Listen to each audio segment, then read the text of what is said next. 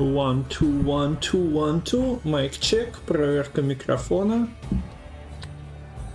Еще час остался до матчей, но можно уже что-то начинать. Ну и Myamon в топ 64-то играл на квалах 1 или 2 раза. Принес своих ворон туда и еще что-то, но не зашло. Но все комьюнити турниры это хорошее подспорье для игроков попробовать себя. Yeah, actually speaking, so 1 hour left. Also probably music is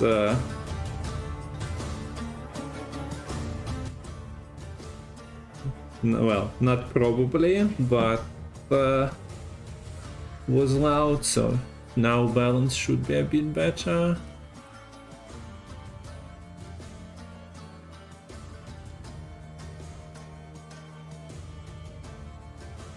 So 2 sets today, Ukraine versus rest of the world team, and then France versus Brazil. Sadly, Salty has some issues in real life, so we're gonna be watching both of them here. Tomorrow, China versus UK and Poland versus the citizens are playing. I might be live tomorrow as well, we'll see. But Elke and Salty are supposedly casting tomorrow.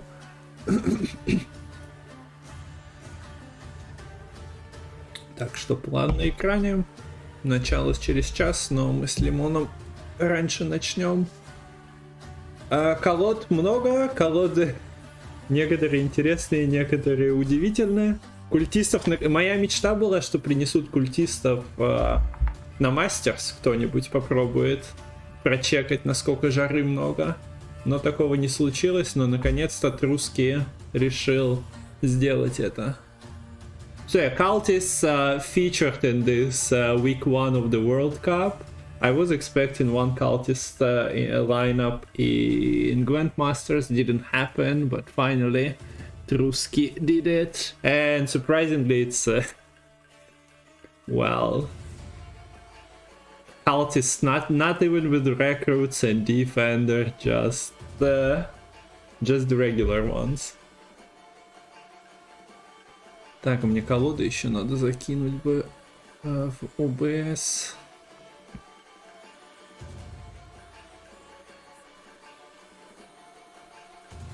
Бам-бам.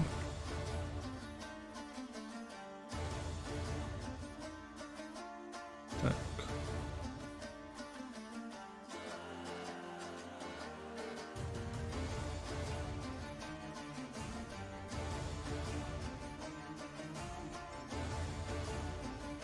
Сейчас будем заниматься оформлением прямо на стрим. Имба. So yeah, a bit of upkeep here, doing stuff that could be done off stream, but why bother?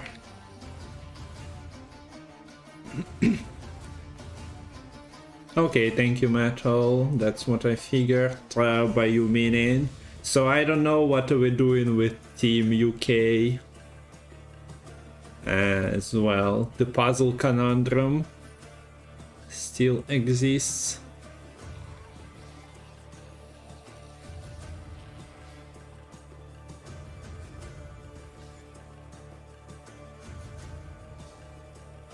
Hopefully he appears. А тогда пазл пропал, а в команде должно быть минимум 3 игрока. А у Великобритании всего 3 было заявлено, и один из них отсутствует уже долгое время.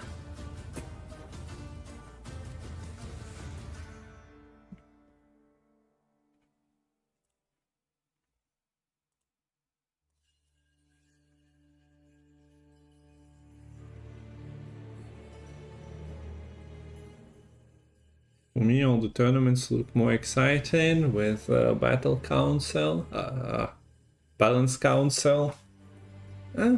I mean, there was usually something, but it also helps that there is a lot of players leaving the game, so it opens up space for baboon deck building, so to say, and riskier lineups.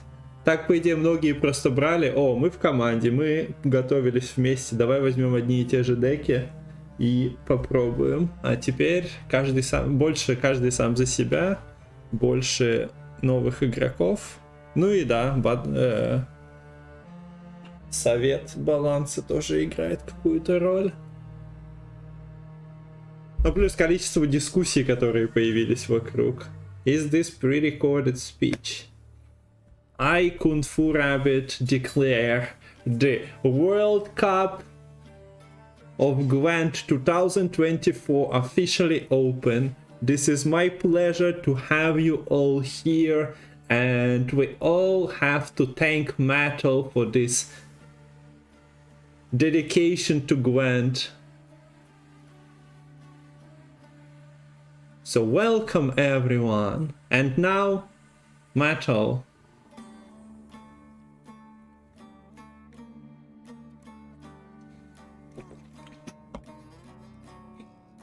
Metal?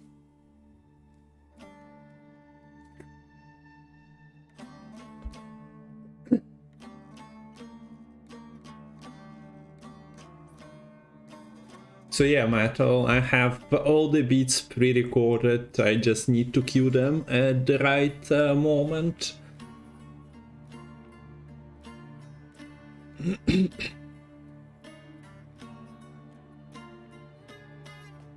Well, the problem is, not problem, but the reality is the death gonna come and steal all the viewers from every stream. Реалии будут таковы, Metal.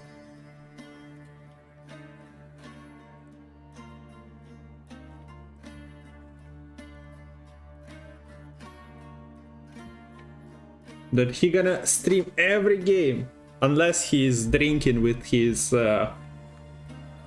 teammate, partner.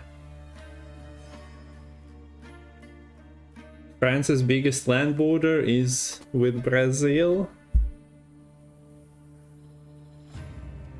How much bigger is it than with the Spain?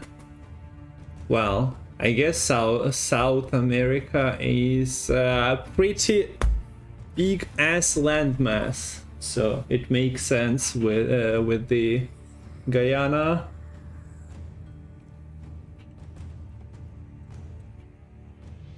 But yeah, numerically I'm unaware how much bigger it is. But thanks for the first interesting fact of the day, Hilak. Much appreciated.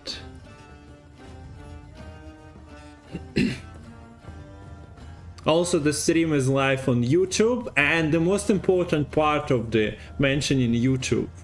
So I cannot hit 3k subscribers on YouTube for like a month or 3 months, or well, since the start. It never been. It's hovering over or a bit below 3k subscribers there for longest time possible. So hopefully this time around it gets fixed. Not like it matters much, as there is no, like, the channel is monetized.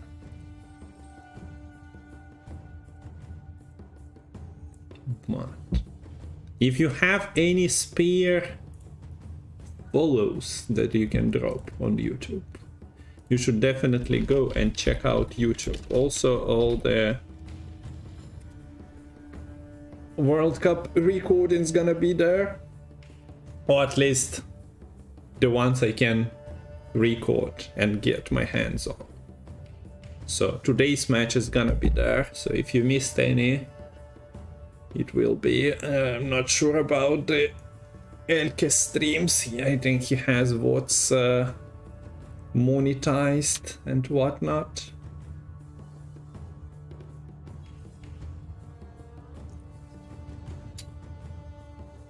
But we'll try. Так что да, на YouTube 3000 уже не набрать 100 лет, если есть какие-то фолловы, которые можете дропнуть, можете пойти и дропнуть. А так все записи турниров, которые я смогу собрать, будут там появляться.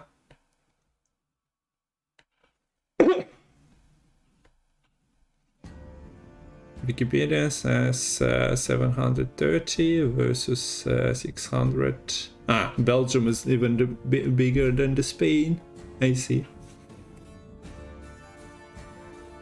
Interesting. And yeah, crowdfunding. Well, we didn't officially start the thing yet, but you can support through donations on the link on Metal's tip. I'm still not sure if we can somehow organize donation alerts, because as far as I'm aware, there will be problems if you are donating from Russia, for example. But yeah, I'm not 100% certain. Maybe we can ask Mitrofan, Nick, how they were doing the crowdfunding and donations for their tournaments. But if you want to keep it in a single place, it also makes sense.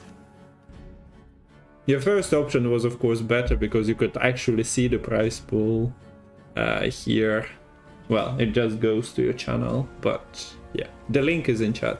Так что если есть лишние деньги и есть возможность пользоваться Stream Elements, ссылочка в чате, можно накинуть призовых. But we are doing it for the fun, right, Metal? Right, everyone is just trying to have some Gwent fun. But everyone should always, yeah, consider donations. Why not? So I guess we are starting in about 30. Lemon, are you here by any chance? I guess we are starting in about 30 minutes talking through the decks. For now we are still chilling. Немного непонятно ничего, ну да ладно, ну бывает. Переключаться на каждой фразе тоже very hard, because иначе будет nothing понятно никому. A lot of непонятно is not really great at all. Но я стримлю на английском. Я начал стримить на английском, чтобы практиковать язык. Сколько уже? Больше 4 лет назад. Так я переключаюсь, но так как обычно кто-то стримит на русском, то аудитория там, и я просто стримлю на английском, а когда кто-то что-то пишет, то окей, I can switch. Нормально переключается через half of the phrase, все понятно.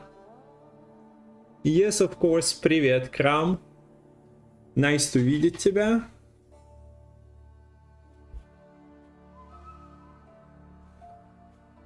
45 минут до начала tournament.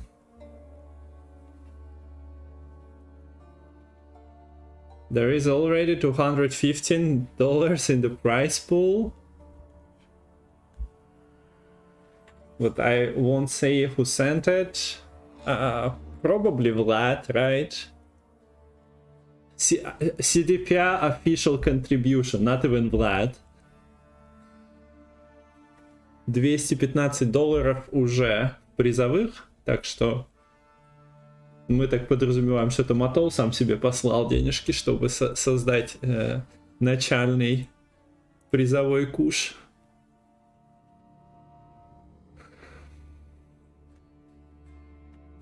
But yeah, it's very тяжело to manage two аудитории. But it's okay. 300 от Бурзы и 600 от Ника ждем. А, нет, не от Ника самого, от всех модераторов Никиты.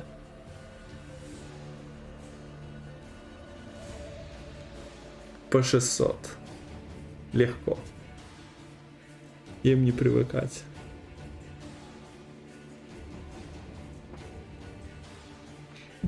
Так, ладно, расписание было долго. Что еще можно показать? Можно просто назвать слайд-шоу вернуть.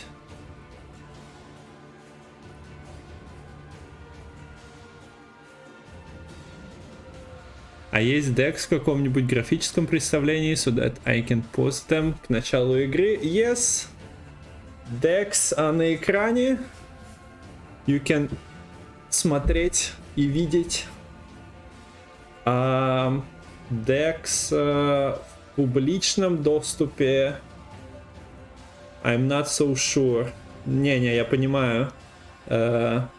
Metal, are you going to post the deck screens on Twitter? Они как бы есть, да, у меня, но я их никуда не заливал, не знаю, Metal. Or will you drop them on Discord, maybe? I don't know. Like, I can send it.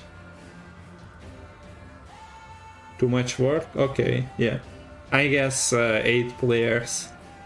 We can dump them to decks maybe, but it's only available to the players. Я постучусь в личку. Ну, напиши, да, я тебе скину.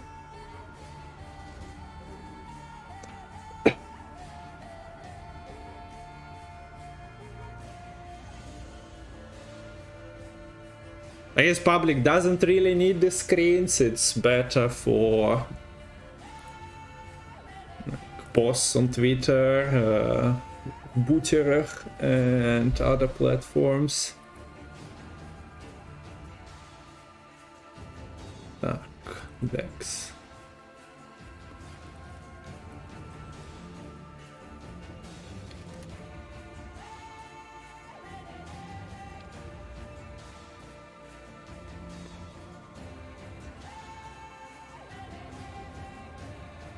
Там только ошибочка с колодой энтропии. Потому что у него 2 синда было залито изначально, но теперь поменяли.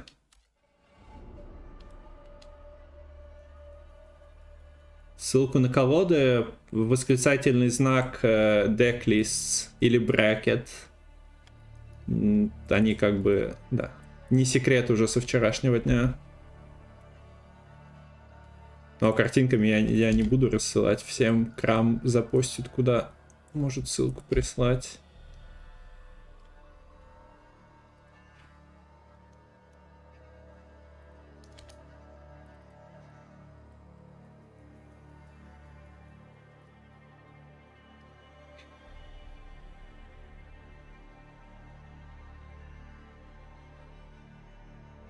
Так. Ну, должно быть все.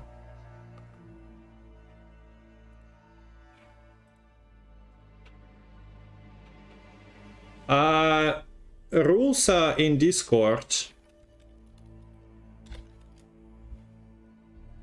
So if you join that, not my Discord, but community tournament Discord, there is a World Cup and Masters channel, and you can read the rules. Так что если правила интересны или хотите быть в курсе турниров, на канале Матола, в Дискорде Матола есть инфа. На скрине тоже появляется, но там я просто отрезал, чтобы что-то было, если кто-то хочет посмотреть.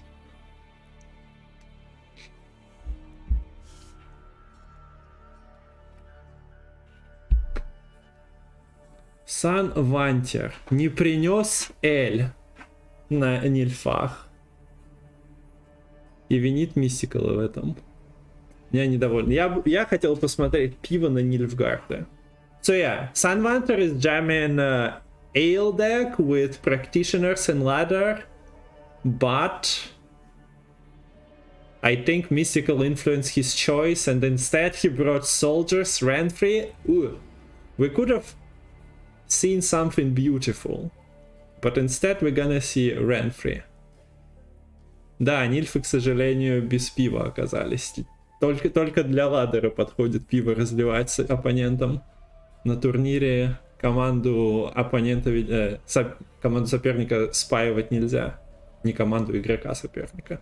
Потому что, ну, играют 1 на 1, и тиммейт будет недоволен. Почему мне пиво не занесли?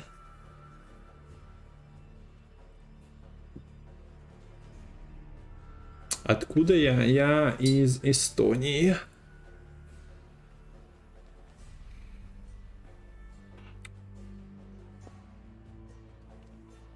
Нильфы без пива, но хотя бы у Польши нильфы с культом. Необычно, интересно, посмотрим. А так я все колоды посмотреть не успел, но я так вижу, что там опять... Вон, да. Лилит Омен виден. Так что люди экспериментируют. Синдикат, наверное, меньше всего, где люди будут экспериментировать.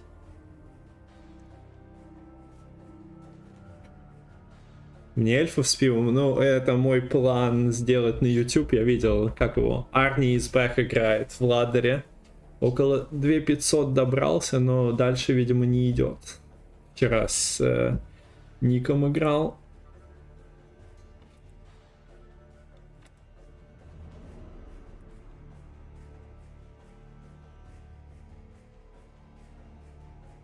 Да, он замешивает пиво. И играет потом 4 и настой с Эля еще.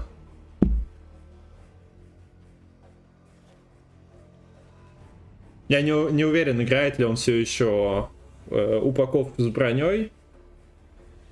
Бронника и этого, как его, Кранмера. Может быть нет, может чисто. Надо что-то же выкинуть, чтобы 3 сыграть и эльфов. So about 20-25 minutes till we start. I'm gonna take another break, gonna grab something to eat. Через 20 минут начнем. Пока что пусть все, что на экране было, также и будет крутиться. Скоро начинаю.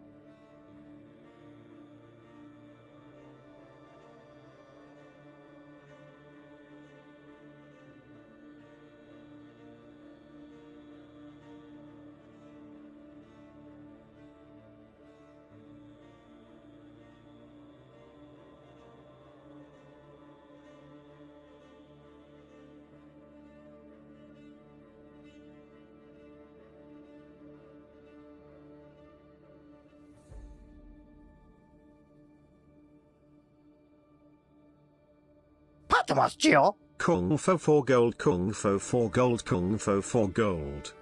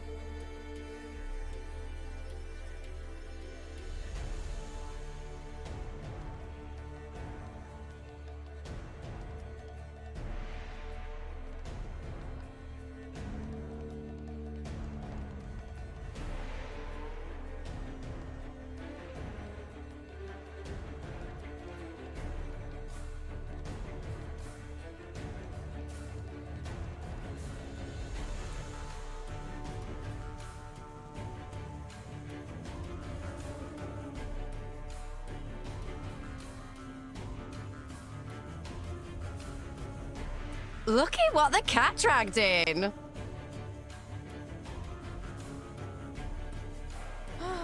Bafanada.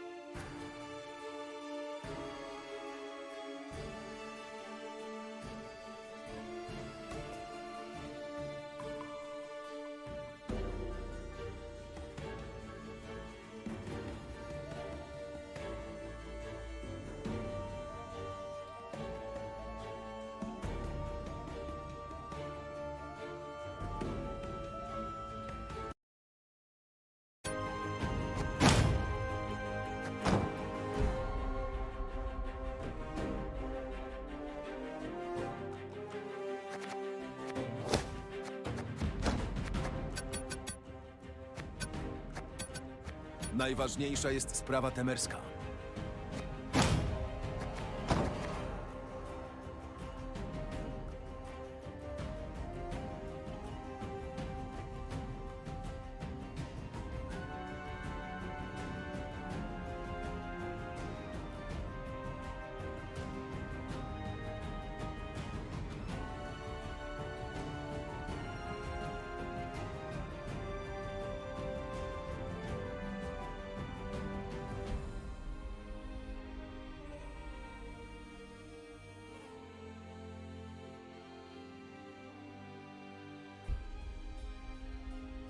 Okay, so is it the time?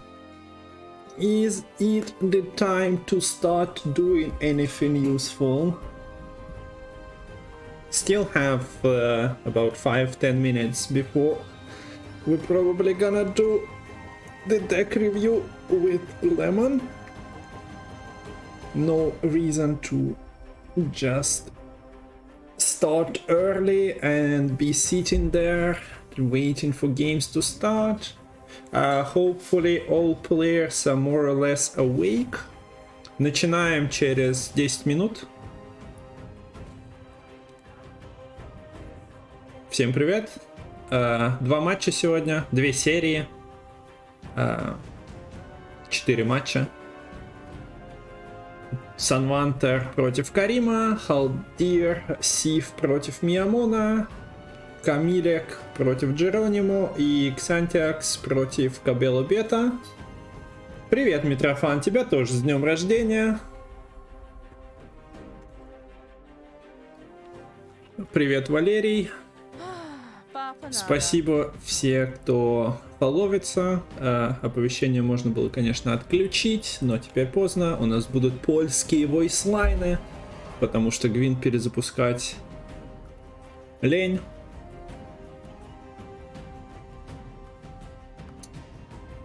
Всем привет, всем hello. We can stream like this, меняя language каждые 5 слов, or even 2 слова. Здорово, Виталик. So Lemon, thanks for the sub. Much appreciated. Lemon, do you even have a voice line? I forgot. If you are a sub of this channel, you can get a Witcher 3 or Gwent voice line, so if you don't have one, let me know. Митрофан, тебя тоже касается, если хочешь что-то, чтобы играло в начале стрима, когда ты первую фразу на стриме говоришь. Какая-то реплика из Гвинта или из третьего Ведьмака. Можете прислать, написать.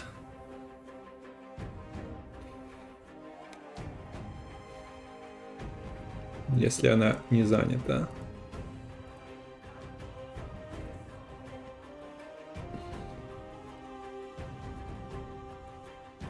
I want Brew's voice line. Wait. Not actual sub asking for the voice line. God damn it. I guess the requirement is that you are currently subbed for anyone concerned. It doesn't disappear after your sub runs out though. It does disappear if you change your nickname and do not inform me about that.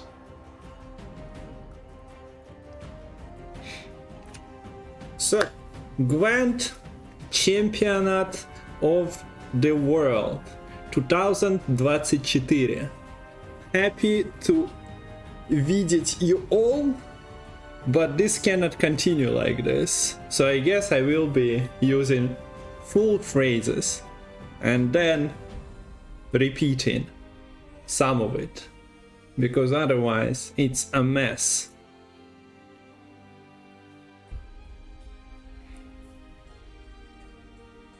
So let's chill for 5 more minutes. Well, I'm not going anywhere, but we're gonna start at 45, Lemon, if that works for ya. Начнем в 45 минут с лимоном. Lemon and limon are two different words. How am I casting with both of them simultaneously? Здорово, Илон.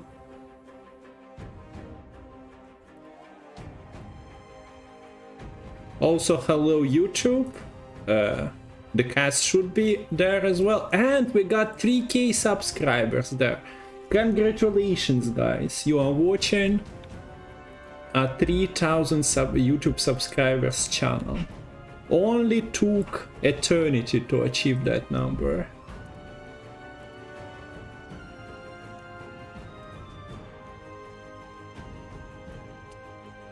Deck lists, all the commands available. We're gonna open with the fact that you can crowdfund the prize pool for the World Cup. Первый же Sanvanter играть будет, но в расписании так. Карим сказал, переместите, если я буду спать. Но Карим был в чате. Hello, Kareem. Так что, по идее, ожидаем... И Sanvanter тоже был в чате. Так что ожидаем, что оба игрока будут готовы.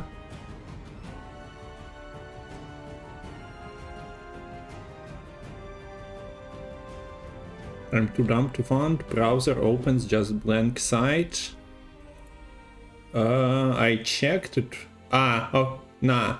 It took a second to load, but now I see the options. To donate via PayPal, Visa, MasterCard and PaySafe, so... Пришлось сходить за пивом, потому что Sanvanter не взял. Ну, видишь, Mystical с Sanvanter'ом провоцирует тебя.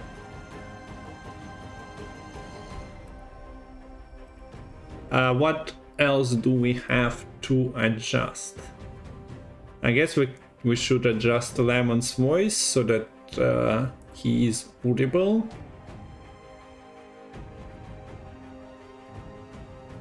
Леталик одобряет. Пивасик уже сам чилирует, видимо.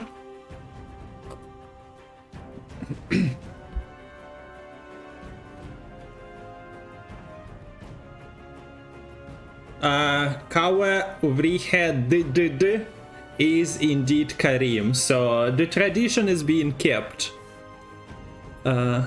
Сколько призовой? На данный момент Матол сказал $215, но турнир организован через краудфанд. Так что сколько накидают, столько и будет. The actual Kawa is also in chat, but Kareem is the one who is playing against Sanvanter. Вот я не знаю, только донаты сейчас через Stream Elements установлены. По идее, я так понимаю, не все могут им пользоваться, и Donation Alerts не помешал бы. Но Матол говорит, что у него там какие-то проблемы были с прошлым туриком. И он что-то другое использовал для доната. Okay, Lemon is in chat. And I guess we can officially start. So, Lemonsky, I'm dropping you a call. In a moment, let me just add everyone in Discord. Gwent World Cup starting now.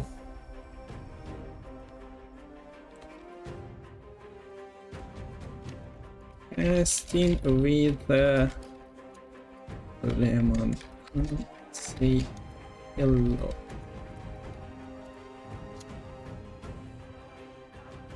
You are about to mention 500 people. Yes.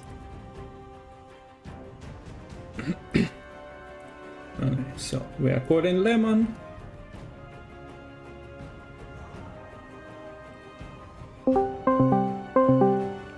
To-do. Hello.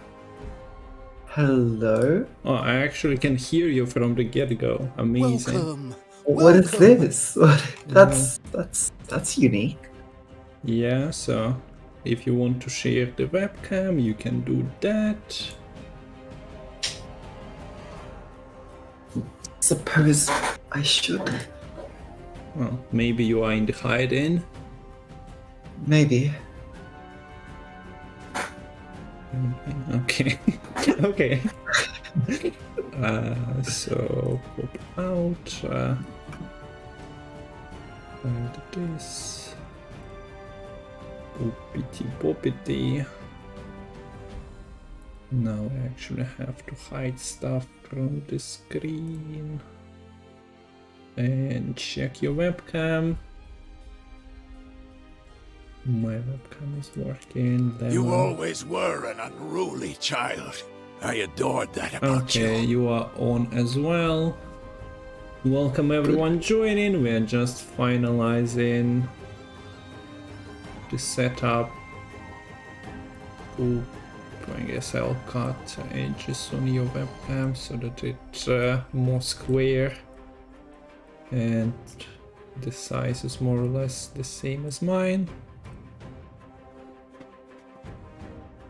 Alright, so welcome everyone. Gwent World Cup 2024 starts today, and we have Lemon with us as well to cast. So hello Lemon. Hello, Kung Fu. And How are we doing? Doing great. Happy to have you here. As we had some break from casting. Hasn't been a tournament to cast recently. No, had a bit of a holiday season from casting, but we're back with the World Cup, and it's very, very exciting to see 8 great teams all facing off.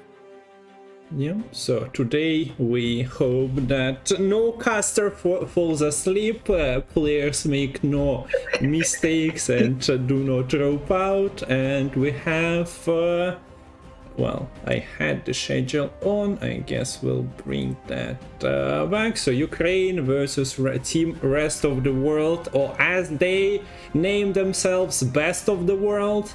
Playing in 13 minutes, and then later we'll have France versus Brazil. So 2 great series today. 2 players from each team are facing off opponents in each series. So we have guaranteed 2 series per, or 2 matches per series. So it's either 1-1 or one of the teams wins 2-0. So there is no like tiebreaker or anything. It just goes into the score. And tomorrow we have China versus UK and Poland versus citizens of Russia. So another 2 great series. So that's the plan. And if we're talking about the overall plan, then the February 24-25th is the 2nd week of the World Cup, and in March we'll have the 3rd stage of that. So keep an eye on the tournaments. Metal has been organizing a bunch of them in the past, well, 12, 24 months, and it's not gonna stop. So that's Metal Gwent keeps coming, and it don't stop coming. Yeah. And I guess we can go to the decks now. Anything else? So the prize pool of the tournament will be crowdfunded.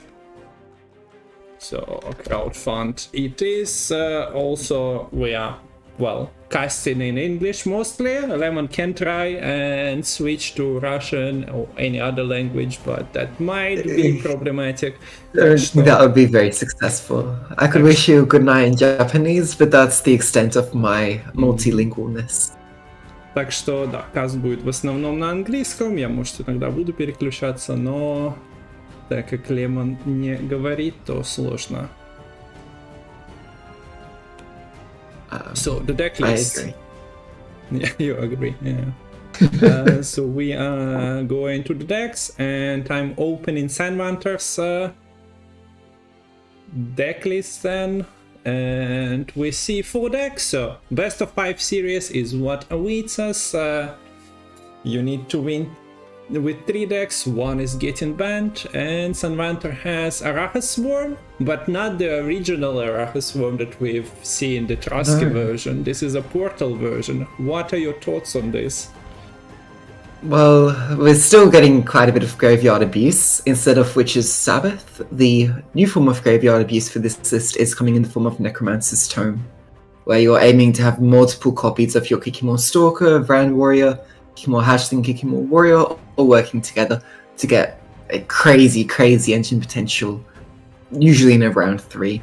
We also have an Idrun being played here. Now, correct me, but I believe this Idrun is mainly to work with the Hive Mind, because it still counts as sort of sporting the transformed bronze rather than the drone. You could also use it with the Arachas Queen, but it's a bit harder to set up. Otherwise, it's a very similar game plan to the Trusky version of the list, but possibly a bit of an easier way to stay in the round 1 with extra tools like Portal and that Idrun to be used with the Hive Mind.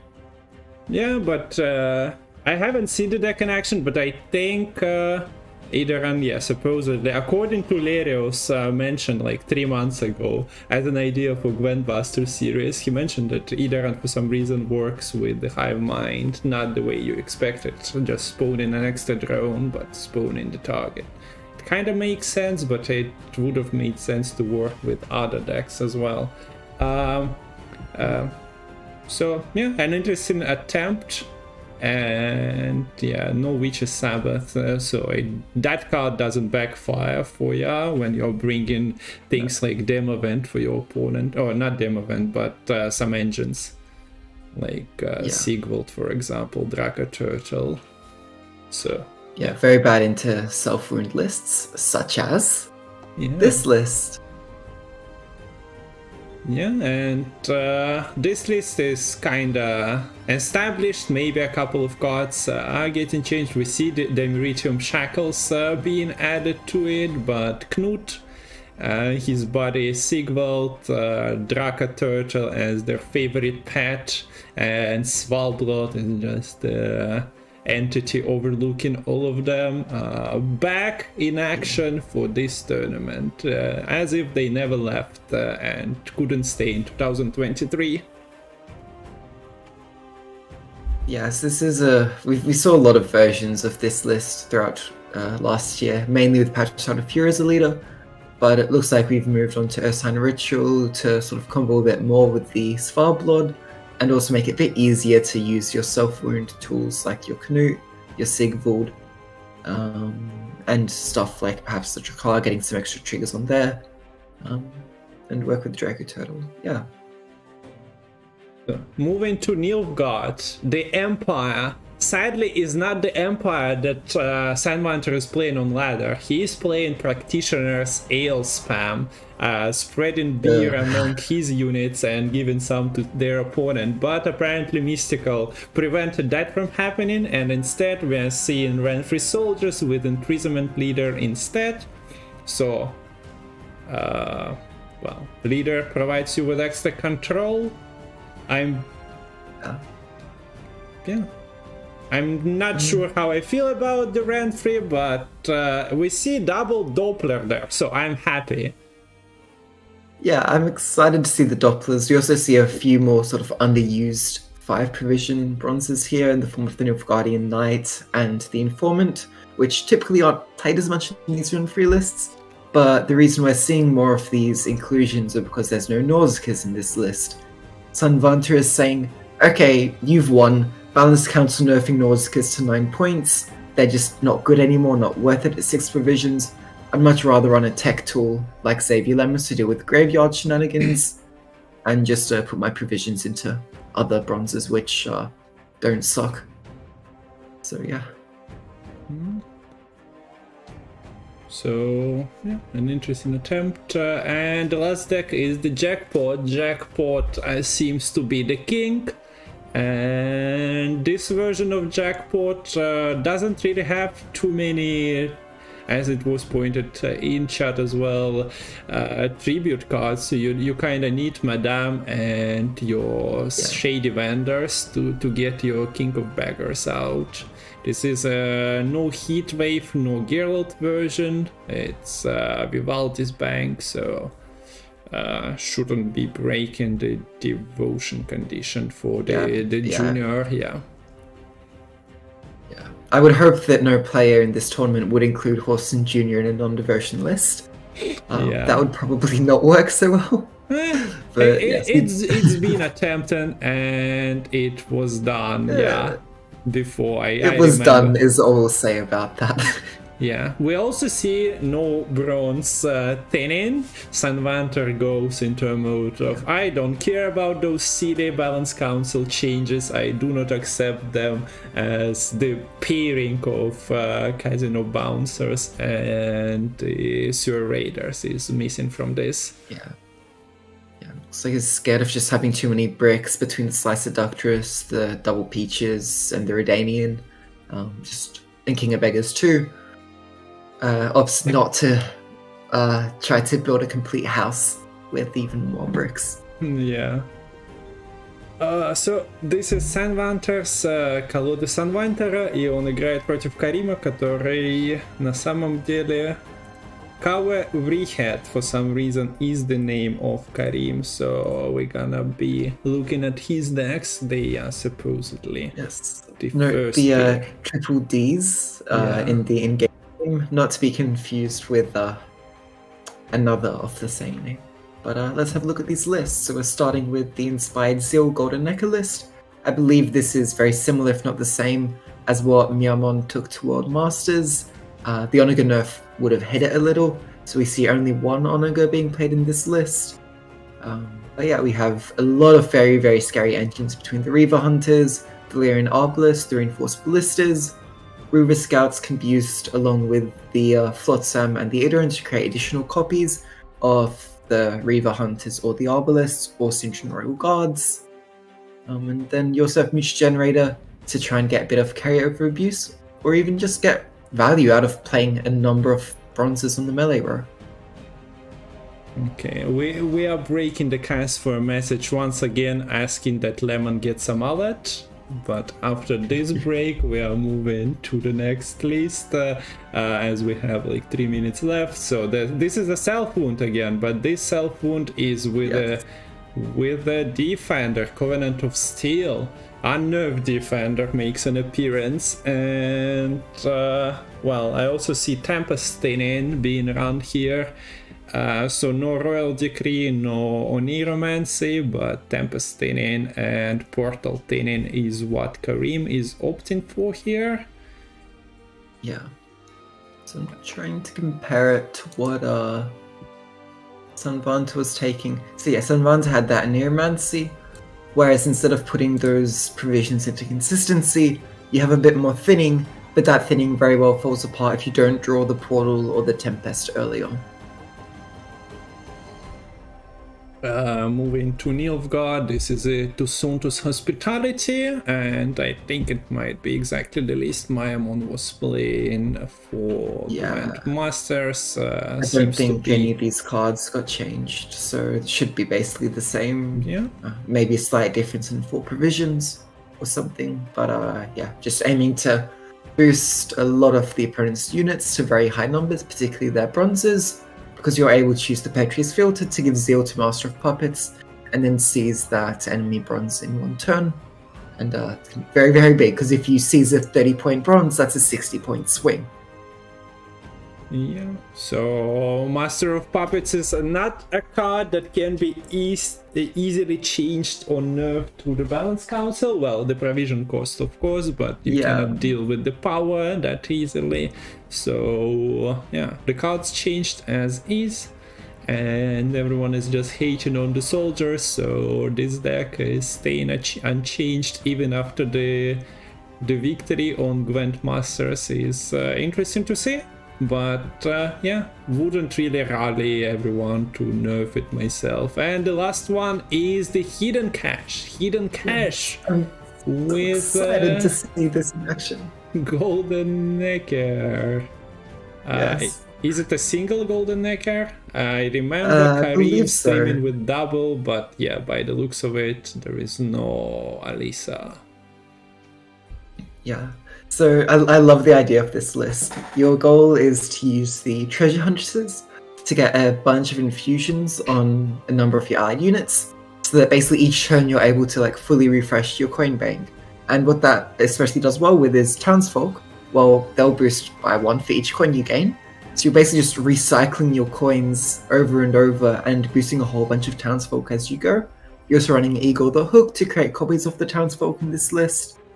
We have a little bit of a self-poison package, you're not all in on this combo, you have a bit of engine potential from other places, as well as some very strong gold engines in the form of Sal and Hevita and Alidia, probably butchering that name.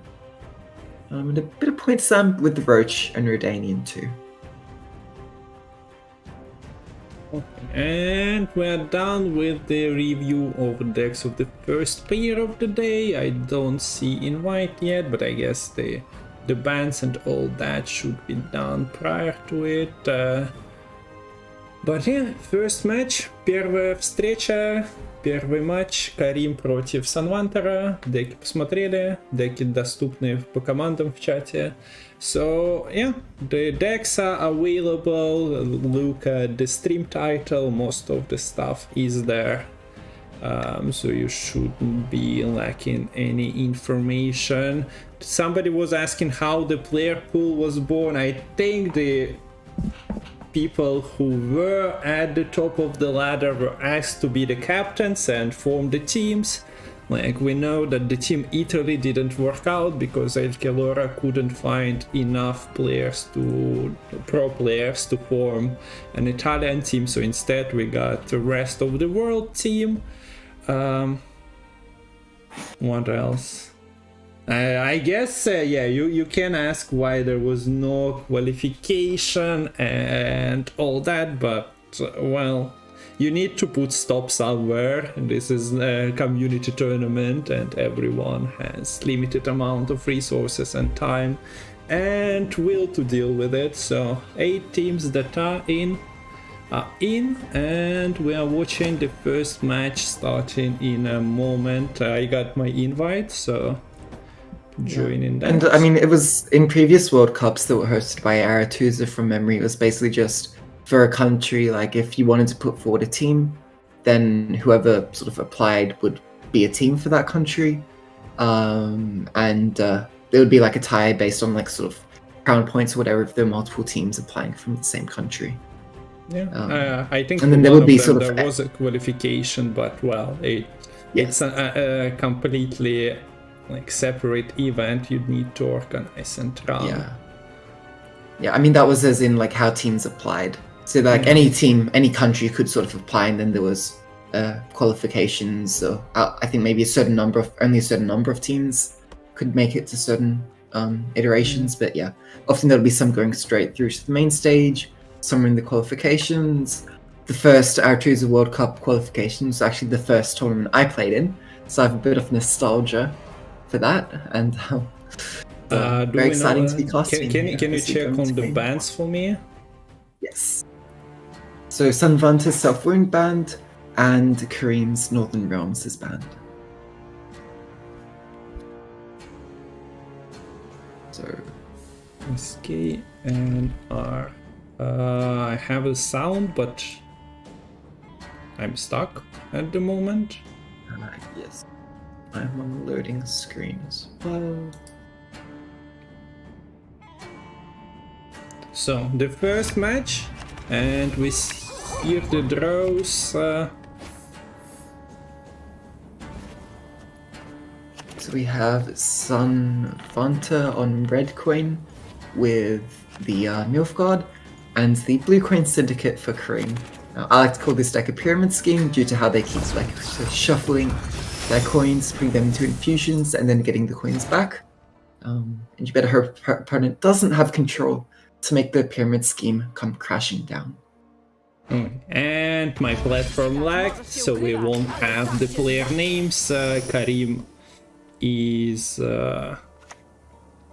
on top on my screen, and Sanvanter is at the bottom playing Nilfgaard Rentry Soldiers, so a bit of confusion, but I think we're just watching as is. I'm not gonna put the names on at the moment, we'll figure it out. Yeah.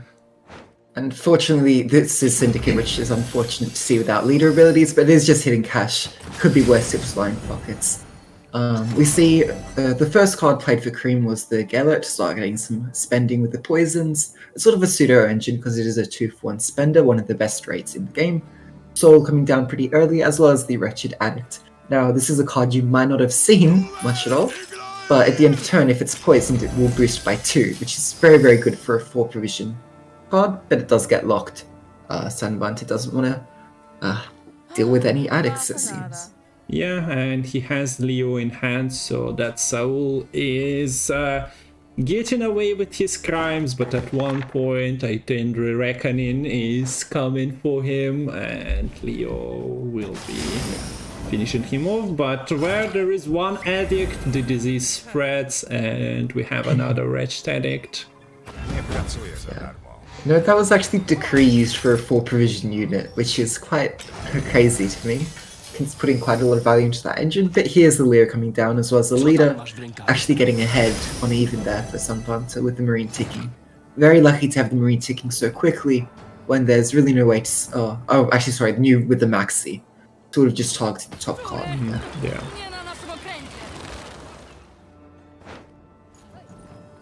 Okay, so we have the engines growing, and Kareem had enough. He played his engines, but sadly all of them, besides the immune unit, got answered. And yeah, I almost thought it's the hidden cache that Kareem is playing, so we'll have the usernames hopefully for the next match in this series.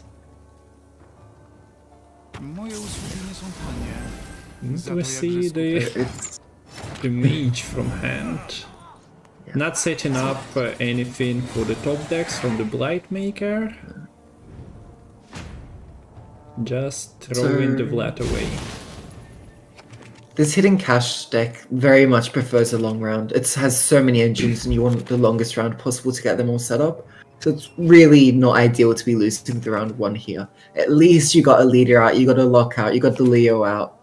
But with the Ramon in hand now, you're still dealing with 2 Alba Armored Cavalries, another leader charge, so it'll be quite tough to still set up these engines. Okay. And there goes the ship getting erased, and the Trihorn danger is real as well. Yeah. At 1 point. Good thing for Kareem is that there really isn't a good way to get through the scabs, especially with that Blightmaker missing. Yeah, the assassin, well, didn't get the good assignment there, didn't fulfill the assignment. That actually should mean that Kareem is very safe just to develop engines however he likes in this round. I would assume that there is still 1 leader charge, right? Yes, there's one more. But yeah, the defender, you can deal with 1 of them. That's 2 infusions now in the Azar. At the end of each turn, there will be 2 coins gained, and already Sanvanter just wants to get out of the round. Okay, so Sanvanter has his locks ready to go. Ramon plus Cavalry is plus leader is quite a few engines answered. Kareem, of course, has a Candle Spender carryover and also 4 points from Full Syria. There is also this Vilgefortz, which quite interestingly, there is a distinct lack of bronzes essentially for Kareem. And the Golden Echo has only 1 unit to pull. Actually, the Golden Echo is not found, so never mind about that. That is devastating for Kareem. Yeah. Unfortunate there. And we see the army of Nilwards starting the locking operation.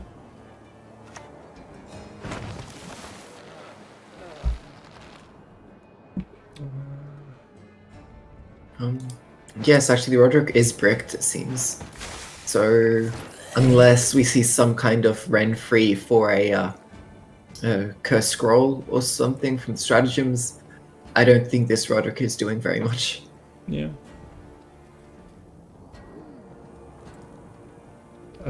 Is there even a poison? No, there is no poison in the graveyard, so that failed experiment eating a poison is actually interesting and I guess beneficial to So Kareem. it's 6 damage, spawn an enemy unit, and boost by base power are the options here. I don't know if we'll actually be able to... Okay, it's 6 damage was chosen. And we have cooldown 8, play the lowest. Yeah, so it's 6 damage, and play the lowest provision unit from your deck was chosen. So lowest unit will be something like Nilfgaard Knight. Doppler, Nilfgaard, or Doppler as Nilfgaard. well. So if you want to, if you're hitting Doppler, I guess you kind of want to do that. Yeah. Not amazing options, really, I'd say, at this stage in the game. 6 damage can be used to shut down an engine, which I really don't see how Kareem is able to set up any engines here. You're dealing with another lock from hand, Vilgefort, even the Slave Driver, which can pull another lock. 6 damage. Among vampiric youth, I was, all Granted, modesty aside, the only sort rather of popular. good kind of point Sanvanter is putting on the board comes from this Triss. But each of these locks is going to get 3 power of boost from the Triss. That ought to be enough to take the game, I would imagine. Yeah, so Kareem is getting a proper Gwent experience here, missing his golden necker, and at the same time having everything he plays locked, so it is what it is. Also, yeah, the infusions cannot be dropped on the locked units. Yeah. Like, you could infuse the Eagle, but I don't like that because it's probably going to get locked the next turn. I don't think you would lock the Treasure Huntress over the Eagle, so I don't see any reason to infuse it.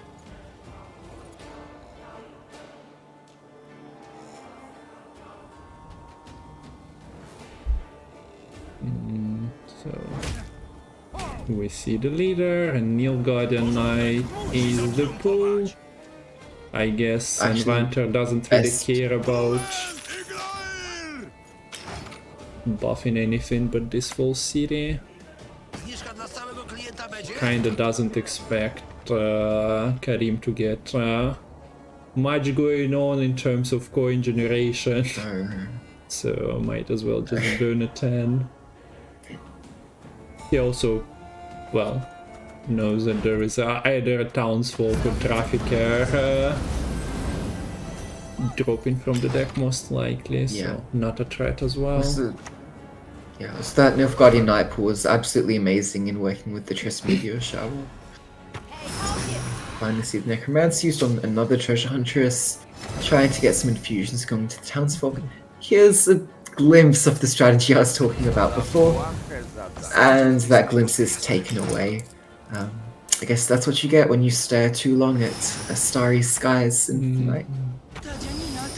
And will we see the beautiful finisher? Yes, we do see Roderick winning it for Sanvanter. A beautiful job from a spy. And we have a lead building up for Sanvanter here. Taking game number 1. Okay, so that's the start of the Gwent World Cup 2024 match between Ukraine and the rest of the world team. Sanvanter versus Kareem, and a decent draw, although with 1 brick against not such a decent matchup to be playing. No. It could be entirely different if there was a Kalkstein in the list for Kareem, but it's really only good in that kind of matchup when Nilfgaard is spamming locks, and not including that means that you're not winning that matchup most of the time. Так что, да, Sanvanter поймал хороший матчап, или поймал хорошую последовательность карт. Okay, so invite received, and let's spin that karate heat wave, waiting for game number 2. This is a best of 5 series, so still at least 2 matches, but I just uploaded the final of El Quilora's tournament to YouTube, and that one lasted like an hour and a half of pure game time. Lemon is disappearing, but Oh, yeah, it's on my side. I guess I clicked somewhere. Okay. And you are back. And you are what the hell? Okay. Was it like this the entire game? Was it just a screen? Nobody told me. Yeah, the window was out of focus. No? After the game? Okay. Then we're not changing much. Okay, game number 2, and now we have the player names available. So Sanvanter at the bottom playing Portal, Arafas, Queen, well, Swarm? and then Draga Queen. Yeah. Against Kareem's self-wound version with Portal as well, and as you were mentioning, you kind of need to find your Portal to play your Portal, and Yeah. didn't happen. Which, well, it did happen, but for Sanvanter. And that's an early kick warrior. In a couple turns, we'll see another 4 provision engine coming out. This, look, Svalbard is very, very good in this matchup. Yeah. But I wonder if the absolute number of bronze engines which Sanvanter is able to pull out later in the game will be able to be answered by Kareem or not here. Okay, Idaran. It's also Idran works with the warriors.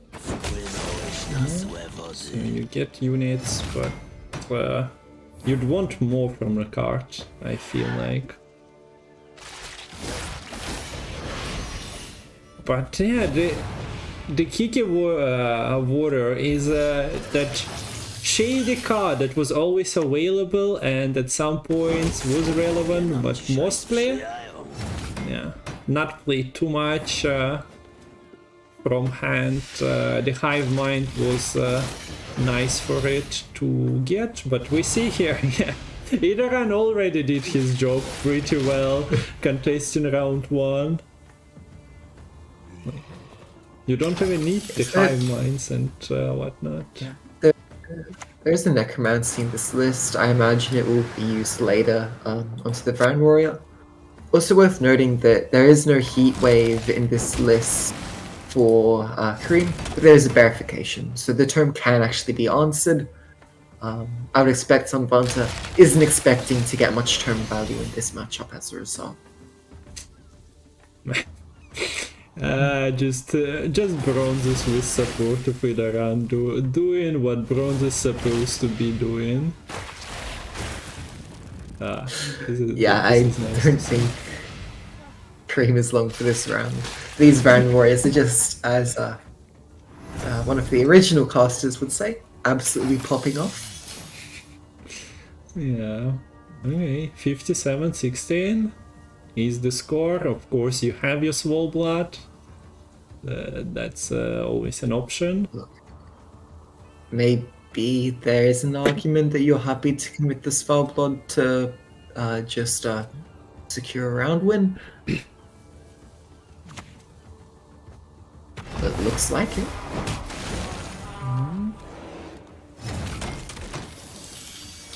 There is barely any gap in Gwent that Swole Blood cannot close against the Swarm deck, I mean. So the Brand Waters are growing kind of slowly, but yeah, it's working. It's definitely working. It's just bad that you are kind of eating trees to create more trees. Yes. Is a full board here for Sanvanter. Don't think there's any way to get space here. Yeah, but he knows that the only way Kareem is... let's call him Kareem, maybe. But yeah, the only way he catches up is through Small Blood. So that definitely opens up a space and a half. But yeah, we see the pass. Not the case. Interesting to drop the totem and then just get out of the round. Especially since you only got like a spontaneous evolution response. That feels like a mistake. Like if you wanted to really go for the totem, you should have. I would have expected you to be happy to commit to the round there, because having those extra spawns of 2 bears potentially means you get up to 2 more damage to the whole board. But instead we go long round, and this totem is not going to be lasting for the round 3. It's going to be a lot harder to trigger bear abominations next round. Set up the Canute potentially. At least there is first say. Yeah, and also there was no push. Well, I mean, in a sense that there is no portal, there was no Sigvald. Okay, now there it is. Yeah. But yeah, Sanvanter it's will also mulliganed. send. Yeah, I think Portal didn't have enough 4 vision yeah. units to actually Okay, be yeah. of any value. So It was just played manually, card by card in round 1 and 2 by and that 3. lack of thinning means the Draco Turtle was not found as well, and the verification is missing. But the term is also missing for Sanvanter, so I guess that doesn't matter. Just adapt and overcome all the difficulties. So what does the tome represent in Hive Mind? And a couple of specials, verification and martyrdom for Kareem. But that verification can only be played after you clicked your location order.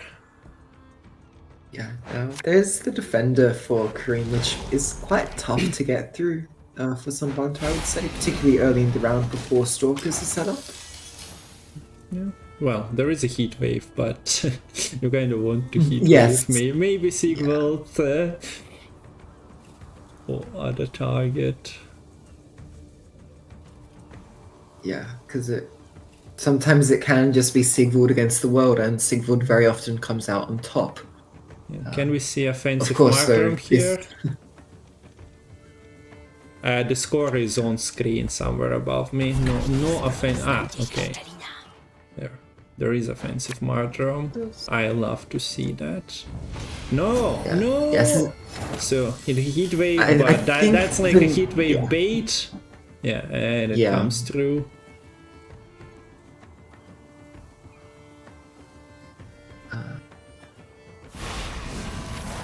As I was saying, there's no real other way to get through it, so you need to use the heat wave there. But it's not great giving the term over, because now the Stalker can immediately go up to 11, and notably 11 is a very special number, because the biggest unit that Kareem has is the 10 power Olgierd, so 11 power is effectively safe. Now, Stalkers can't really do anything at 1 power if it were to, say, be clashed with right now, but there is a Parasite which can be used to boost it back up. I guess we can see the spores and then clash, but yeah, you still have a couple of stalkers you'll have to deal with. But Sigvald is happy at the moment, and yeah, there we go. The deck building pays off. And this Willem, who people try to buff to 1 power, is doing that at 2 power at the moment. So think of the points it will be putting out later when people are buffing it to 1. Guaranteed tome, and yeah, now the only other golden deck was the Idir, so you either found Tome or Idir. I think Tome was probably the better find there.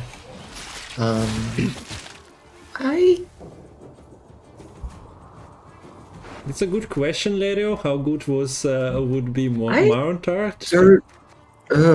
That clash was not good, I think, for Kareem.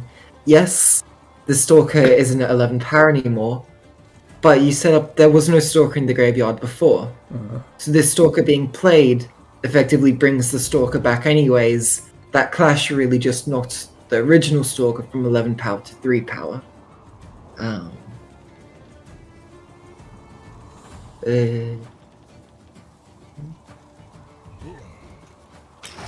As for the Mount art added to this deck, I guess it makes Prince Willem even more dodgy. And you kinda need some of your unit... Well, you are not using Mount art as an early play anyway, so kinda makes sense you'll bring the stuff with the tome out already, but probably not worth it. But yeah, as you point out, that clash is just bringing a small Stalker back to the board. And for now there are targets, as you mentioned, there is a Parasite. You basically need only one Stalker with a bunch of charges on it, so that it can knock power down from the tall units, and then the smaller Stalkers can finish the job setting up once for Glasty. And that's particularly important after the Svarblood comes down, because the Svarblood will spawn a bunch of pretty low power bears, which you can then sort of set up for that Glusty.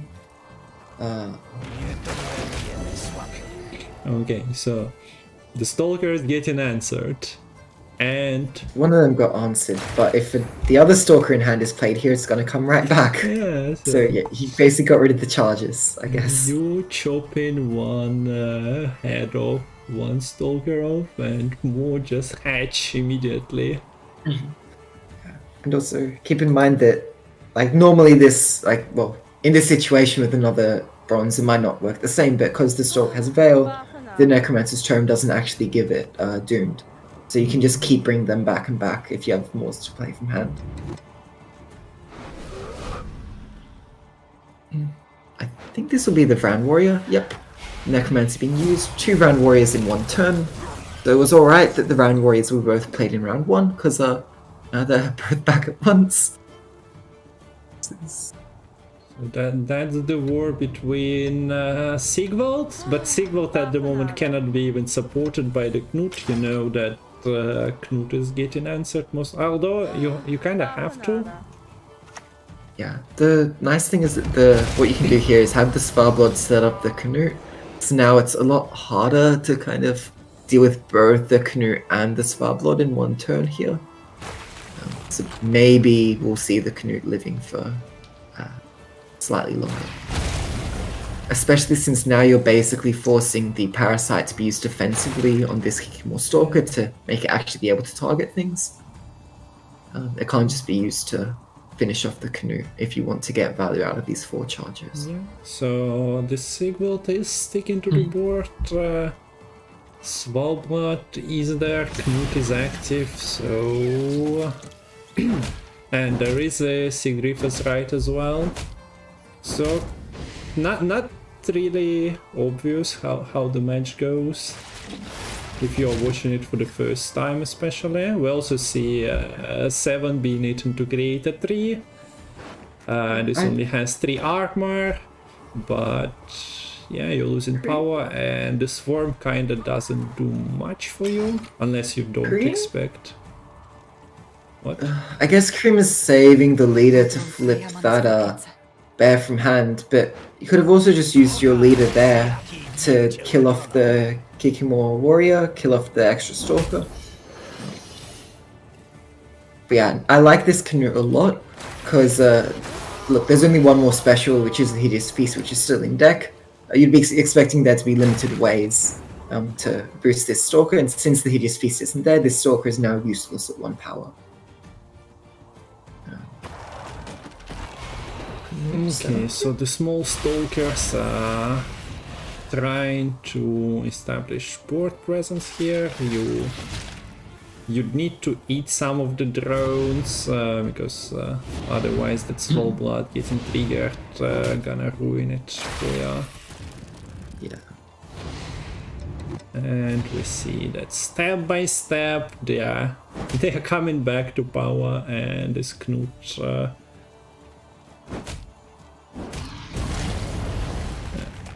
There we go. That's the way Sanvanter decides to deal with that. So And just gone. Drones is consider. No. Yeah, Fluting I think it. actually, yeah. So no, look at this. So there's only 1 leader charge remaining, but the Sparblood actually triggers the Berserk on the champion of Sparblood. So Kareem predicting that the Canute would be finished off there, and the Sparblood left fine to do Sparblood things, which works quite nicely there. Finally, the Arrakis Queen getting eaten to get an extra Kikimor warrior. Now the question is Glusty enough? These bears can be set to 1 power quite easily, I'd say. Well, there are still Is it some 40? charges, but you need what, about 40 points? How many? That's a lot of charges, but you don't have infinite amount of targets to set up. No. So somebody in chat probably already did the quick math. I'm not trying to. It's gonna be close. You are getting well, only 2 targets on your opponent's side of the board, even though. So Net wants to leave their own 1 power unit setups to actually kill the Stalker with that Kikimor. And it's as close as it gets. A draw. Wow, that was a good game, and we're gonna see it again. I'm pretty happy. It was an interesting one, and not the one you often see. Wait, there was a charge left on the Stalker. Didn't pay enough attention. I seen the draw. I would expect that everything that could be used was used, but didn't it get a target or a charge after the what's the other hatchling spawn? No? I'm not sure. Well, I need to look at the watch. Was there a hatchling on the board is another question. I might have imagined that from round 2. But anyway, we got the result. It's a draw. We'll need to. There were 2 charges, but no targets. That's also fair. Yeah. Like, he spent and he grew. I guess he didn't. Wait. Yeah, I think everything was flipped. Can you move Lemon? Well, he's on the other side of the world, but I'll try my best. Just let me know if I'm blocking the score. I don't know. I feel like I'm not in Melbourne anymore. It feels like I'm in Adelaide or something. What have you done? Yeah, I'm sorry. But if that feeling persists through years, you know that that's Metal's fault. Okay, so we got the result of game number 2, but the score doesn't change. The draw is getting replayed. So I think I can make a prediction of what's going to be taken on blue coin here. I think it's going to be monsters, and the red coin is going to be self-learned. Good prediction. I wonder how he does it. Every time there is a draw, he predicts it perfectly.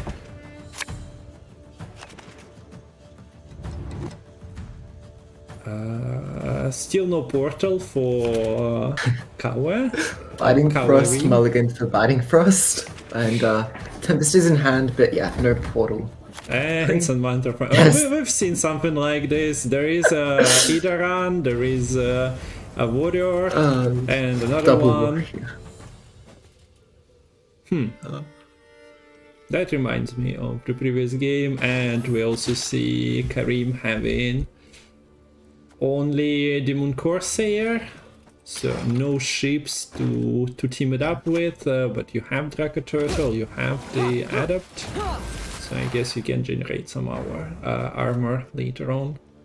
Yeah, I don't think the engines from Kareem can stand up to the engine potential here for Sanvanter, and especially with like no location, heat wave or whatever, there just isn't any good control answers. So Sanvanter should sail to a pretty easy round win here, I would imagine. He could basically just sit back and have a swig of his favorite drink, which for me, if that was me, that would be lemon lime bitters. And there we go. The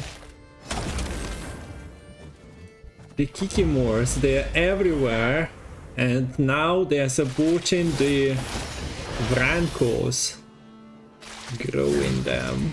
Oh, that one at the moment. There's no way you can hide. Does Idaran get a buff? No real reason to, I suppose. Yeah, I think there's no real damage that can do like 2 damage in this list. Even then, the Frost would hit the warrior instead. Yeah, so Mardrum wasn't finishing it off at 4, and at 2 it's in danger, but now you can protect it if you feel like it.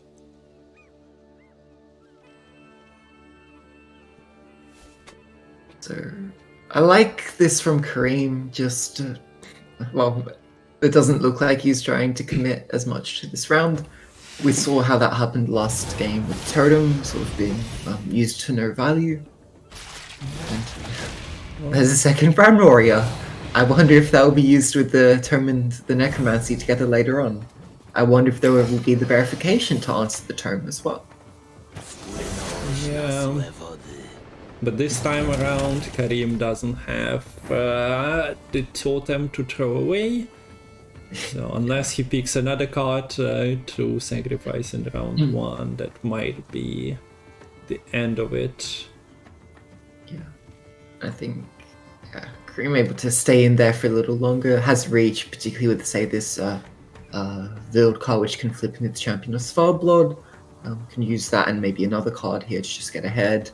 I don't think by itself it would be enough, because this portal will get another pull at the end of Sanvanter's turn.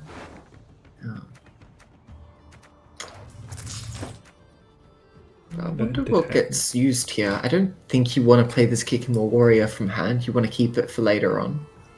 You could decree into something. But you also don't... yeah, goes for the decree. Yeah. And goes for the Endrega Queen that featured in Sanvanter's lineup at the Gwent Masters in December. So he definitely likes the card for this leader ability and this deck type. Yeah. So I don't think there's another Consume which can really be used with the Urakus Queen, but you can also just kill the Urakus Queen with a Kikimore Warrior if you so decide. So I just realized there's some nice parallels, because Kareem's lineup is very, very similar to what Myamon took to the World Masters, and of course, Sanvanter did face Myamon in the finals of said tournament.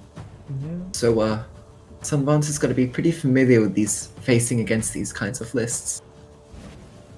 Yeah, and There's the I guess the pairings could have been manipulated as well. In the second series of this match, we'll have Myamon playing against Holder, and it was decided by the time when the players joined the tournament platform, because Team Rest of the World captain, I think, didn't submit the order of the players, but we could have had the rematch of Gwent Masters final here easily. And Sanvanter is leading with the tome in round 2, so I guess he wasn't happy.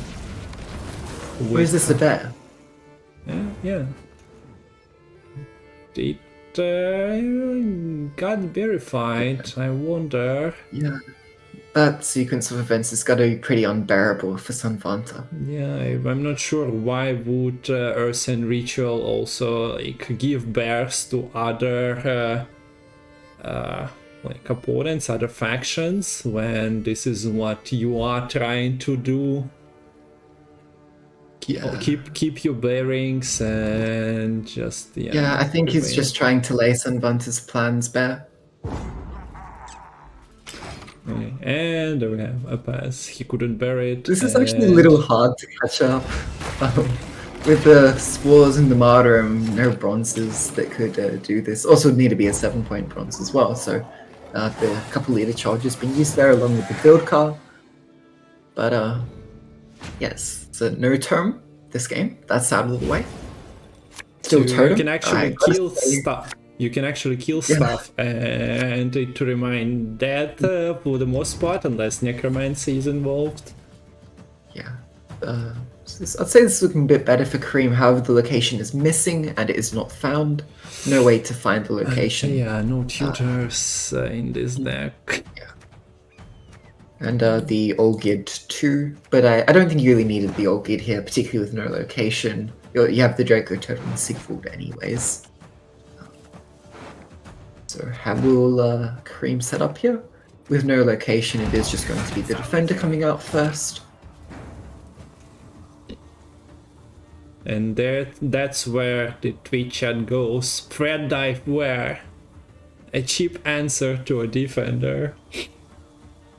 But no spread dive in Sanvanter's list, sadly, so has to try and manipulate it by other means. And well, with Parasite in deck, no board presence at the moment, he cannot deal with the defender easily. Could see a Knut being played here, and then a Martyrdom on the defender could kill the idiot. Or maybe try to do similar with the Draco Turtle.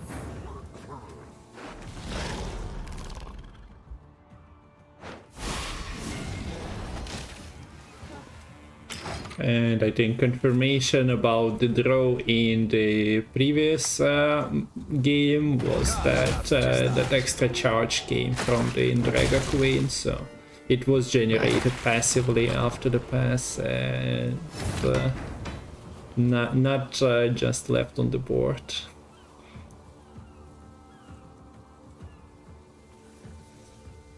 Okay, so there is the Knut doing Knut things. And defender doing defender things. You'd need to set up your board to be a successful Araha Swarm player. That might be a challenge.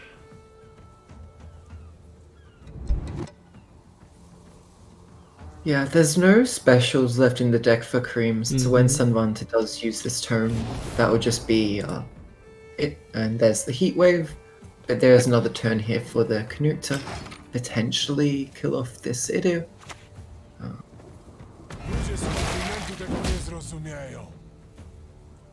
Will it get finished off? No, just decides to set the idiot up at 3 power.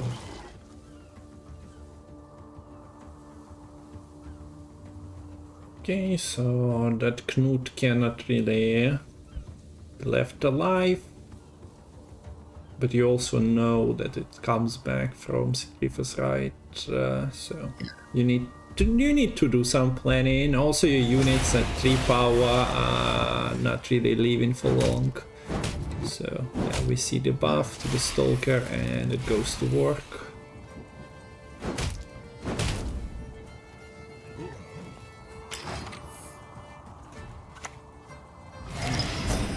And again, actually, it doesn't really matter at this point, to be fair. Yeah. Because there is one more unit to be played for Kareem, so it's not doing much. And those Stalkers, until the bears appear, are also just chilling there. Like at the moment, you're just gathering charges. Or try to gather turn gets dropped. Maybe next turn. Because of course Sanvanter can flip the bears with the Stalkers before the Swalward comes down, and that does mean a bit less damage is provided to the whole board. That's okay, the Parasite was 50-50 from that. I think the Necromancy would so have been preferred there. 2 gold specials were available. Necromancy onto a Grand Warrior would have been a lot nicer, I think. Maybe he didn't want to risk Arcane Tome at this point because your opponent might be missing Sacrifice Right. But looks like this is being used. And again, I don't think we'll see the Knut being set up directly here. Well, it's particularly because you want to use this leader along with the Svalbard.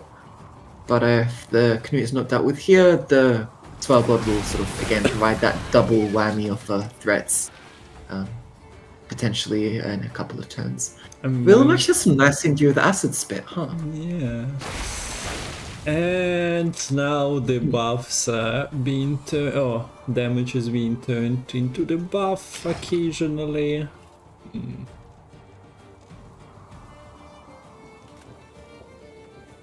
So Knut at 7 power is inactive, but he knows what happens to him should he be damaged. The parasite is waiting.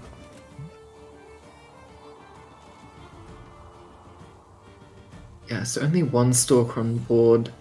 Actually, this term can still find the necromancy, so that's, I guess, what that's going to find.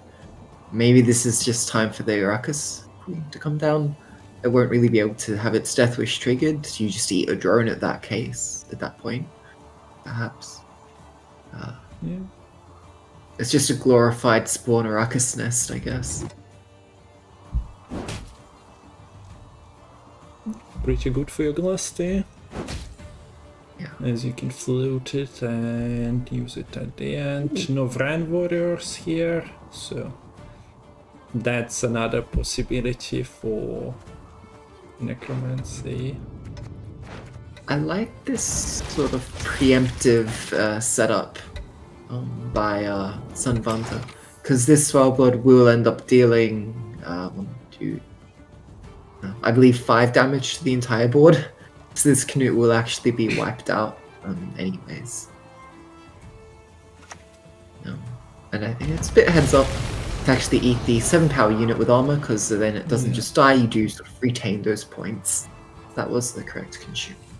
So the swarm deck doesn't swarm at the moment, but there is a Arrakis Queen Order, there is still 4 leader charges and a special. Yeah, might just not even care about triggering the blob at this point. Yeah. The blob can be triggered for you, right?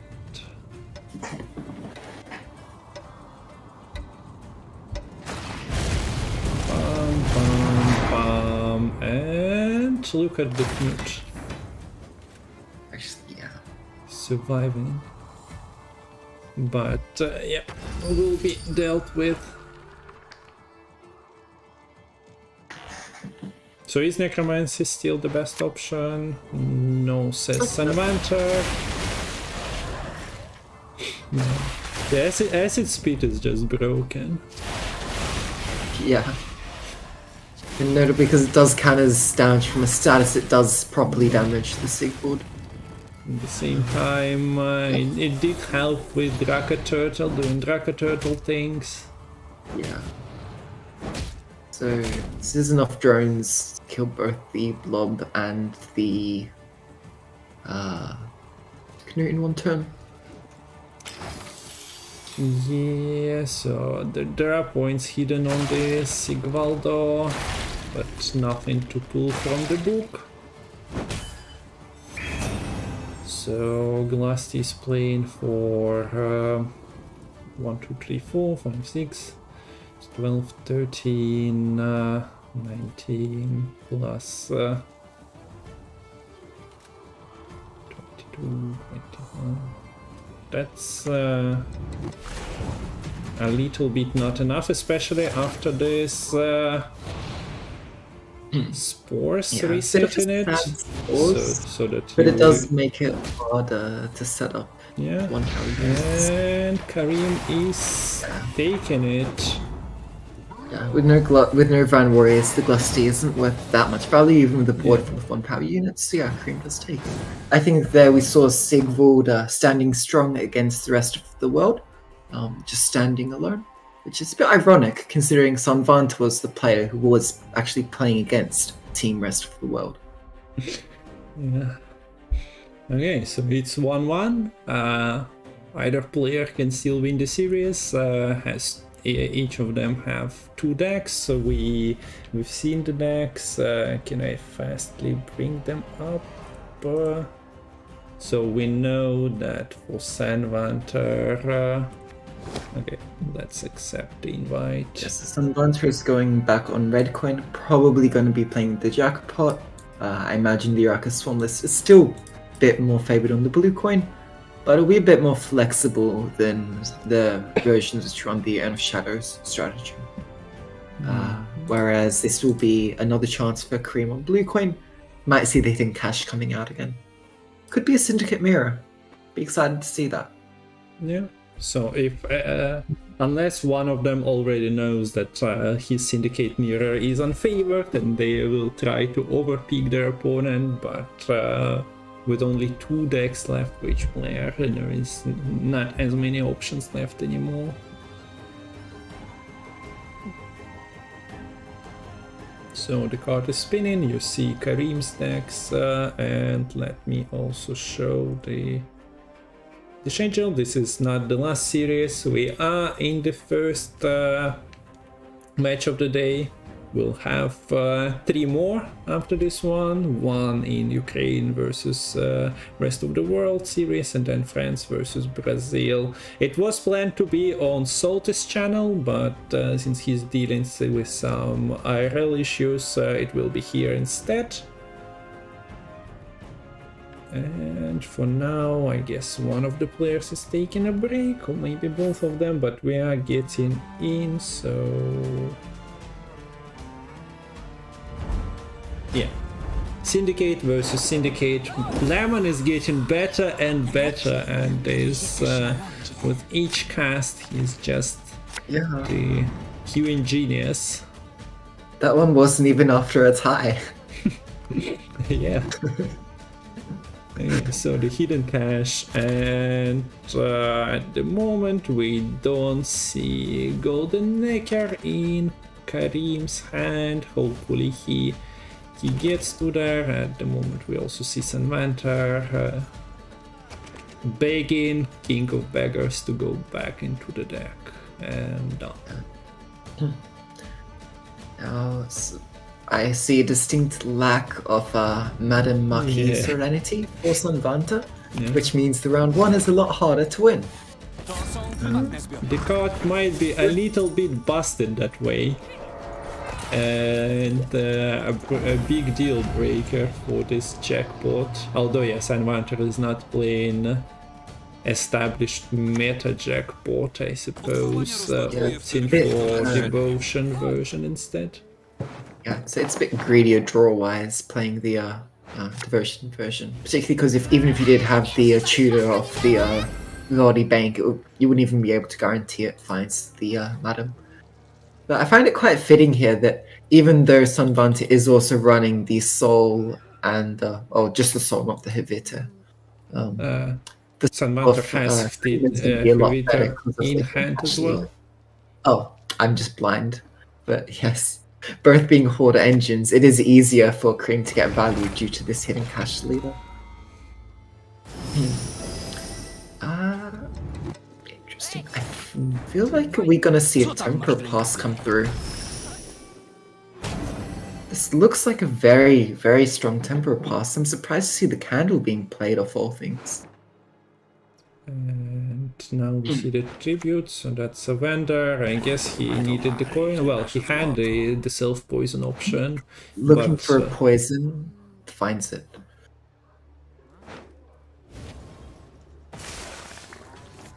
Okay, so now the round is kind of closer for Sanvanter. Good snipe by the Hivita, finishing off the townsfolk, which is a particularly good engine in the jackpot list if it overflows the coin bank. Looks like Sanvanter did the maths that the poison alone would not have been enough here to take the round. So I guess he goes down to 4 cards to catch up. Yeah, so what this means is this should be the long round achieved for Kareem. And can set up, say, the Siri Nova's carryover, which is nice to have a veiled unit.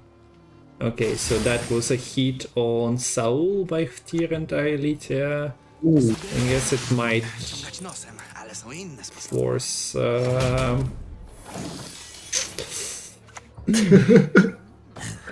would expect that the span from the candle would have been enough if it wasn't a hit.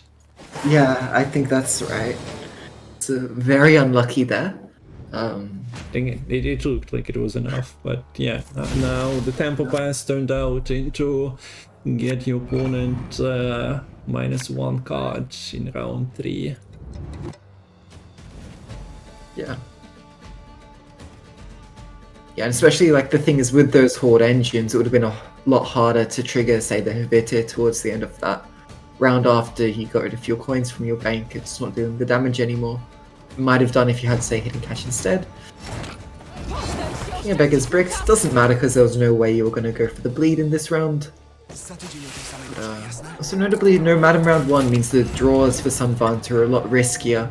You haven't thinned as much, and it's harder to find your key golds.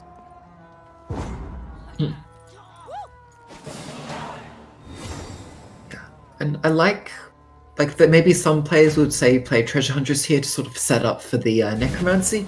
I really like not doing that, because this essentially forces Sanvanter to go, or Kareem can basically say here, I'm going to play Treasure Hunters. You can kill it, sure, but then you're just setting up my Necromancy. So kind of no matter what you do, I'm going to have access to playing sort of 3 Treasure Huntresses this round. And devotion deck with almost no tutors. Having devotion deck problems by the looks of it. And here Sanvanter could get through these Scarabs using the Freak Show, but then it will just get answered by the opposing Freak Show, and then it's quite a problem to deal with the rest of the engines. Okay, so infusions starting now. Of course, yeah, the answers for defenders and a couple of engines are there. The poisons are ready to be unleashed. I see the junior dealing with it, also getting some extra coins for freak shows to spend. Kareem not getting candle in hand is a bit of a letdown for him, of course. Yeah. It can and it's count. only 50-50 whether it's found with the golden necro or the location is found instead.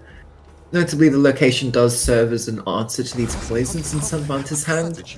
Both the actual order as well as the potential purify you can find from itself. And that was why this Veil from the Supernova is so important, because otherwise this scale would be a very bad spender. But you can actually put poisons which aren't really poisons onto the Supernova.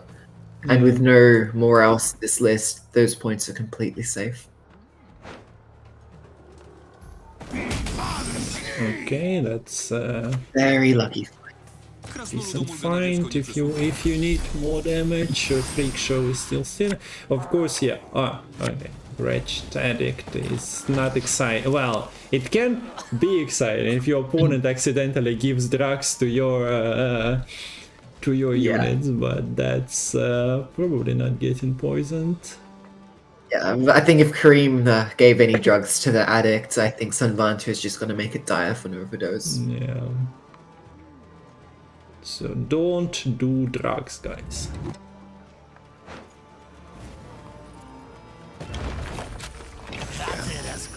You cannot board wipe.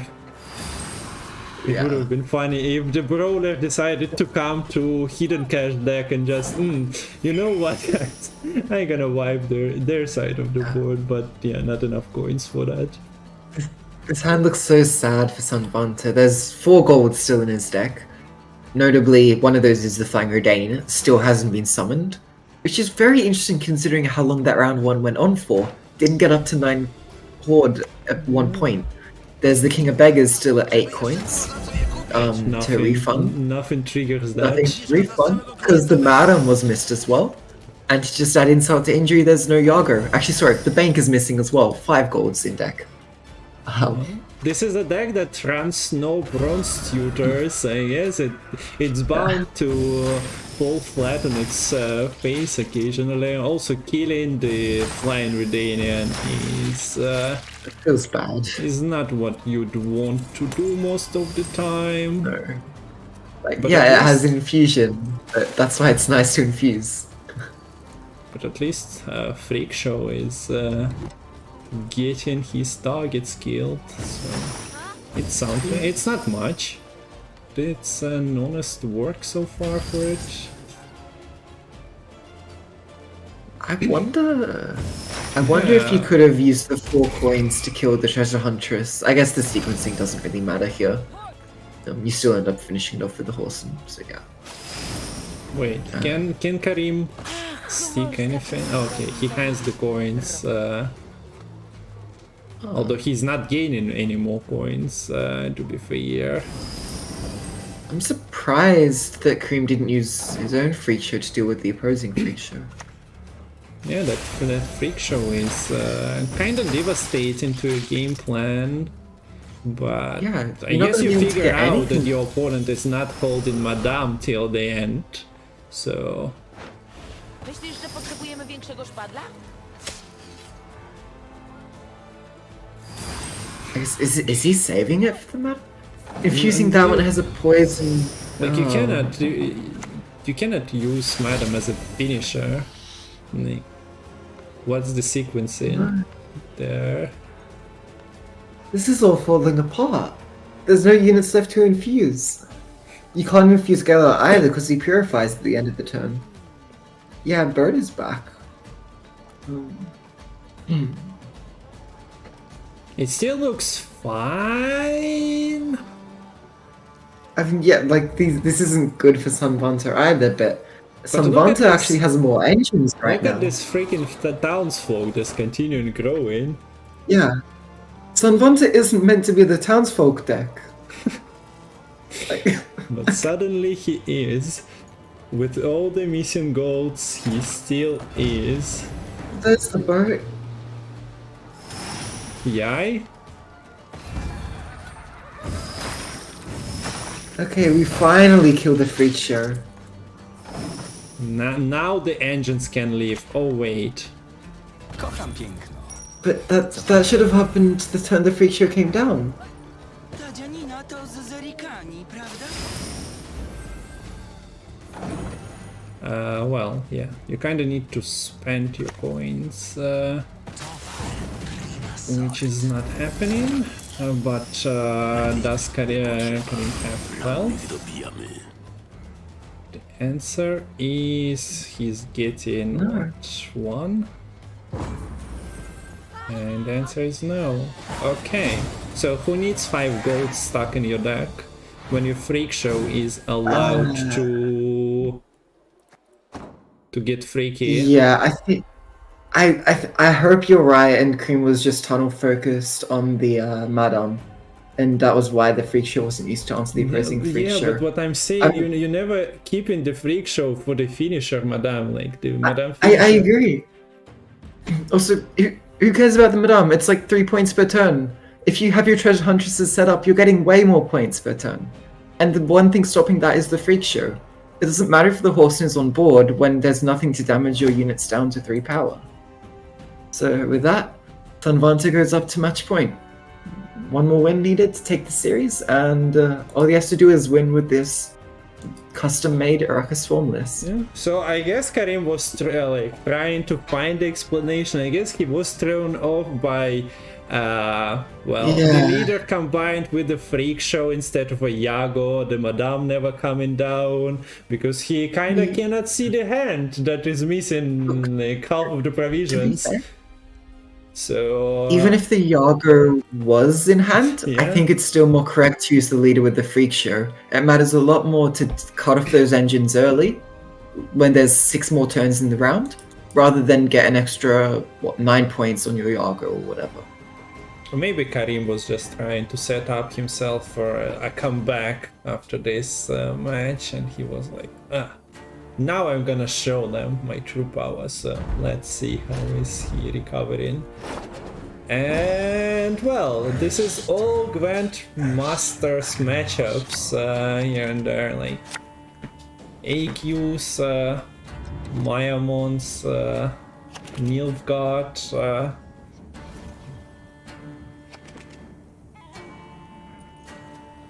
spending 6 coins. Yeah, I know. I tried to play the similar deck, but well, having 3-4 of your engines killed by the freak show is also making it a bit problematic. I guess you could have amassed some coins still. Maybe this not. This is just one of actually, yeah, I might have still been a problem anyways, but maybe Kareem was just caught between a rock and a hard place. But anyways, that is in the past. Well, we'll see that deck again if Kareem does manage to win this game. But we have Joust being used immediately on the first Kikimo Warrior, but here's another one on board. So this Arara Swarm is kind of known for growing big friend warriors if possible, and what deck loves big juicy bronzes on your opponent's side of the board if not this Master of Puppets one? So let's see how this is getting played by Sanvanter.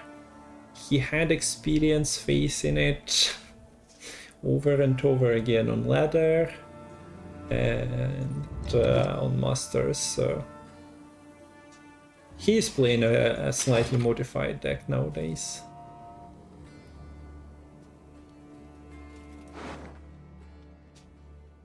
Is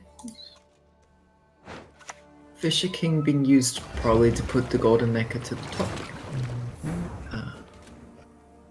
Quite unfortunate, I think, not to find the Golden Neck around 1. Typically, this deck just likes to slam it straight away. Yeah. So you're able to put it back and with a Lissa or a Seer, and then also get yourself your round control. Will we see? Is it the line to take a Scion Defender potentially? Like we've seen Sanvanter struggle against Defender in Skinagare match. The thing is, right now there's not much to worry about behind that. It's really just making the heat wave worse because you can't heat wave the Fish King if you need to.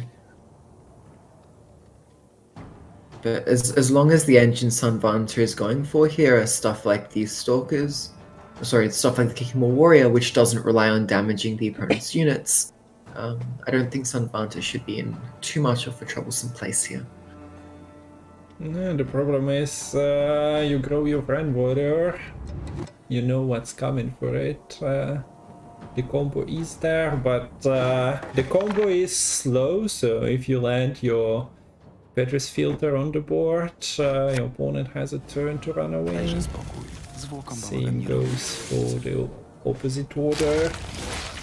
Master of Puppets is great, but without Zeal, it's just a full tempo play. Yeah, so is the goal of this Sanvanter deck in round 1 to literally just spam Kikimo Warriors until one of them finally sticks, and then just get the Itterants? Then there's no way the opponent can shut down all of your Kikimo Warriors. Looks like it. We are witnessing this deck, what, 3rd time in action, and all it does is find Idaran and Warriors. So yeah, you can play them from hand, play them from Hive Mind, get them through Portal. There's so many ways to get these Kikimo Warriors round 1. Well, as Lero points out, you can consume your round with AQ at some point. Well, the point has been achieved with the Master of Puppets landing on board. However, there's a lot of value you need to place on these gold consumes, though, which potentially, especially if you're going to miss your Andrega Queen, let's say Kareem is this term just Okay, I'm not even sure if he didn't want to clear. Most likely, like, he didn't see Golden Necker. He knows that Proszę zobaczyć. if he does Golden Necker, enable Golden Necker, he's most likely losing the round. But well, the flip is potentially happening already. Yeah.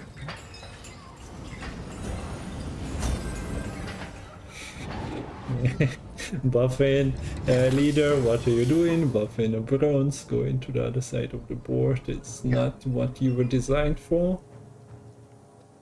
Yeah.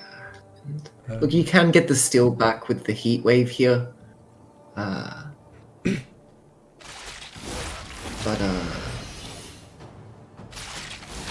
like, there's no way for Kareem to kill or deal with, like, shut down this Master of Puppets now.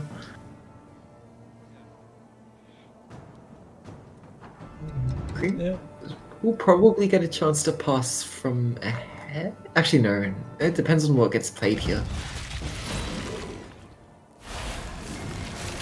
Well, AQ is out round 1.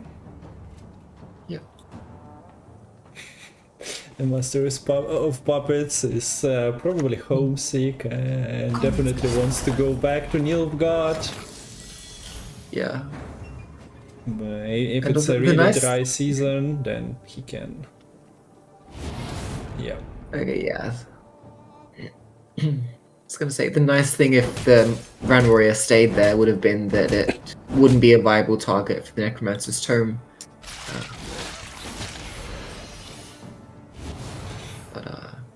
Looks like surely you do use the Master of Puppets here.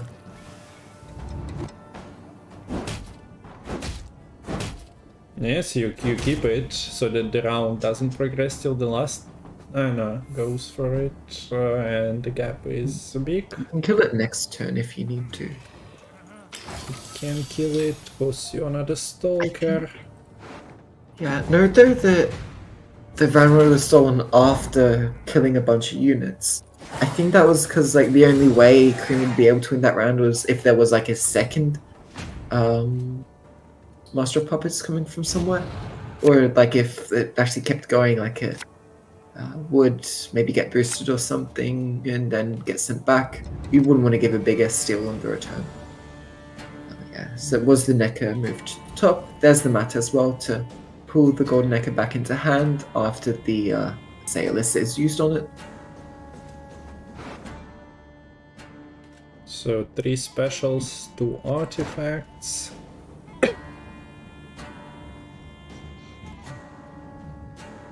Interesting. Like, I don't know. Kareem could have continued playing, but is it worth it to trade Asaya for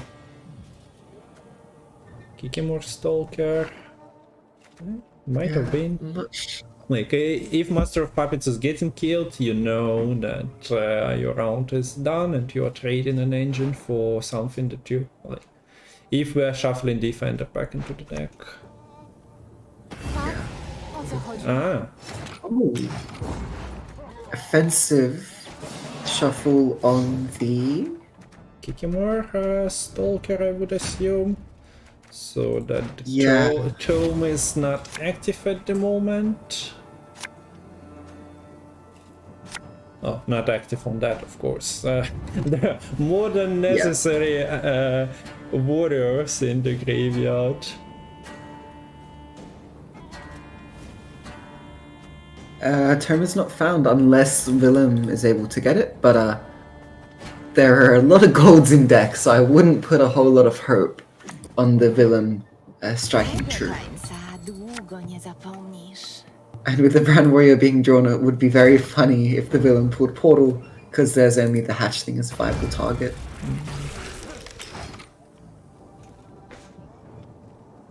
Okay, so I think Sanvanter is kind of struggling finding his artifacts.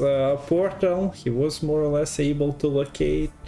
Tome was successful only once, I suppose. Twice. The second time was Yeah, verification. that's what I mean. This was Like, the end. it was not achieving much. Okay. That's not what you want there, because now your golden necker is significantly worse. It's lacking viable artifact targets. Yeah, because you have only one special, but you can Alisa to mitigate it, so that you are playing Tome.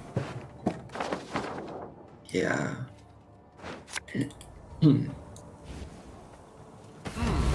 Ciekawy wybór. Okay, so the hatchling is dropping out instead of another Stalker. That's unlucky for Sanvanter. Yeah, Portal having 0 viable targets now. Yeah, that would be an interesting Willem roll for certain. It was just I think this game very well. dismantled. This game could just be decided by the villain roll.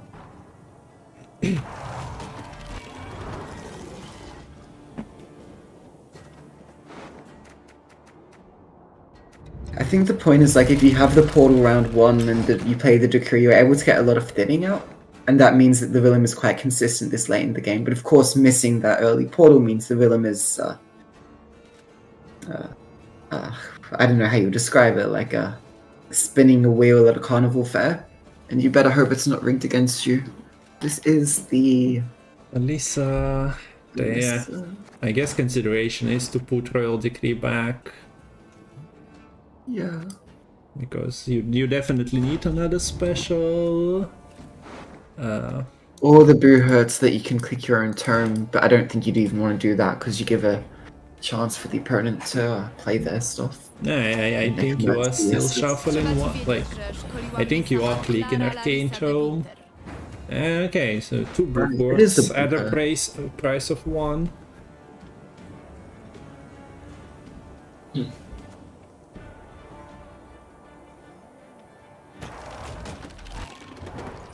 I think if the full series is found, it would be used on a offensive Tawny Joust rather than like a extra Boo hurt heal. So, oh, okay. Decides that an extra spawn is more important than kicking more hatch though. Okay, so time for Buhurt.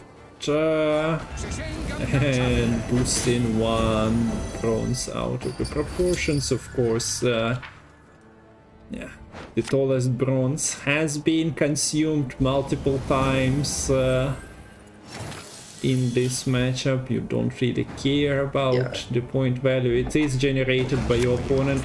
We don't see a portal. It is a 1 bronze Necromancer Stone, but well, definitely better. Term could find the Necromancy okay, here, and that would pull a number of bronzes. Okay. But goes the Acid Spit. But instead, Acid Spit is it is the target. Still a lot of spawns.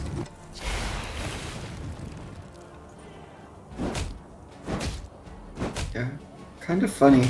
We have an Arcane Term. I wouldn't quite say it's spitting image of the Necromancer's Tome, but also the Acid Spit coming out from said Arcane Tome.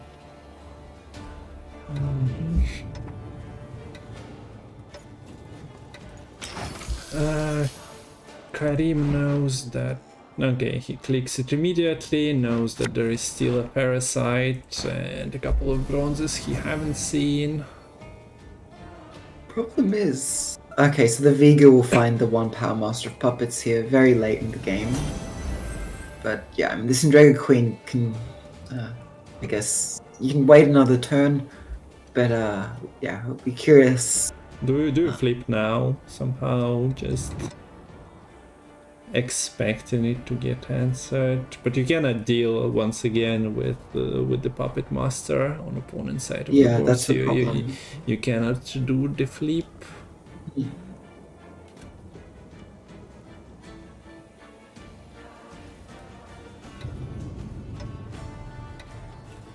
Well, like all you need is to spawn 1 unit, but that doesn't seem possible.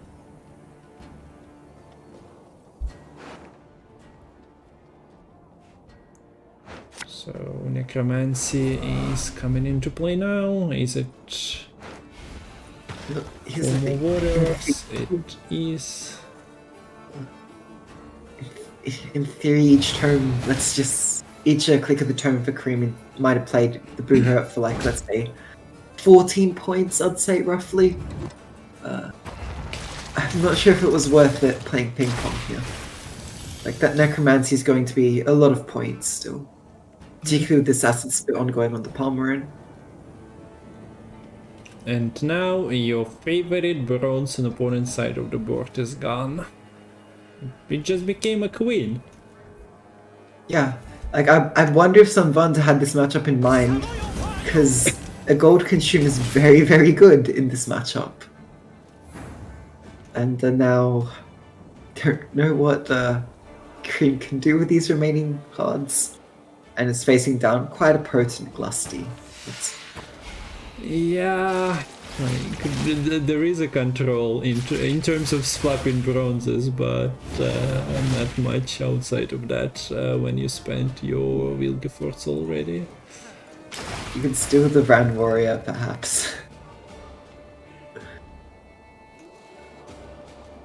Also, nothing more exciting like dropping Petri's Filter as one of your cards from hand.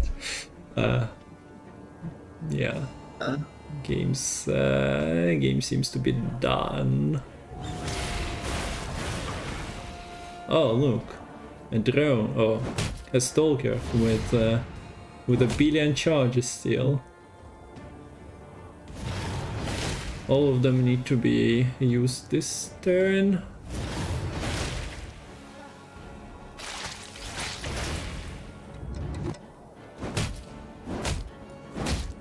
Acid speed is proving its worth. Yeah, someone has some pretty good APM, I'd say. But I think at this point we can just sit back, watch the fireworks unfold. Notably, I think Breaker is a fool that has some interesting interactions with Master of Puppets, I believe.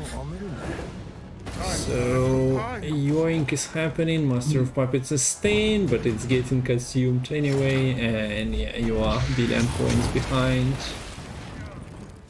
So, yeah, Sanvanter beats the Toussaint's Hospitality. Yep. Takes the 3-1 victory over Kareem, and that is a first series win here for Ukraine in the first matchup of the 2024 Gwent World Cup. Yeah. And I'm not sure when are you starting the second series, but we'll definitely need to take a small break. And then we can talk through the decks, but GG to Sanvanter and Kareem. Also fought decently. I'm not sure about the previous game, that kinda was debatable, but maybe there was a coin shortage here. Yeah, with golden unit consumes, as you pointed out throughout the matches we've seen. Yeah, they are clutch against the Master of Puppets.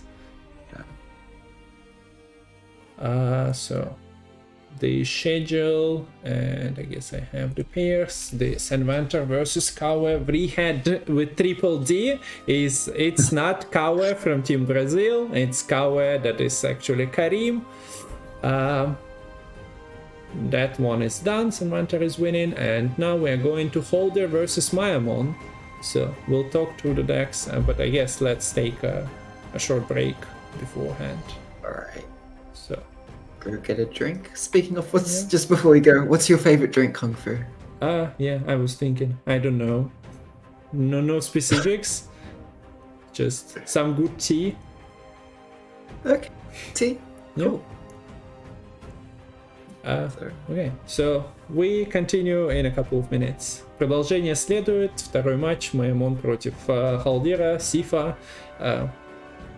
Через пару минут будем смотреть колоды.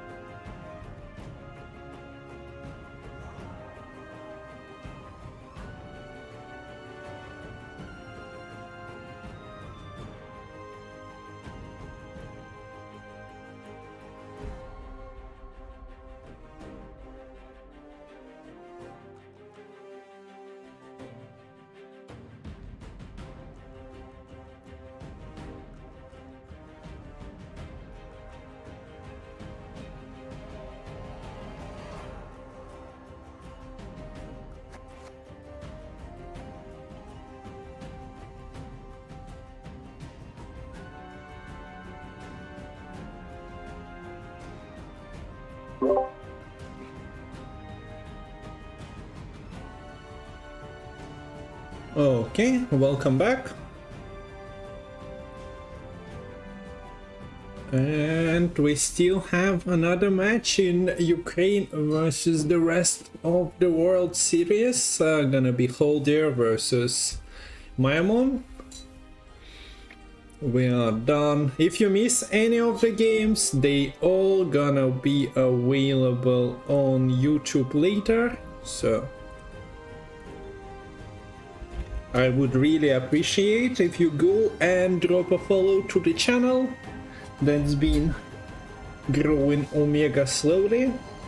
Ссылочка на YouTube канал в чате. Все матчи турнира будут туда залиты со временем.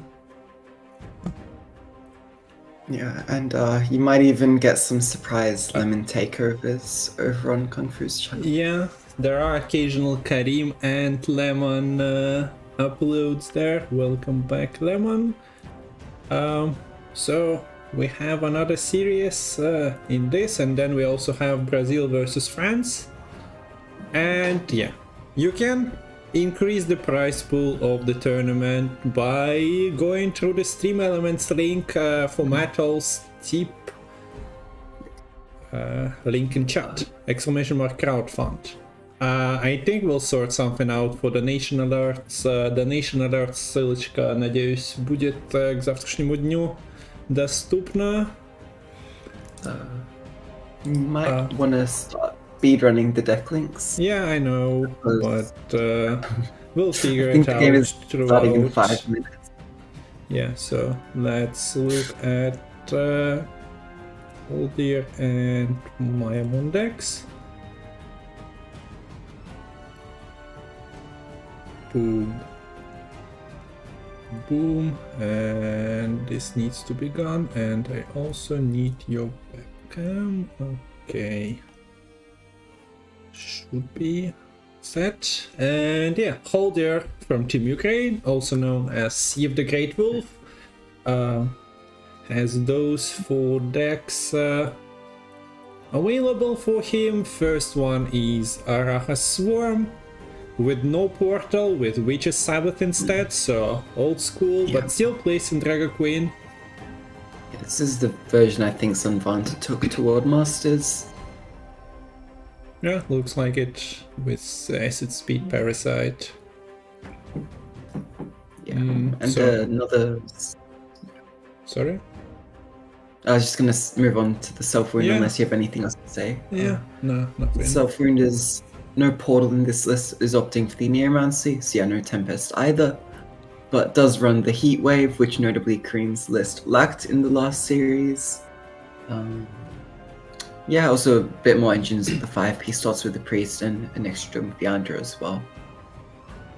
Yeah, but both of those 2 decks that we've seen were pretty similar to what was featured in the Kareem versus Sanvanter series, just slight modifications and artifacts and Yeah. bronze thinning department, I guess. Double Cross though is running Henry Var Atre, so abduction, sander, bribery, name it, it's probably in the deck. It can have any card possible. Well, limited to your opponents, and we also got the invites. Yes. Yeah, Double very Cross, spicy. pretty exciting, and Blood Money is the Golden Necker version with COC in it, interestingly, so Bounty. What Myamon is playing is Inspired Zeal, that looks like the list he was playing on the Masters, so not much change there. Provisions No Onagers was from the this leader. though. Sorry? No Onagers in this list. Ah, yeah, so- Immortal Isn't it- Cavalry instead. Yeah. For 5 provisions now. For the Quizgate, Myamon likes the version with Lilith Omen. So you are targeting Mamuna, you are targeting Bloody Mistress with it. 1 card transforms, or other is only 2 base power, so you're not losing much there. And for 11 provisions, you are getting 2 golds out of your deck. Ethereal is king of the meta, so to say. Like, it really isn't, but if it sticks, it's pretty amazing addition to the monster list that can utilize it the best with Fruit of Isgit. Yes, love me some Ethereal. I think this self-wound looks quite similar to what we just saw from Kareem. Quite interesting to see quite similar self-wound lists within each of the two teams. Right, to Santos, Hospitality is also, I would assume, what Myamon was playing before. Yeah, nothing and much changed probably there. Kareem as well. Yeah. Cool.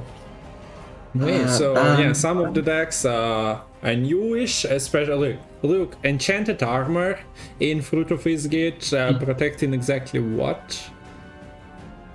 I guess it's just to get a bigger werewolf, perhaps. Okay. Fair enough. Also, Yeah. chat, you can bet at the moment. The bets are minimal. So if you feel like it, we can restart it, but you can also predict now you have like 30 seconds left. So use your channel points. Otherwise, I think what you could, if say you drew both werewolves and the alpha werewolf somehow in round 1, you could use the alpha werewolf on one werewolf and the enchanted armor on the other one. Or if you missed the alpha werewolf, then the werewolf you have in hand isn't completely terrible with the enchanted armor. I guess that's a bit of the reasoning there. Also, if you just have so much point slam for round 1 anyways, you can you don't need the tactical advantage 5 points, you can swap that for 3 carryover, even on something not as great. Could work with the Riptide, I don't know. It's actually not bad on Riptide, to be fair. yeah. Okay, so Holder is not playing Bounty, and Myamon is not playing Self-Wound. The other bands, the bands were sent 3 minutes ago. The card is still spinning for me, so hopefully it's not a situation where players are getting in and casters are not. I think we accept it immediately. So what are the bets? Sorry? I was just gonna say, I hope we don't have any bounty enjoyers watching the tournament, because this is the only person that took bounty. And it's getting banned. So, yeah. So maybe I think there'll be other games in the rest of like the group stage, the weeks. Okay, so I deleted the prediction on the channel. We can do it again, but use your points or else. Yeah, in terms of also predicting who will take what, Myamon is starting with the blue coin here. I would expect the Northern Realms to be the deck of choice, or maybe we'll see the Enchanted Armor being taken for a spin in the monsters. Red coin for Holdia, most likely the Self-Wound, I would guess. I could maybe go for the double cross as well. Okay, I'm doing some other stuff. Okay, so the stream is still up on YouTube and working nicely, so hope you are enjoying, those of you who are watching through YouTube, enjoying the event. Crowdfund we mentioned, but we should mention it more often. You can contribute to the prize pool that stands at slightly over $200 at the moment. We should win carrots, not shells. Well, I had pet snails at the start of my streaming career, so that's the reason we got the shells initially. Oh, metal! Our players playing somehow while we are not. They might just be thinking a lot about their first choices, or maybe someone went to go get a drink as well. Yeah, hopefully. Or it could be a problem. Well, Sif is known for utilizing the rope, I think, during the tournament, so that might be him just pre-planning. I mean, I guess it is Team Ukraine and not Team US. We don't have Shinmiri here. But might be the next best roper. Okay, so somebody predicted with 16k on Myamon. So if anyone wants to match on Holder, you can do that. We see the deck list, so hard to tell anything. What do we want to tell though? Wow. It's spinning. It is spinning and spinning. Oh, okay. And, see, and there the we man go. fixes something immediately. That's why Metal is great. So can we get Metal Gwent spam going in chat? We definitely should. He's that great. Okay, so Myamon goes first with the monsters. This is the second match and the last match in this series between Ukraine and Team Rest of the World. Holder, Sif is on red coin with self-wound. More Metal Gwents in chat. Please, guys, don't fall asleep. There we go. So yeah, we are immediately seeing two werewolves in hand. So let's see where and if the enchanted armor is being split. Okay, Riptide is not in hand anyway, so Yeah. no reason to. You could also buff a Griffin, put it back in your deck, and have it summoned with Mamuna or something of the kind. So we see that werewolf is getting ignored for now. But maybe only for now.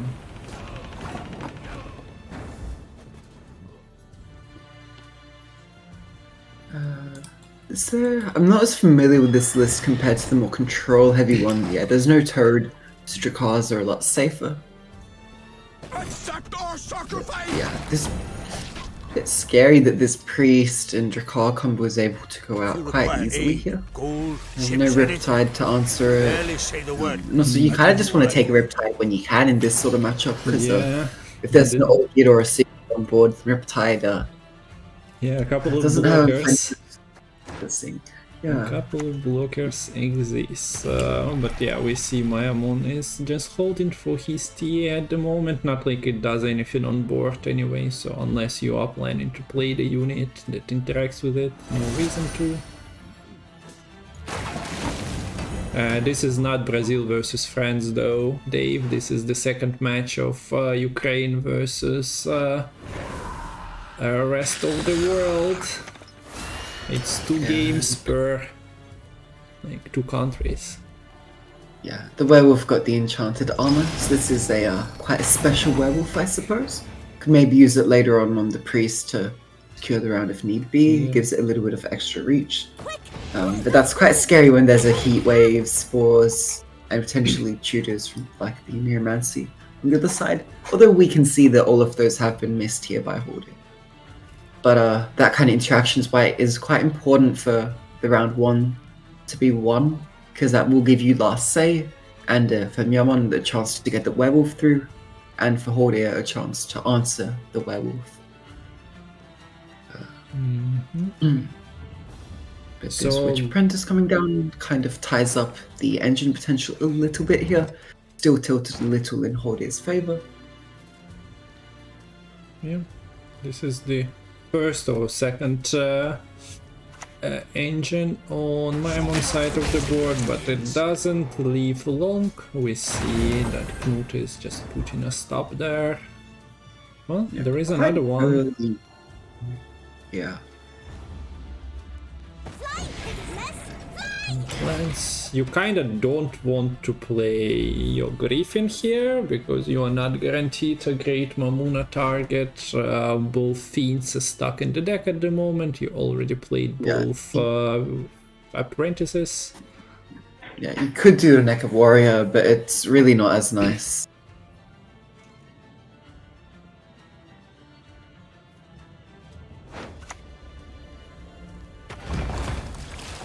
Holdir definitely doesn't want to give Myamon control of the game, so location is being set up. Yeah. Not traveling into round 3 if there is ever a round 3. But yeah, enables the control options for the next turn. Yeah, we could see, like, I feel like the only way that Myamon is going to be able to win this round is through a heat wave coming through onto, say, the Trakar, because look at how much value this Priest-Trakar combo has gotten. It's still getting sort of 2.5 points per turn. And yeah, there's Witch Apprentice is ticking, but I mean, it's probably going to get shut down with the clash from Holdir. Hello, legendary. Okay, so we see the werewolf instead, just summon and hold their lacking. Couple of cards. This would be absolutely terrible if the heat wave or the spores or the Ineromancy was found. Yeah. But all three of those are conspicuously missing. So the werewolf can go on a rampage. And that's exactly the point separation Myamon needed. It would be 25 points for... Well, Holder will still need to rely on his engines and location to catch up. But wouldn't be that big of a problem. Also, yeah, the Siren Diet is continuously growing. So another problem. Interesting to see the raiders used to attack their own Canute. Kind of like a budget totem at that point. But this Iron Diet could be used to finish off the Canute. Question is, do you decide to go for that? Do you care that much about dealing with the Canute? There is a squirrel, but yeah, the point that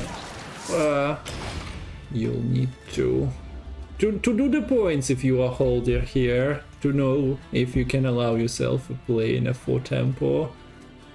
Squirrel.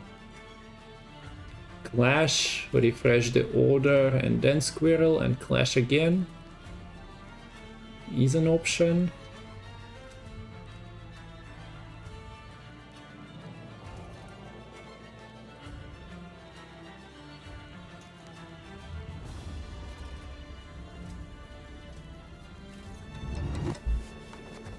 Yeah, I wonder, is it better to clash with the Sigvald here, or is it better to clash with the Draco Turtle? Or just go with the Squirrel, just decide I can catch up otherwise? To be fair, what you can do is you can just use the Sigvald to clash with the Werewolf and then, say, kill the Squirrel with the Sigvald click, and that kind of takes all the points that the Werewolf has and makes it your own. Yeah.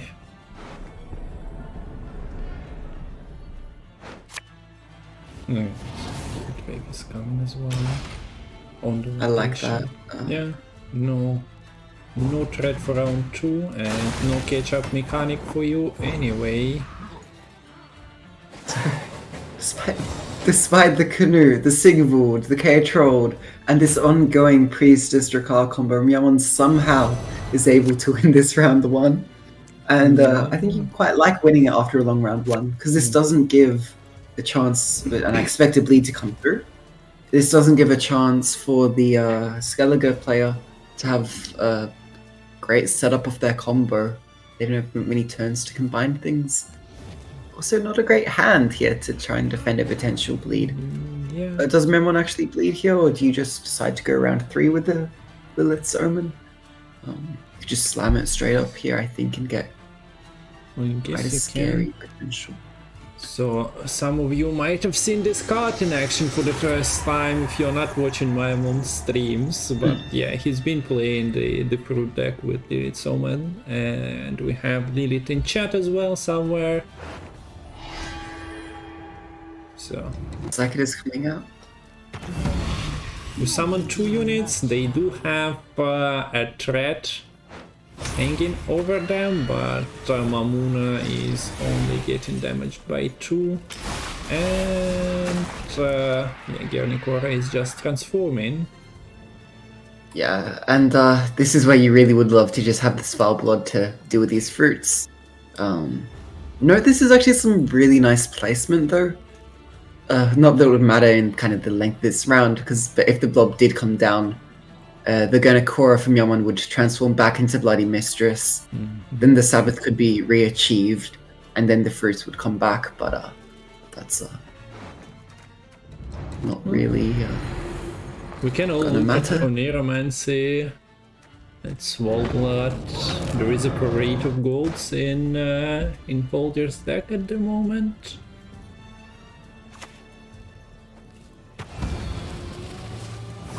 Yeah, but I think to win the game at this point, Horde would need a gold mine to dig up all those missing golds. Yeah, well, he has Maxi to set up round 3 draws, or try to set up and check on them before potentially forfeiting this one, because it does feel a little bit sad at the moment for Team Ukraine player.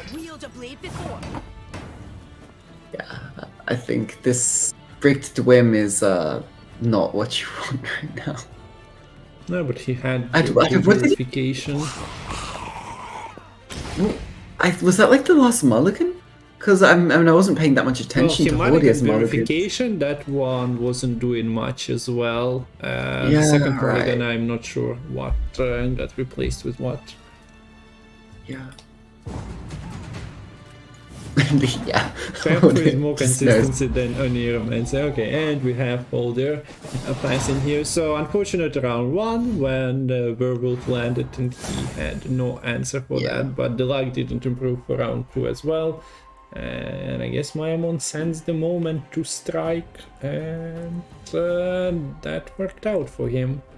I think, I think Heatwave came through at just the right time. I think maybe Horde was kind of too greedy. Maybe should have just used the location earlier. I mean, then you could Heatwave the Sigurd in that case, I suppose, instead, if it comes through earlier. So maybe that doesn't matter. But yeah, if there was a Spores or a Heatwave, that could have gone entirely differently. But Myamon playing to his out, knowing that I can't afford to just give up the round, even if it's likely going to be answered. I just need to hope that Horde is missed and hope prevails.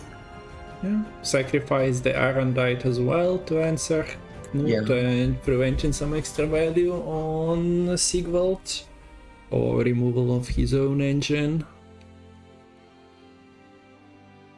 But yeah, a risky line that could have backfired. So sometimes we have a saying here in Australia: you got to risk it for the biscuit, and I think we can agree that Myamon did get the biscuit. Yeah. Now he needs 2 more to win the series. So how the World Cup works, I think we didn't mention exactly. We have 2 pairs representing their countries, so 2 matches per game day. So the series can end either in a 2-0 win for one of the countries, so it can be 1-1. If you win your match 2-0, you get 3 points in your group. If you tie 1-1, each team gets 1 point. So there are 4 teams in a group. So you can best everyone 2-0 and get 9 points, guaranteeing your qualification. But yeah, two best teams progress into semifinals, so to say. And yeah, 4 teams in a group means that we have 3 match days. You can use dates to see when the group stage is happening. At the moment there are no standings because we literally only had 1 series to conclude so far. I believe we have 3 weeks and each week has 2 different match days in it.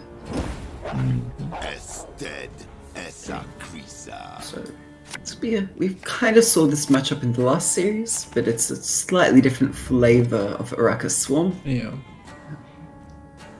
And will this flavor prevail? Is it tasty enough? Or will Master of Puppets set up shop and take over. No. See, we see my This is found golden egger. That's helpful.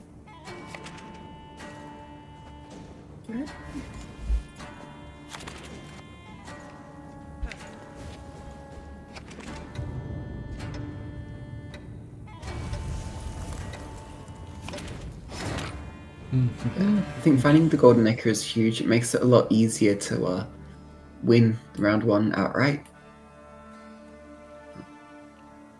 So, how does it look for Holder? As AQ has either Defender traveling to 6 power. Is still being played, but is cheating in the deck at the moment with the Oniro. Yeah, it's interesting. The defender could have been found by taking Tome into a Neuromancy, but maybe doesn't want to give the chance for Myamon to get the golden egger. So also, a defender can kind of be useful later on, but when like Myamon sets up a really big bronze unit, the defender can kind of block that steal. Yeah, so you kinda have to hold your Wilgeforts for the later. You cannot just blast it early on. Threat of being denied and a nice swap on Master of Puppets is, yeah, scary. Okay, so Myamon is playing Defender, and luckily for Afan he has some armor on self, otherwise he would have just died to the Ether Ping, so unlike Colgrim, he's better equipped. Yeah, Dealing it's with quite things. interesting to see that the Vilgefort's not used offensively here right now. Maybe worried that Holder is kind of baiting. If the Vilgefort's was used, then you could see the defender come out, and I don't think Myamon has any way to get through 3 defenders. Yeah.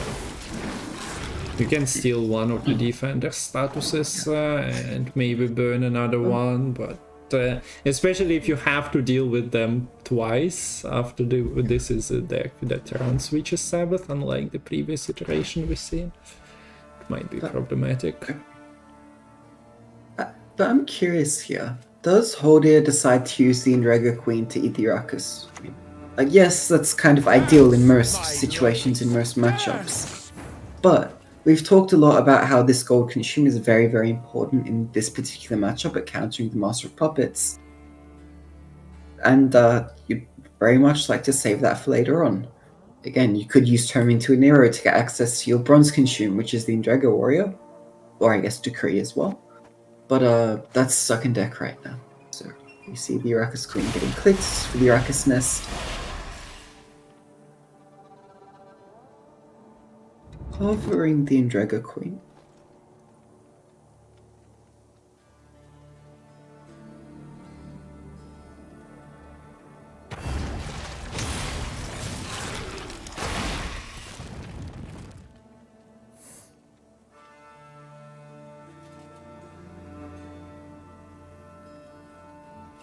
This double litter. Now. And there is one more waiting in the graveyard, so Sabbath is set at the moment. No blocking from Defender is possible anymore. But in some cases it's even better for you as the Arcus Swarm player.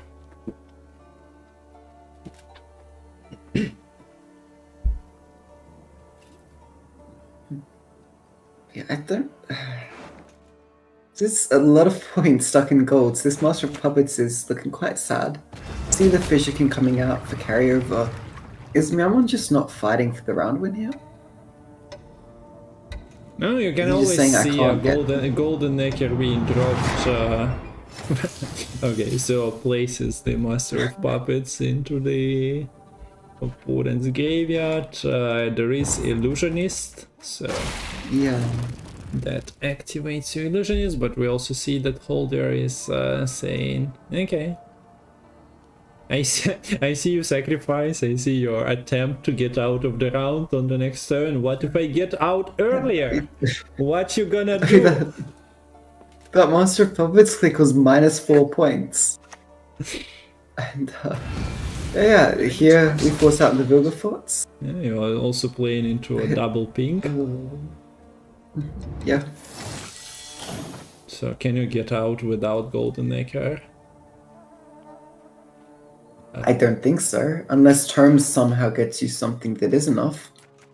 Yeah, I guess there are some well, yeah, Master of Puppets is not helping you because you can take Bran of course, but with Leader maybe like it's not that catastrophic, but yeah, we see that Myamon decides that. I think you need to bleed. I don't like the chances of playing into triple Ida. Yeah. Especially because then something like a Vigo Just is dead against the triple Ida. Yeah.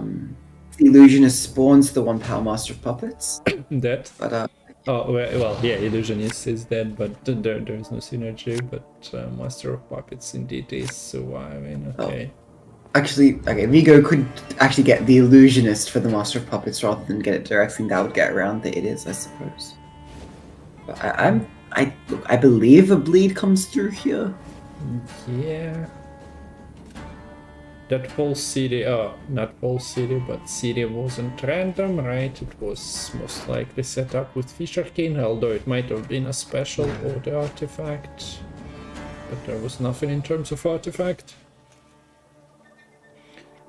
False City, of course, is facing her own troubles here. If you are playing her on the board with the Kikimore, it might be consumed immediately. So you kinda need to think properly what are you doing with the False City. You can set up something with the Arcane Tomes where you would Sangreal her immediately, but yeah. A lot of lines to consider that you might not face playing against, well, Fruit of Isgit, for example.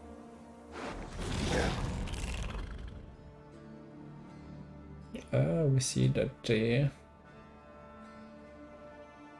carryover is being established here, although yeah, it's not purely carryover. Once the order of this hive mind,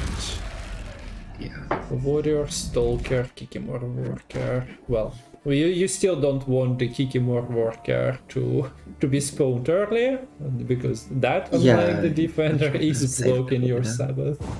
Yeah. No, just going for the carryover play here. Decides for the long round. Yeah, so opting not to try to bleed out the Sabbath. So yeah, we have the triple it is because this deck puts a lot of provisions into consistency in setting up the play of abusing the Urn of Shadow stratagem, along with the Arrakis Queen Death Wish to get the 3 it is in round 1. You do need to actually catch up here, and this hand doesn't have great bronzes to kind of just toss away or willy. I don't know. Squirrel King to make the Sabbath worth 1 more point. With special you also get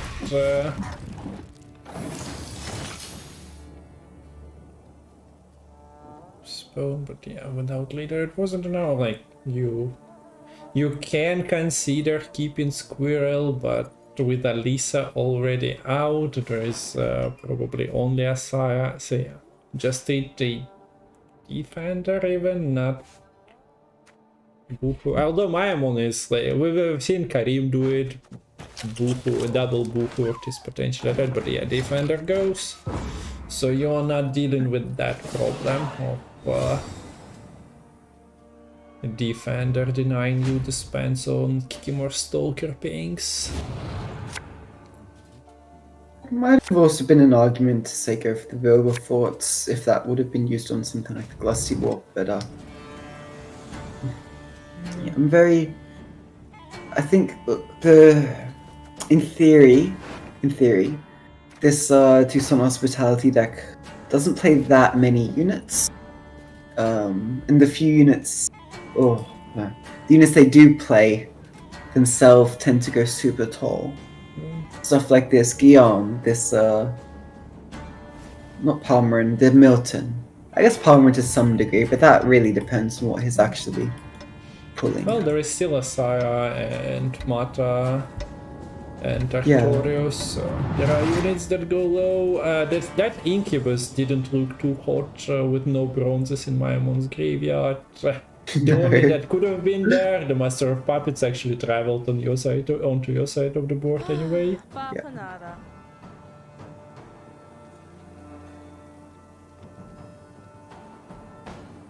So Golden Necker has 3 specials, 1 artifact. You have Mata, you have Asaya, so you can do stuff like shuffling Wilgefortz back. Is it an instant Sabbath?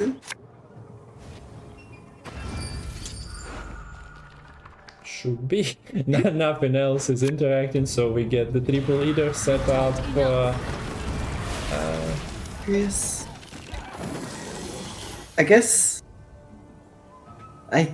Horus seems to want Myamon to click the Arcane Tome here.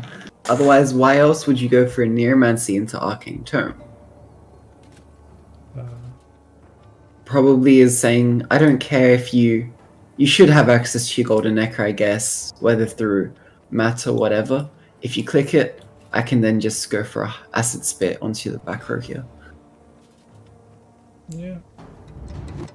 Well, do you care at what point do you give your opponent the artifact? I don't think so. They have their own Arcane Tome still. Yeah.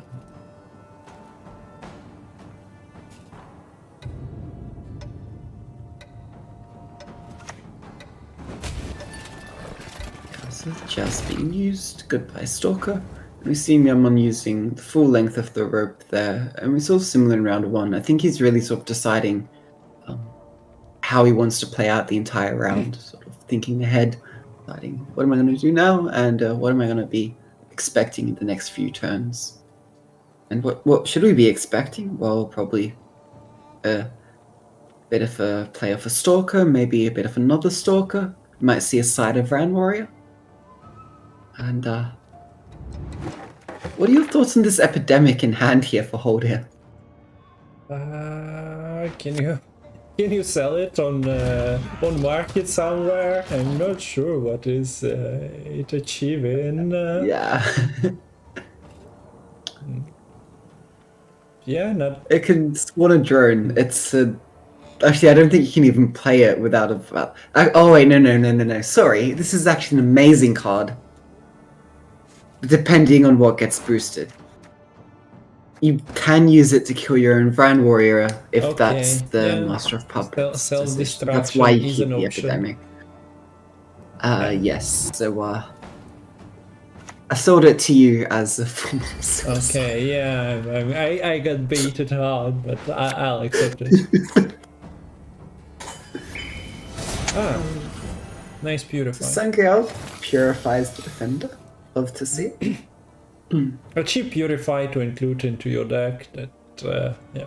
basically has no downsides. But here, chat, Tankov came into chat sharing the story, so this is the time for you to share the story. Where are you watching the World Cup? Tankov is close to watching it with his students during the test or whatever, the project. On a big screen. If he needs to learn anything but Gwent, that's the most important thing to learn about.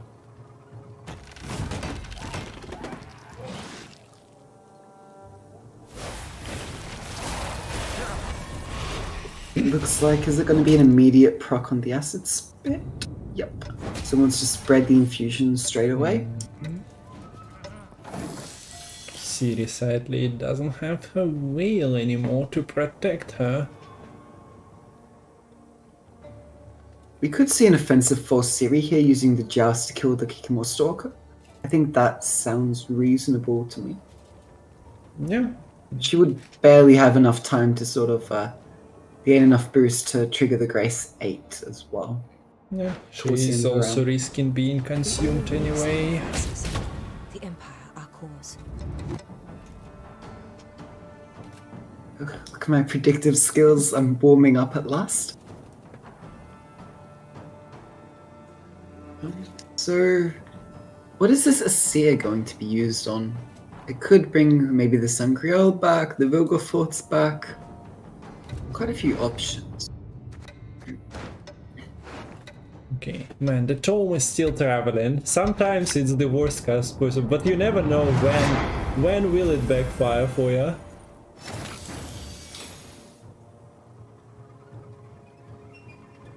So for now, this is not even the last call still for Holder here.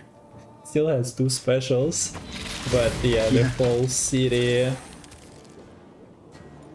Well, sets up a 9-point bronze on the board. And you mentioned the epidemic. Is this the time? Yes. It's It could be, I mean, already. we'll see a bit more how the back and forth goes of what bronzes Myamon attempts to boost.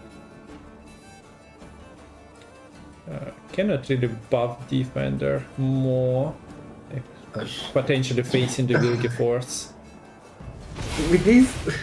With these triple idis though, I don't see all these units on the back row. They're just gonna slowly die out to the acid spit. So the spit slowly disintegrating their bodies, I suppose. Yeah.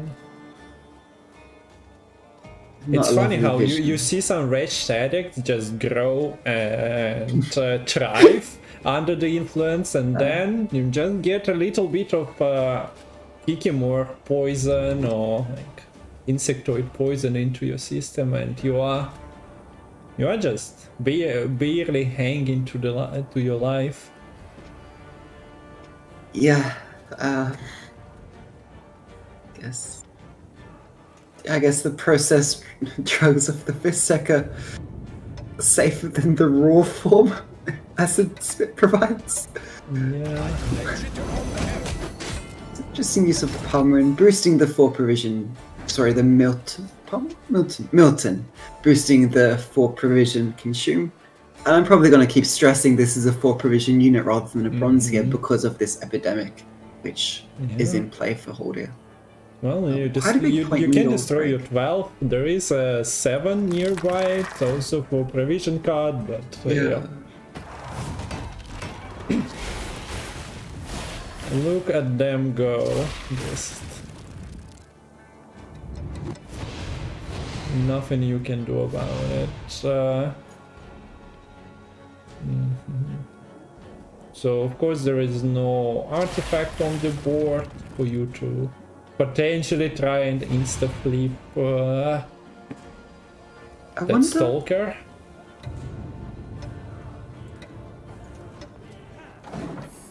I wonder if Myamon misplayed a little playing all these units on the same row at the start of the round.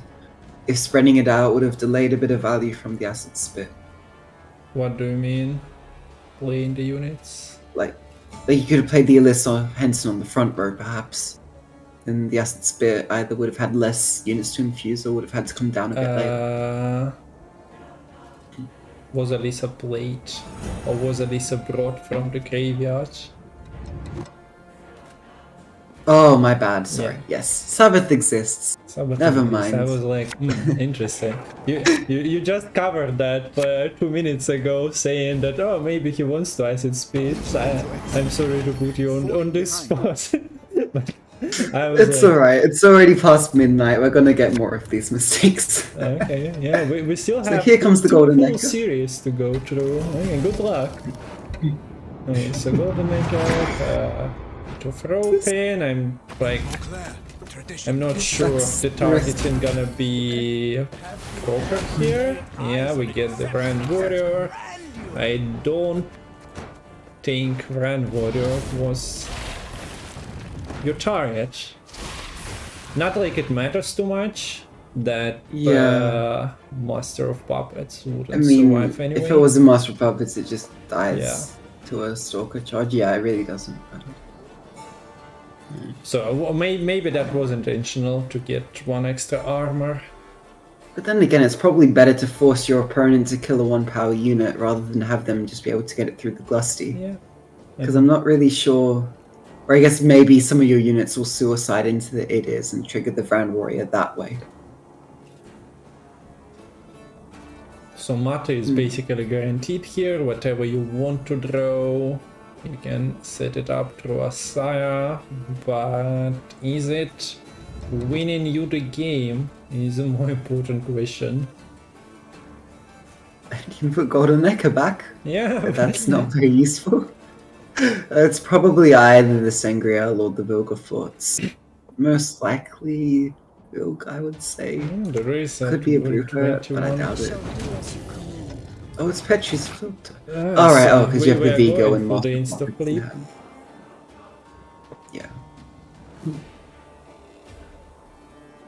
Yeah. Wait, what did the Golden Necker Petri's pull? Filter got... Wait. There was Actually, yeah. a Petri filter, okay. Oh, it just got insta-heat waved by... yeah. That's where it's it gone went. for the, Okay. from the board. I was thinking about it. But, yeah.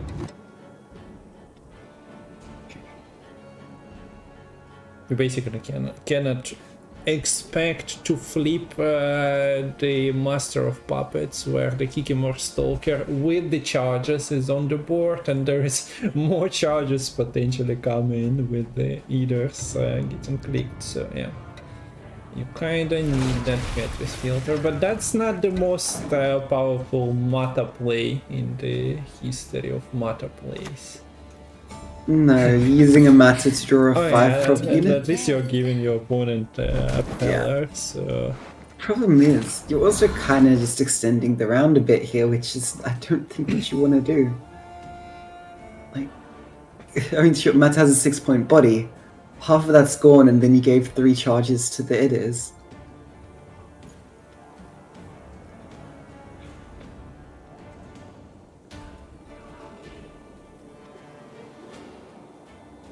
Man, I do hope somebody... Oh, wait! Brings cultists to the tournament as well, so we have all sorts of strange decks. Oh, wait a second, who would it be potentially tomorrow?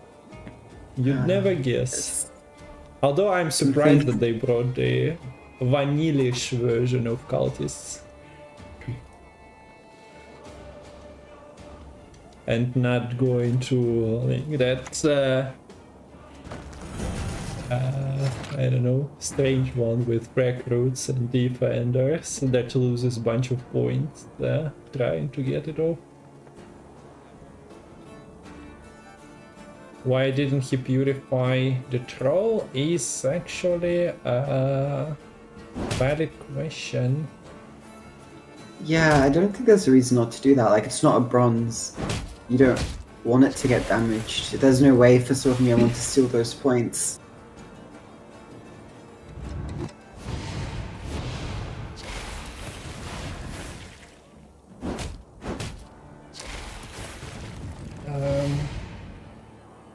Okay, so Kikimor Stalker at least is growing slowly with all those clicks. Yeah. So Master of Puppets is like, wait, maybe it grows tall enough. Oh, Yes, look at that! Glusty. Glusty just wiping the back row. So good. Did you know this was a 10-card round 3? No, it looks like Myamon shortening the round and now having 3 cards to play. This Rand Warrior sitting in hand is feeling a bit offended. Thinking like, yo, Glassy, it wasn't your turn. I was supposed to go in first. But yeah, look. This bronze is growing, it's not for provisions, but the point gap. flipping for 50 points might not be enough. There's also only one zeal you can give. I mean, Holy is just gonna have double the points of Myamon at the end of this, right? Ping, ping, ping, ping, ping, ping.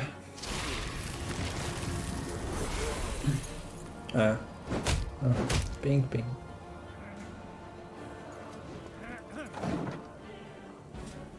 Pretty decent. Wait.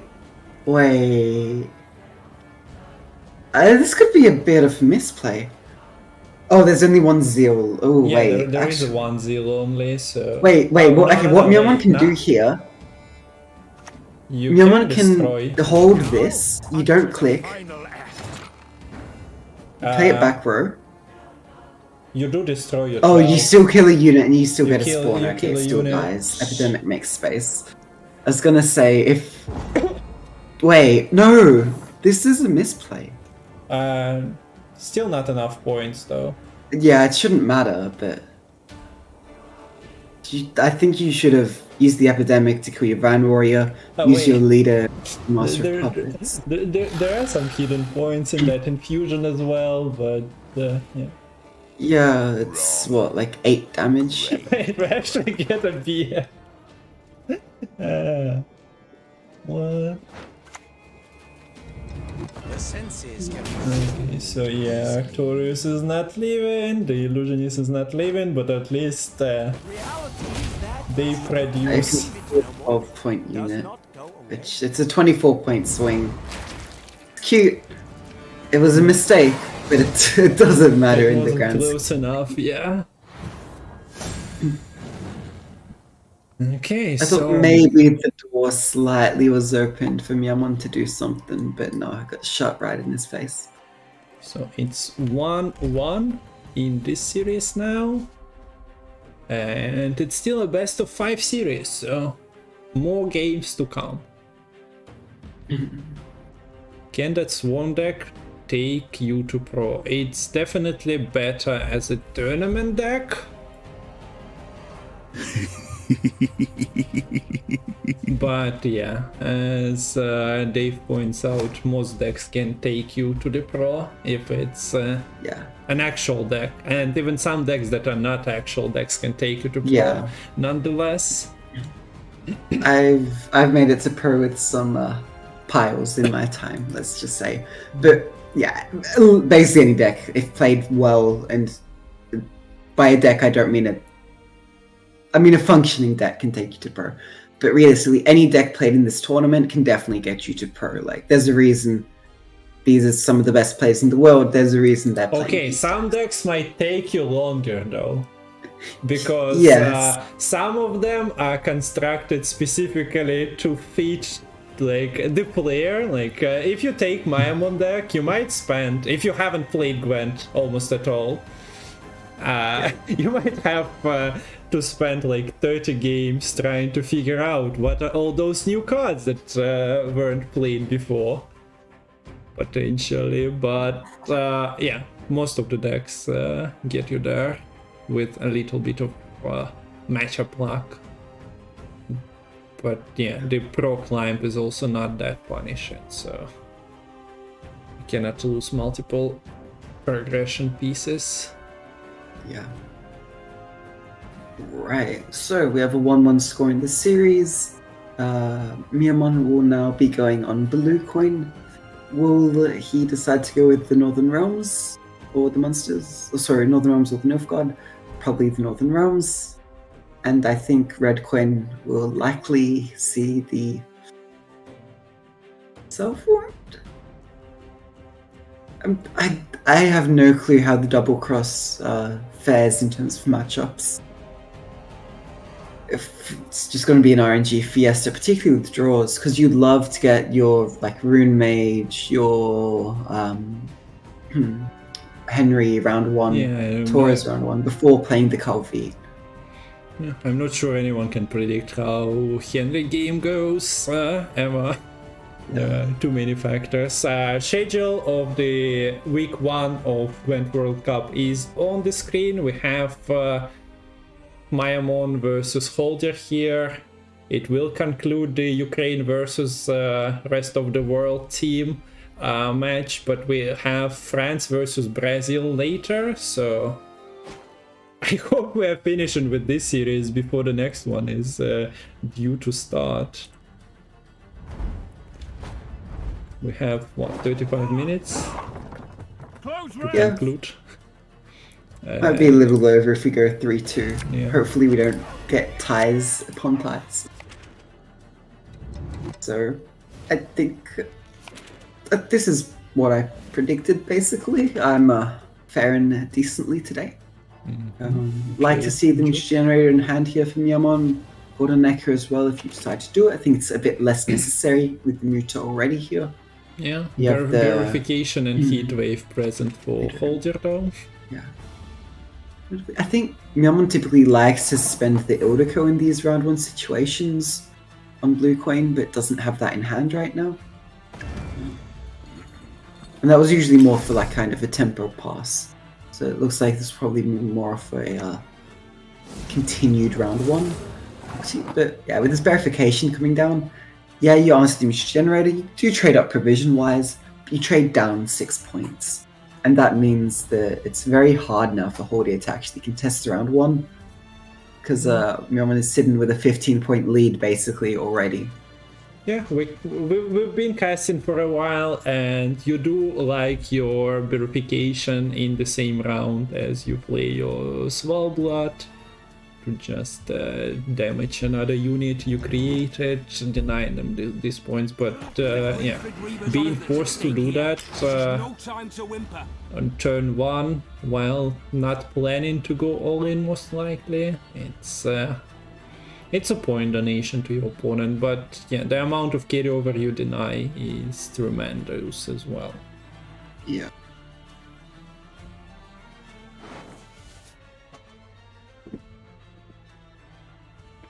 Alright.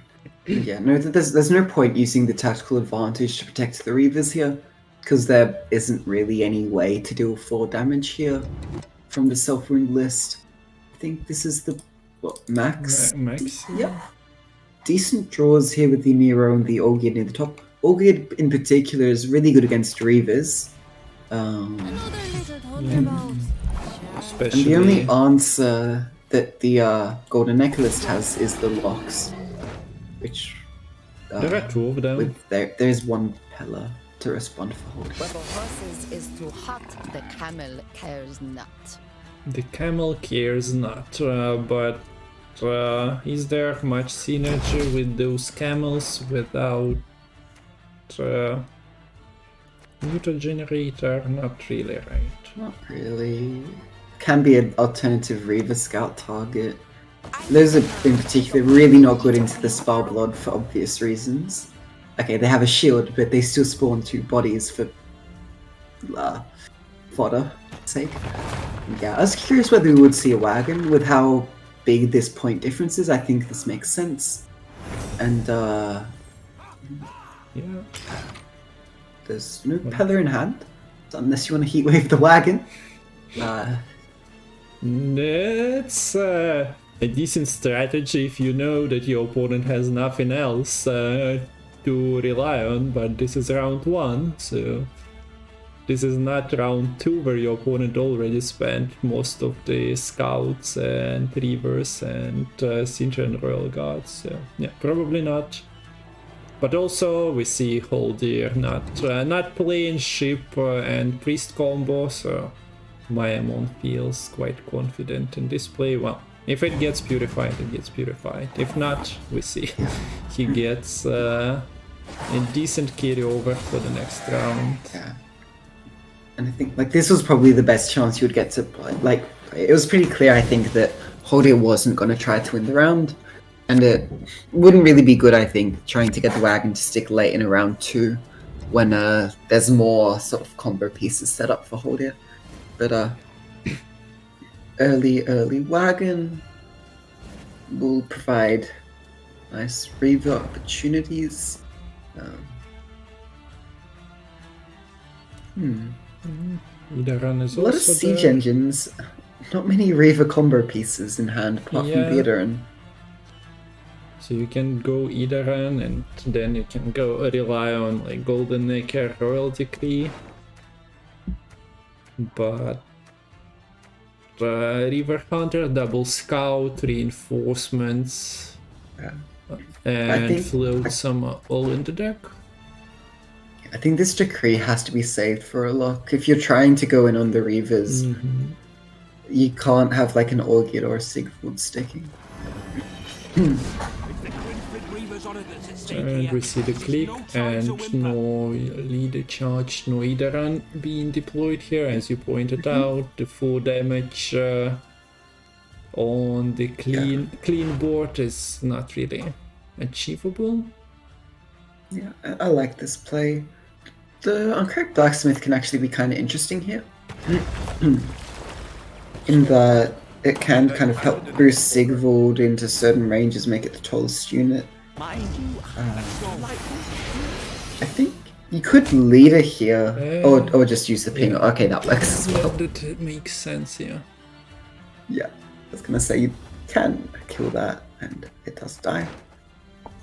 I'm always a fan of offensive martyrdom, but yeah, it's not that devastating, I suppose, to play around as well. So.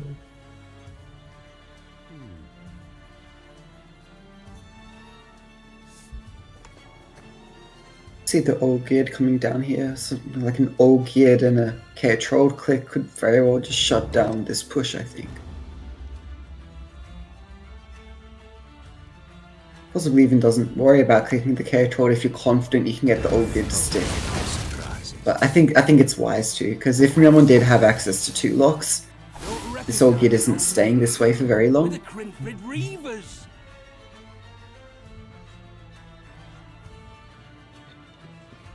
I would expect Decree for a lock. You could also just see the Golden Necker coming out. Yeah. Is a decree, is the Torgrai first. And look, even if the Peller is used here, this Olgierd is still going to be 5 power. Anything above 5 power will get hit down by Reavers, but still, that would provide enough of like a margin of error for Holdit to kind of build up the board for them. Okay, so the Purify follows. I guess you could have martyred it first, right? And then purified it.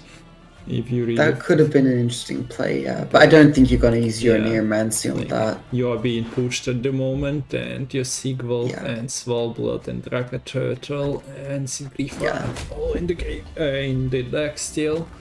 So yeah, it's just something to consider in some situations. I think 5 power is sufficient to protect against the Reavers here anyways. Like, the moment you play the priest, the ship, you are kinda offering some power.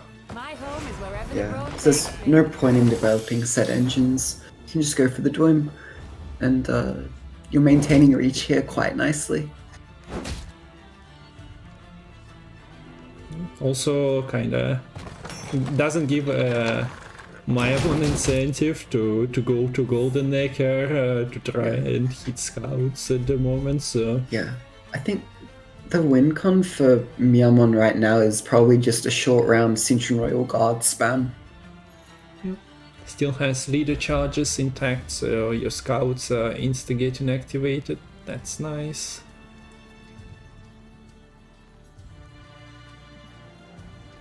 Yeah, and with the Pella being used here for Holdio, the remaining lock for Myamon, which is stuck in deck right now, when that lock gets played, it can't really be answered. The lock will get guaranteed value.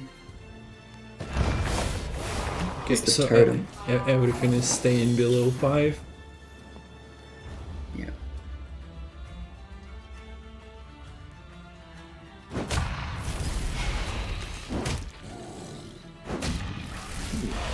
Fanatics are first to receive some damage. Reavers have been slacking for a while. The left fanatic was able to dodge a few of those Reaver pings. Not afraid of hunters, it seems.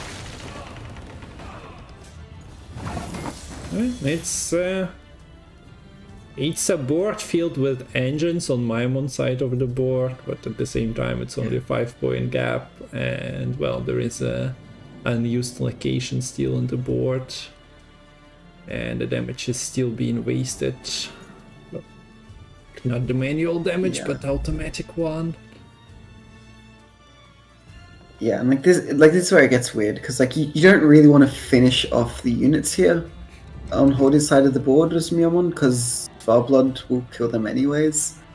You never really, like, this push is kind of pointless, honestly, because if Myamon doesn't have anything of significant, like, bigness, Farblood just wipes everything, basically. With me, you'll forget your sorrows. Which, yeah, I know I phrased that very elegantly.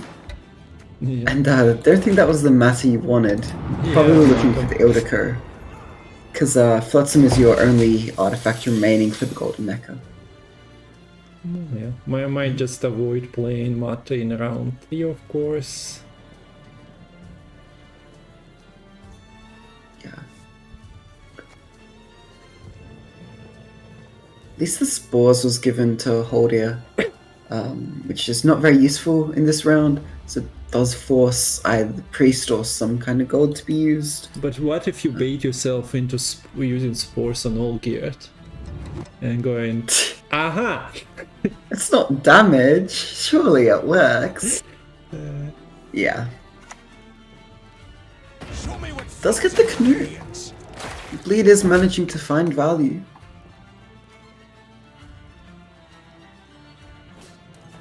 Was there any target for Sidbifus right at the moment? Don't think so. So it's actually just Blacksmith. Yeah, true. Well, that's also not the full story behind the Knut commitment, I feel like. Okay. So we're not seeing spores on. Does Priest do this?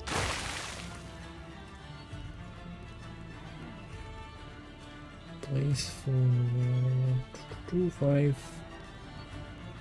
The ship is getting procced, right?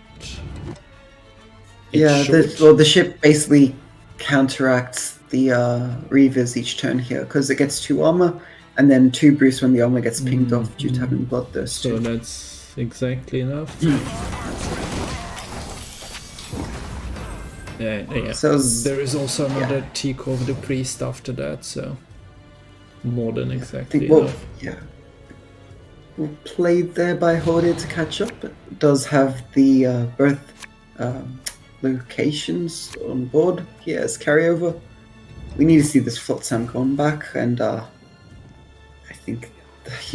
don't think you want to have this Immortal Cavalry in hand right now. You really want to take a mulligan, but you really don't want to hit the reinforcements. Don't you play all your cards? Do you? No, I guess six I guess cards so. in the deck. One card is left. Unless Still, there is a Immortal tutor. Cavalry is the card you want to miss, but yeah, it's kind of just up to chance as to what you find or not. Yeah. So I guess he is preventing himself from breaking the special. Yeah, I think. Okay, so another deterrent to playing Reavers is on the board. Yep. Yeah, I think Holde's path to victory here is just kill all the Cintron Rail guards and you win. Kill them before they can get copied too many times, and there you go. Bob's your uncle, unless your uncle's name is not Bob. Let's go. Let's go. So we probably have 1 leader saved for each of the Reaver Scouts. And then maybe the last leader is just for the Odoker. Can be for the third River Scout as well from reinforcements. Ah, right, yes, that makes sense as well.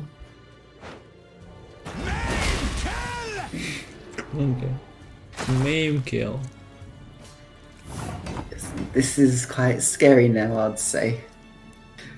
This is why you, I think, needed that lock in hand, because this Canute sticking is Death alone us follows. not good.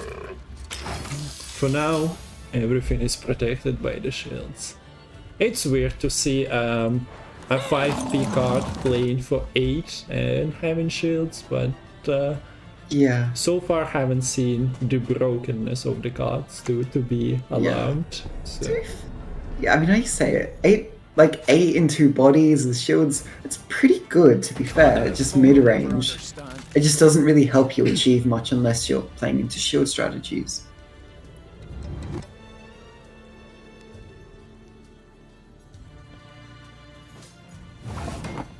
Decides not to hit the Sigvald.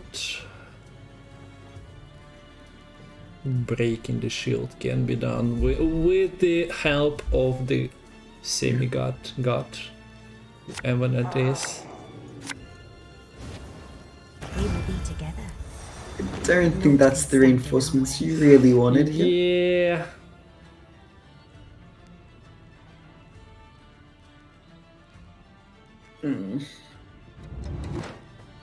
Those are Onward, we ride. also not the most exciting options. Well, at least you get the, not like it got the matters zeal. much, but you get the zeal immediately. Yeah. And now your leader kinda doesn't matter too much. You feel the core is sticky. Yeah. Which, to be fair, she should, because 2 scouts, 2 leaders, you cannot prevent those, and heat wave in one of the Sintrans should be more. Yeah, that's fair. You still have Knut on the board. Yeah, I think that was just the It least might have- commitment play to just kill an Ildica on this side. Sound the alarm. Interesting roach. Only finds the lock. So But the I card think missed was the might have scout. actually needed the Reaver Scout here to actually not have this Central Royal Guard get killed straight away. But then again, the lock is kind of important to not have the Sigvald be so valuable. I don't know.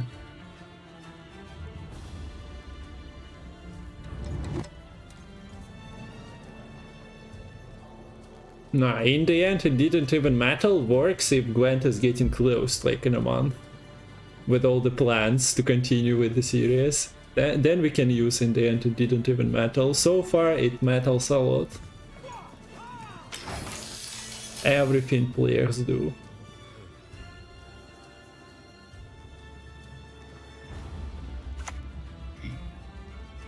Here comes the blood. Yeah, these shields are nice, but like they only really deal with 1 round of damage. However, I don't know if you really want to do the Spellblood thing now, because the Canute would die.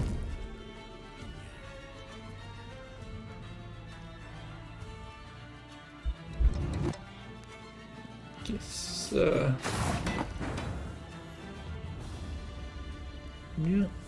Yes, you still might want to get another proc of him. Although you have your loadsome, so you can calculate which one is the better option. Loadsome is working Yeah. on machines, right? But To arms! Protect the queen! with Sigvald I- locked, I suppose it's not really that beneficial. Although knowing that I mean, your last Royal Guard is about to die, Yeah. we also Oh, see decides to heatwave the Flotsam. That makes sense, I think, actually. Considering, well, you can kill the Central Royal Guard anyways.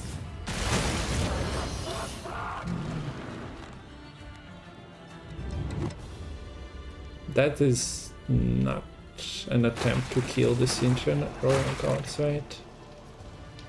It'll take 3 damage through the blob and 2 damage here, I think, with the Canute on one of the... Or not. I don't know. That seemed a bit iffy. Not like it matters. Yeah, exactly. It shouldn't, but I think, yeah, the stuff you mentioned might have been just achieving more. And we have Baldir taking the victory here with his self-wound deck. It looks like Kareem might be doing what Sanvanter couldn't in the World Masters and just disarming these golden necker decks that Myamon is putting out. And we're up to match point here. Holdia only needs to win with the double cross list. So yeah, this is a position to be in. Double cross with him. Yeah. It's on the on the screen at the moment. If you haven't seen it, I'll be right back. I'm just gonna go purchase some tickets to the circus as we move into this RNG fiesta. Yeah, starting with simple imperial diplomacies, going through briberies and rune mage grades into the higher planes of existence with, well, yeah, Henry rolls. You never know. It also is so depending on the faction you're facing, so we are about to see completely different matches potentially if Holder is not winning immediately.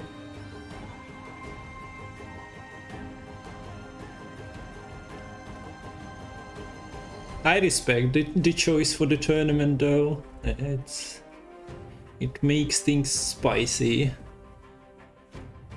For Myamon lineup we've seen already. Well, the Fruit of Biscuit already was in action, but he still has those golden Necker decks. And Nilfgaard Mirror. There'll be nothing to pick up when I'm done with you. Disappearance Act from Lemon.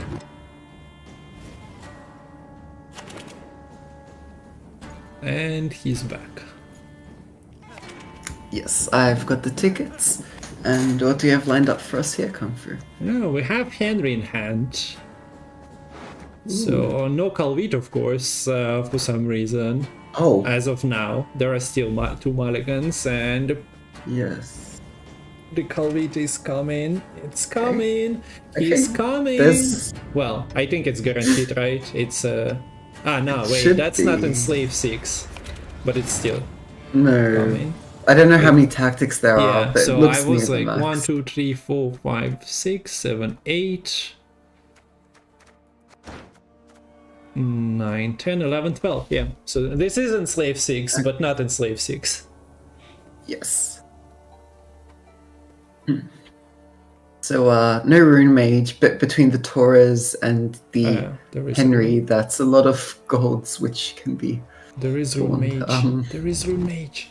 Mage is there. Oh, there is Rune Mage. I'm just blind. There's everything you want for shenanigans. And it starts with a simple Rune Mage into the Kingslayer. If you need any predictions, let me know. Although that's... Well, it's influential. It's a special for Golden Necker gun from the deck. You can create more of those. Could have been Quilgeforts. Could have been Palmerin. Guillaume, Vigo. Guten Tag, guten Tag. Thanks for the follow. Welcome everyone who are joining us in this series, first series of Gwent World Cup. Всем привет. So Defender lands. Not much you can do about that. I assume we'll see Henry here? Yes.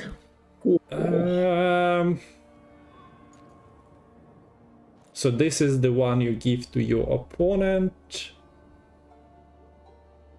Are there any agent soldiers? Yeah, I guess Master of Puppets is an agent. Agent. But that's very awkward it's to be keeping it's an towards the very aristocrat, end. not the agent. Okay, good point. It is an agent.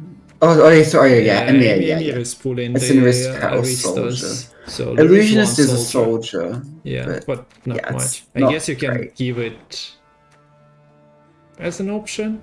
Edna and Rosa. And yeah, we see the Emir. Well-being. Yeah. The rest are at the bottom. Torres, Artot. Another Taurus. Yeah, why not? Double Artot, double Torres. Emir. Like, sure, you have Magna Division. Not amazing. Okay. Well played, Holder. You've done very well so far in this series. This game, I mean. Yeah, we only witnessed Kingslayer and pretty spicy Henry.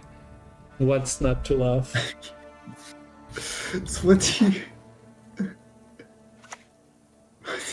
By my honor, they will hang.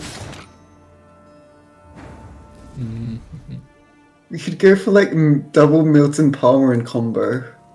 That could be so funny.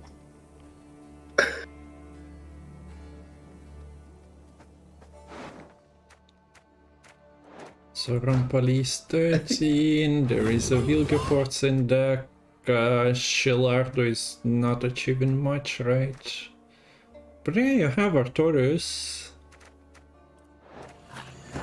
I think, unironically, you could just keep one of these Tauruses for second form. Yeah.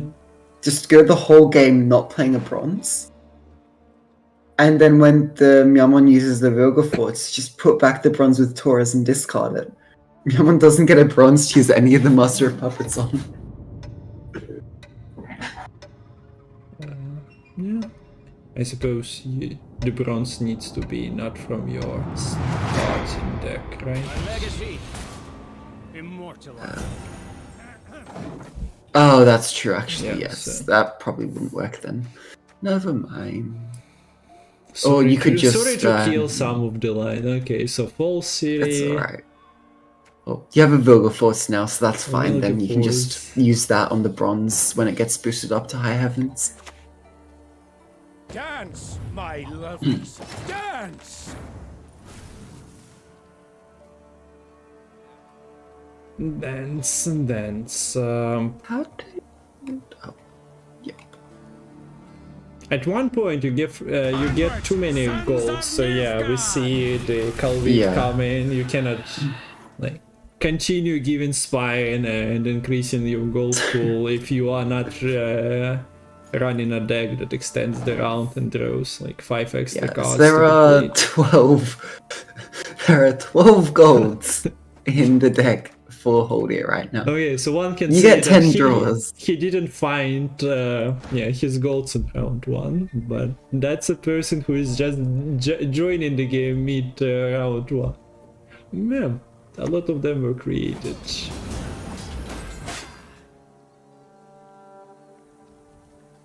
There is also a question of this bribery. It shows 5 units. Yeah. If it finds a Vilgefortz, it could very well just secure the round win. Or you can also kind of just wait, because this Master of Puppets... Okay, you don't have a target, so yeah, you might need to maybe wait for a turn, and then maybe hope for a Vilgefortz. Myamon might be able to win on even here, depending on bribery shenanigans. Yeah. You could also roll a Guillaume and then use the order to steal the defender status potentially.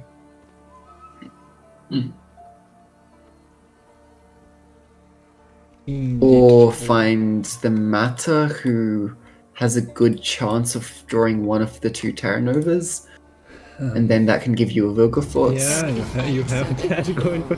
Or you can just continue increasing your Archot pool. Yeah. Defender I think is. yeah, it makes a lot of sense to use the Mage Torturer here. It's a bronze unit. You don't want bronze units. At what point do you go and start deleting golds from your deck? With this Taurus, everything is sorted by Calvit, as you mentioned. Yeah, there are only so many draws you can perform. Yeah. How long have we been going? I think I'm delirious by now. This game feels like a fever dream. It's okay. There's the joust. That makes sense. So yeah. Anything interesting? Well, there is abduction. There is false city. Yeah.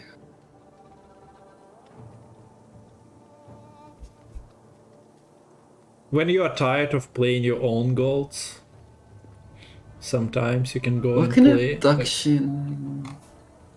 The false. It can't play the false Siri because that was in Myamon's starting deck. The two false series are in in Holder's own deck. Okay, so then we get. Okay, you can just get a Vincent. Okay, yeah, why not? Sure. It makes sense. Sure. Yeah.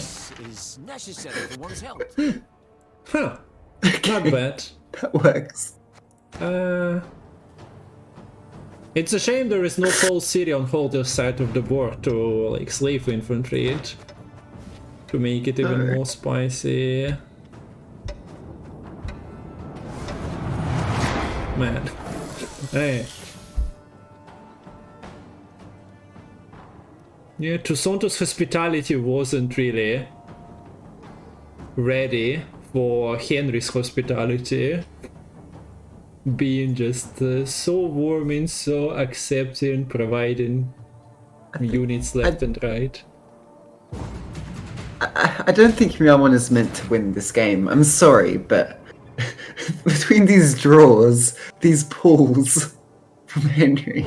What do you mean between those draws? Myamon's hand is consisting entirely of golds. Perfect draws. Yeah.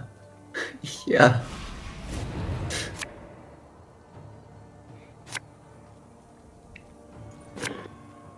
Oh, this mirror is, oh, terrible actually. This is a gold you actually mulligan. Mirror goes. I guess it's better than a squirrel, technically. It does give spying to everything that gets played, to be fair. I mean, squirrel against the golden necker. True, but it is. I guess that's fair. Something. It is a bronze unit, which is why I thought maybe mulligan it, but. In the end, both Emir and Squirrel are equals, and both are staying in hand. We're just gonna see the Kingslayer. I mean, I assume defender. Oh, this is a squirrel. This is right. a squirrel. It's getting rid of the defender. Okay. Yeah. Yeah, I thought it was the turn over for us. True, you can try to see something as well. You have the Stefanko to set it up as well. Yeah.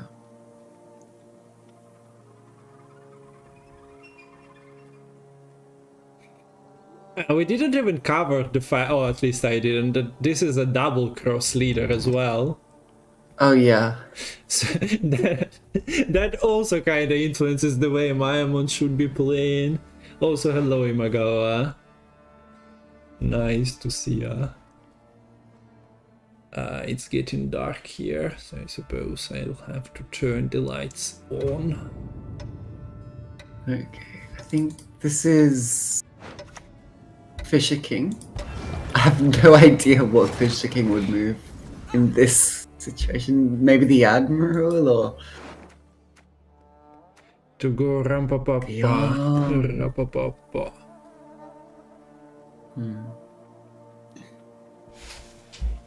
I think we're just going a long round. Actually, you can keep the Taurus. Taurus is very good against the false Siri from Myamon.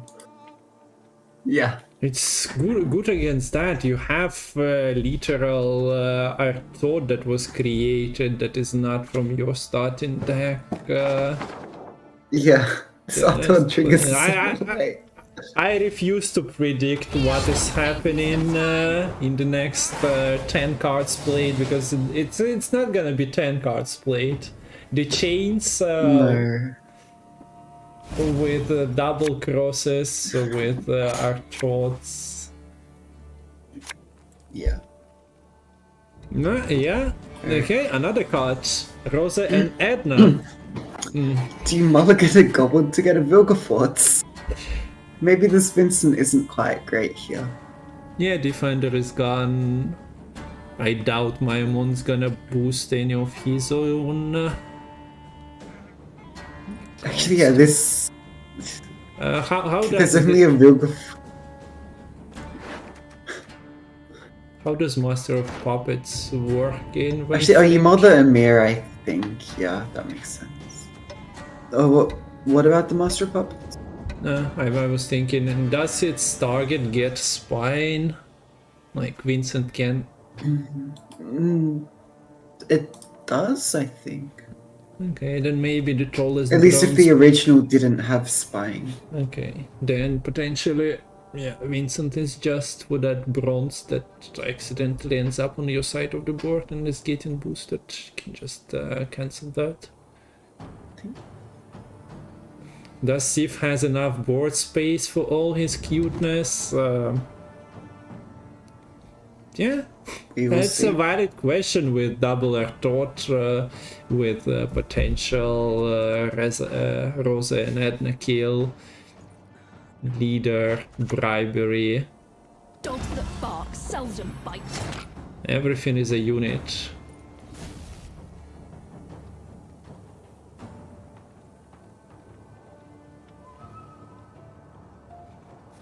So I think we just put back Decree here with the Alyssa Hens. So, Okay. our torch. Turn over Don't go number for the one. Kingslayer though. Please, let's at least avoid that. Yeah. Which Artot was it? I guess it was from the right side. I but we think. don't know. Okay, note that Henry is non-premium. Ah, So I okay, believe yeah. the cards he spawns are non-premium. So those will be the ones which will trigger assimilate.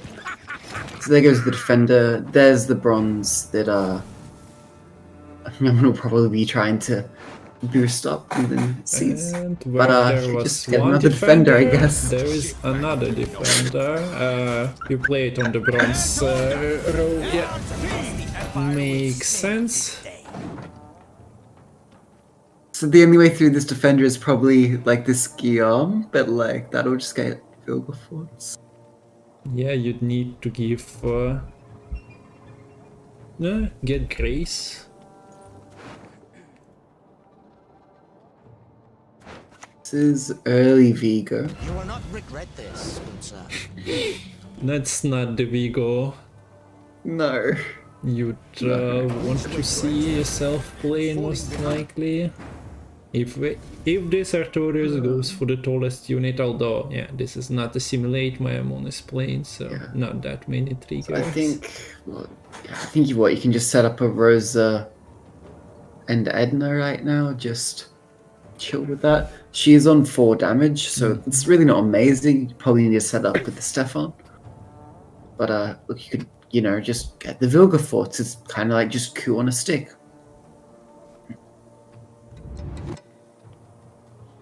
Although, to be fair, the emissary, we did mention the board space a little. The emissary does clog a little bit. You actually see the early Taurus putting the emissary back in deck. Replaying the turnover, of course, getting you another love more defender. defenders, Spain. I'm not sure about the row. Any reason Yeah, for Don't doubling? know. I'm surprised. I mean, the emissary was is a bronze. It's You still a kinda wanna bronze, yeah. block that. And the yeah, other one is- this would have been denied as well. Choose an unboosted enemy.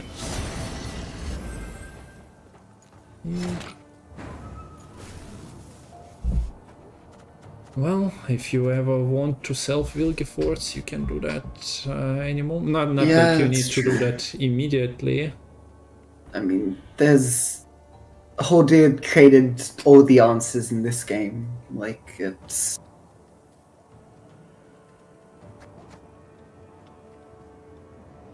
It's toll punishes upon toll punishes upon toll punishes.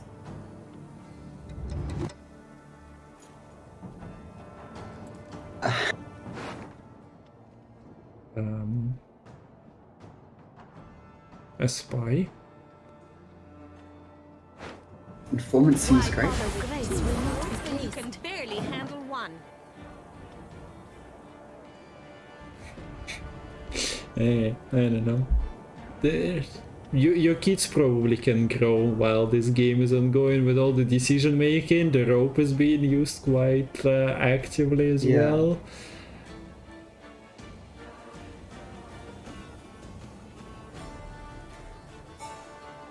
There is still matter to extend the round as well, if Myamon wishes it so.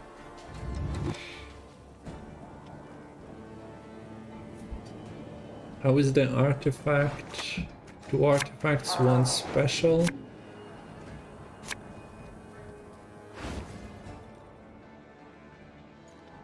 So here's the full series. The good of the Empire, that is what matters. Korea's quite nice here. Admiral's not bad. The rope is kinda bad though. I guess Admiral is getting floated. No. Oh no, that was a goes lie. through. That was a lie. Yeah. And it looks... There is a delay.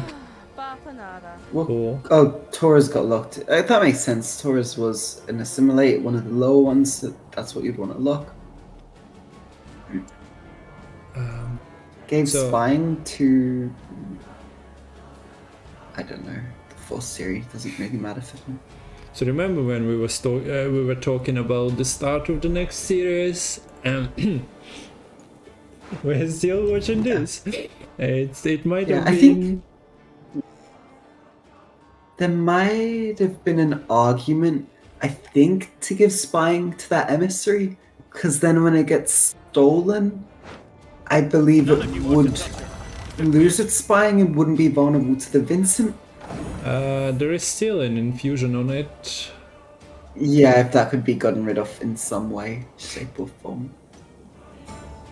I don't think there's a way to do that from Myamon. I mean, unless the Asir matter does something.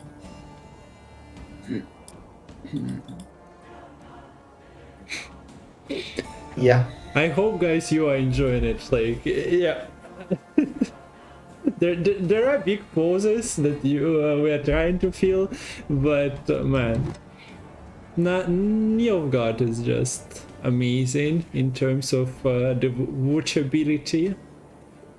You can just sit back, relax, and see what would be created next, or what action gonna be performed.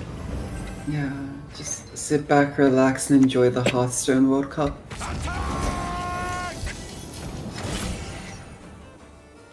This game does have grace. Was it always a bait from Holdir? That's why he double defender front row, so that Myamon goes on in, and then this is Wilgeport's. I mean, it doesn't matter, I guess, maybe. I mean, having the defenders split would have just completely shut it down anyways. Unless the Sangreal, maybe if you split, the Sangreal could be used to purify a defender, and then that kind of opens up options. I don't see it. Maybe just wanted to ensure the Sand or the Rosa and Edna kill go through, stuff like that. Yeah, here's the abduction. Whole city of his own. We all make mistakes. What does this? Okay, no. It goes for Nilf Knight. It could have been a Kingslayer, but yeah, I guess it's not achieving the goals at the bottom, right? So you are denying the draw from Emir, so might have been a puppet. Yeah, if the Nilf Knight isn't stolen, then like it kind of plays for 10 points here because it boosts the full series, which is coming back. Okay, once again, why is the knight not going to the front row? I don't know. Like, okay, you need space for the Vilga forts, Yeah, but apart but don't maybe don't you, you, don't you use it defensively? I don't know. or you can just wait for the steel to come through and use it offensively. You have last say, the opponent has no defender or anything. Oh wait, the Guillaume went through. Wait, Yeah, the defense Wait. status is. why did... There is a Vincent. I don't know. I mean, yeah, but the Vincent could have killed the emissary after it was stolen as well, I would have thought. But that's Wilgeforce's job. I don't know. It's fine. Yeah, I mean, there's 2 toll punishes. Decent chances. Also, the Rosa can pull another toll punish from the Vilga Yeah, forts. there is still. Not finally a leader, Bribery. but this matter is overswarming you a little bit. So is the other. I mean, Illusionist certainly doesn't help. Front row, yeah. Cultures connects folk to one another. You are still getting something from that matter that Myamon has. I mean, the Mata would have just pulled in a mirror, that wouldn't have been good. Yeah. Myamon's Mata probably pulls a bronze unit, which Holy just needs to discard. And that could have been a Bruja or something, which might have been a bit nicer. This Vatier is seizing on conspiracy. There is. Well, there is a mirror that gives the conspiracy, but. Yeah. What a weird ass game. It could seize the... Oh wait, it could... Yeah, no. No, yeah, no. My room is also getting darker and darker with this Nilfgaard mirror just continuing and continuing. It actually just plays the Toxicologist. Has enough space, I guess, with the full Siri returning. Yeah, Myamon is almost running out of space as well.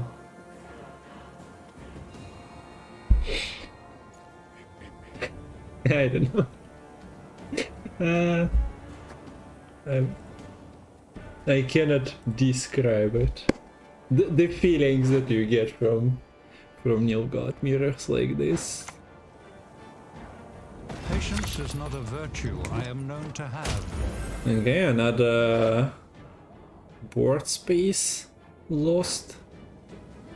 Reality is that which, though you believe it no more, does not know away.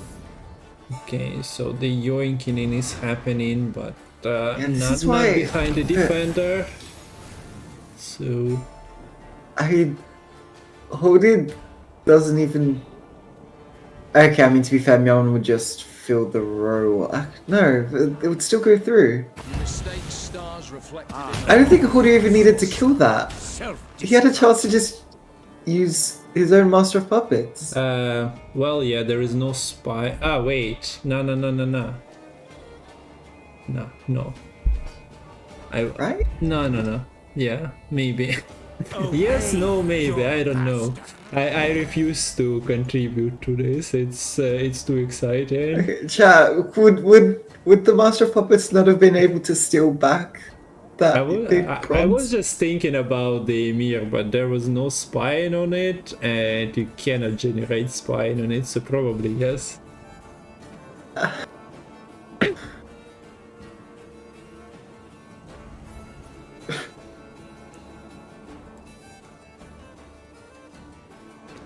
Crash, the standard for the matches has been just established for this World Cup. If France versus Brazil is any less exciting, I don't know.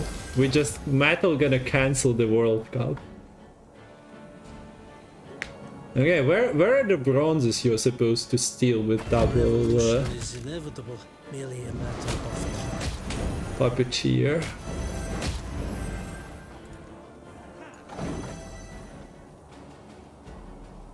Closer than I expected it to be honest. Yeah.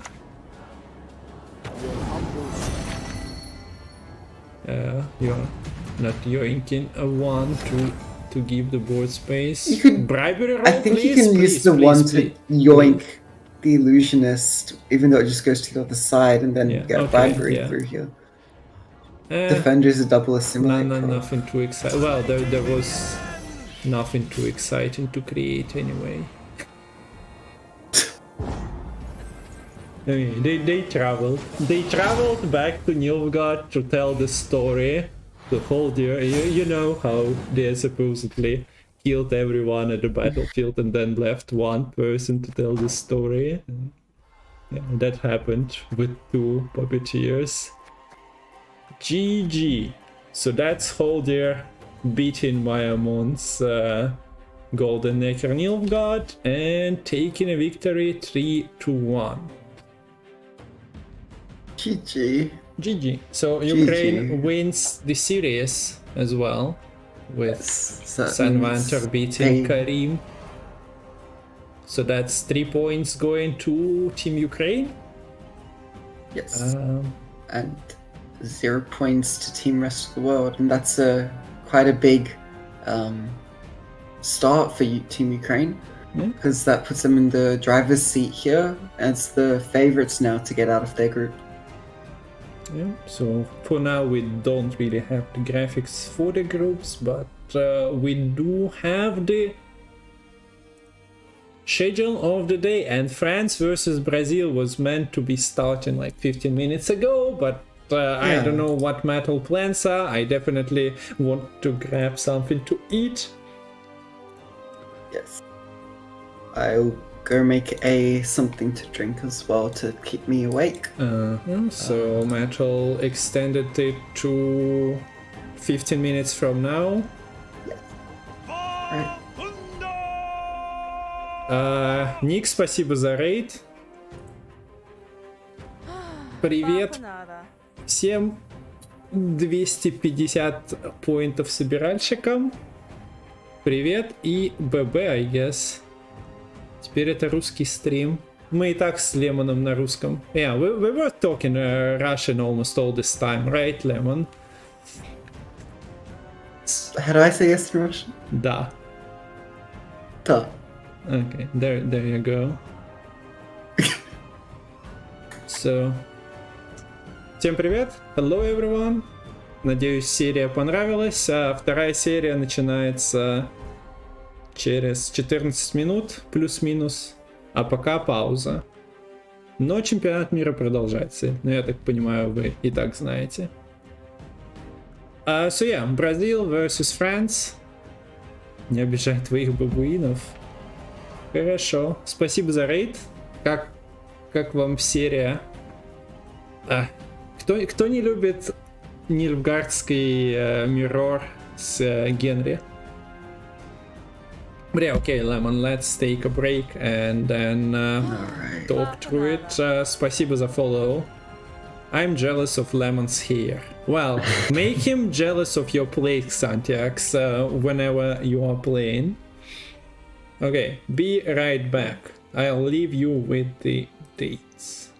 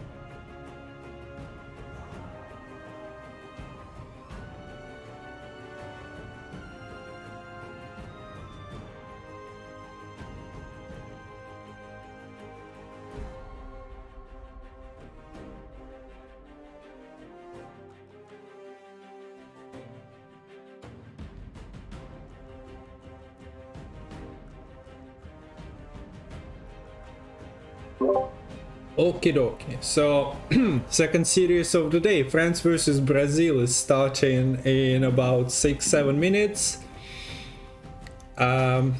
We have Exciting. the lineups of the day. Do you know who's facing who? I have the bracket. First is Kamelich versus Geronimo. Okay, thank you. So I'm gonna put that on.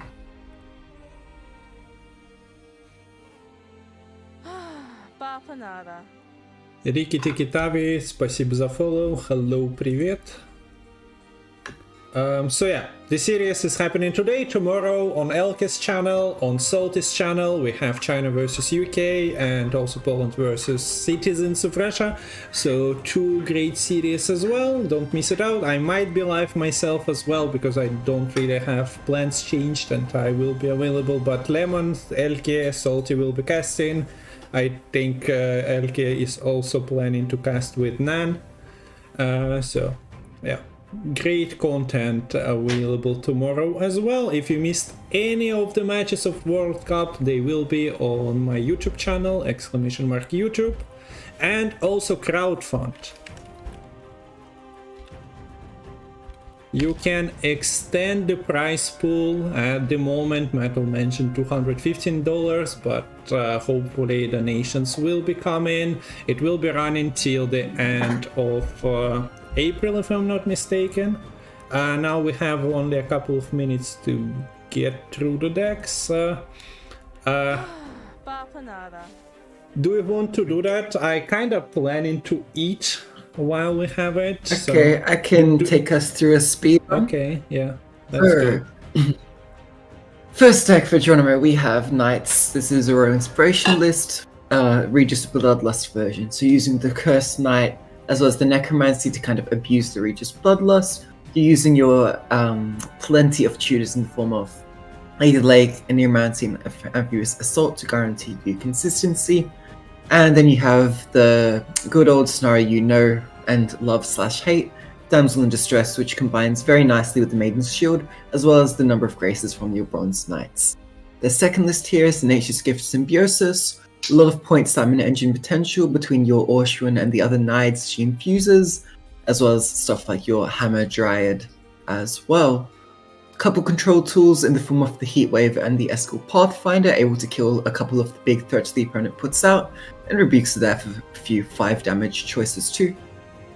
Big finishes come in the form of the Simless into Spring Equinoxes, which combine nicely with the one of Elven Seer, as well as the Gourd as your big finisher. Next we have the Fruits of Isgith, which is a control point slam list with the lovely Ethereal. Otherwise, your control tools are stuff like the Lord Riptide, Toad Prince, Heatwave, and the Erendite, which can get quite big with the point slam from this list. We're talking things like Griffin, Fiend, Necker Warriors, your big bronzes, which double up nicely with the Mamuna and the double Griffin. Megascopes used quite well with Griffins, and also we have the Upper Werewolf package to provide a nice finisher. Lastly, we have the Patchside Fury Warriors, pretty standard list here. Freya's Blessing to replay your Highland Warlords.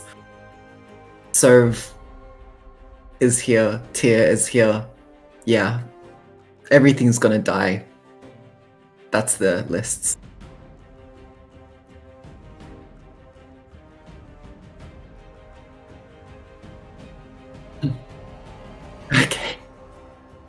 Okay, we have another Symbiosis list. Looks a little different here. We have Philavandrel popping in with the one of Bountiful Harvest.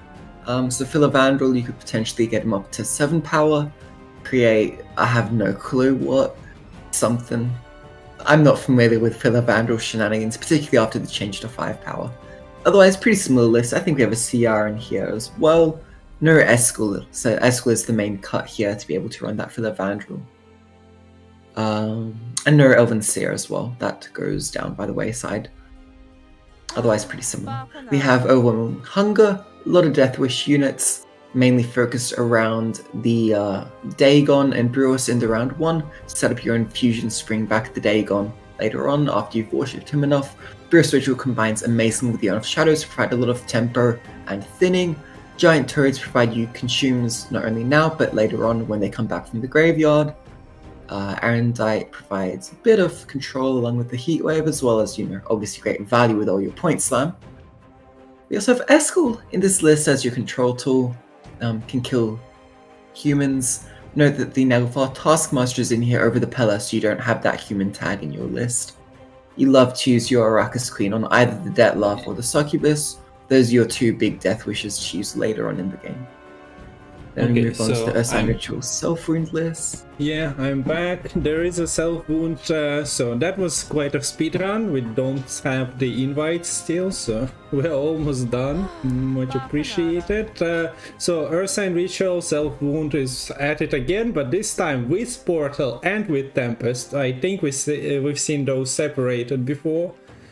And we also see Camilek opting for Covenant of Steel Defender. Also, thank you everyone who drops the follow, much appreciated. The World Cup, the Masters are ongoing, so content for Gwent is never running out.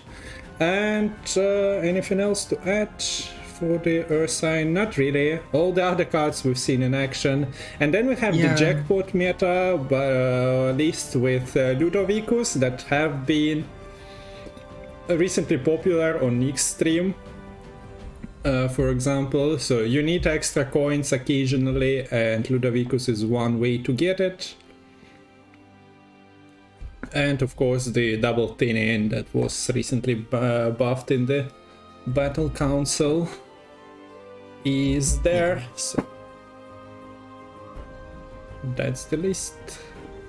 Yeah, non-devotion compared to the previous jackpot we saw, which was devotion. It's a little bit more consistent with the decree being able to find Madame no matter where she's in the deck. And just have Heat Wave as a tall punish option. So yeah. And the bans are through. Sorry? The bans are in, so Kamelich's jackpot is banned, and Geronimo's Monsters Fruits is banned.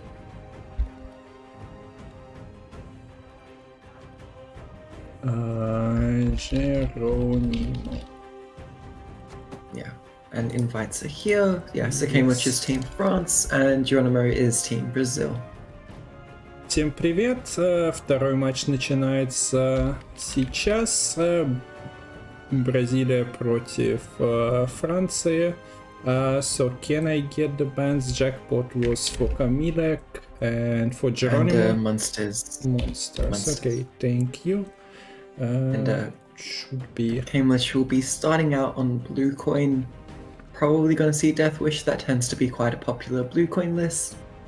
Red coin, probably Warriors, but that's not a great matchup into Death Wish. So you might see something else coming out for Geronimo, maybe like the gift instead on the red coin. Okay, I'll believe you. So I might have heard some of the decks, and when they are out, you can say that's exactly what I said. I will believe your prognosis, okay, because I was still finalizing. So Geronimo. I think I'll limit Geronimo's name only to 1-0 because it stretches the screen. Kaya Mirek. I think that one is correct. Why is it Geronimo with 0 now? No. Modifying Geronimo. Okay, fine. Так, все, поехали. Вторая серия дня. Бразилия против Франции. Матч номер 1 между Камиликом и Джеронимо. Потом будет еще один. So let's go. And this is the Death Wish on blue coin. To use the urn. Actually predicted it. Yeah, nice. And I'm not kidding. I said yeah. So Kamlich blue coin is amazing with the Death Wish. Geronimo's preferred red coin deck, I think, is typically the Warriors, but this is not a great matchup for Warriors, so opts for the Nature's Gift instead. And Death Wish kinda seems to be not the king of the meta, but a very popular deck, and the deck performing very well as well for a bunch of streamers and pro players. There is Dagon from Royal Decree, there is Bruce ritual available. So we see the royal decree, put in statuses on that wish units. You can always mark a giant toad because that helps with thinning it and getting it as a carryover. Yeah, so probably like AQ, toads, succubus, maybe a bridge troll or two. Those will be the preferred targets here. You kind of wants to still mark the common dead wish units as well, because you probably are consuming a bunch of them in round 1, thinned from the brews. Cannot really go only for round 3 carryover most of the time. That's an early Escal. I guess, yeah, the units are getting consumed. They are usually going to like 15 or like 10, 12 points mostly. Are we seeing heatwave here? To deny more thinning? I don't think so. I don't think so. Like, it could, but it doesn't feel great. Also, I think you'd much... I was asking because I'm not sure. How great is it to kill the Dagon, usually? I think there is probably a couple of that. Like, I would have expected you deny the expected... consume. Yeah, like, killing the Dagon there, I would have expected like the heat wave to be a lot more tempting if that was the kind of line you're going for. Because otherwise, like, I feel like you could just wait till it actually consumes something.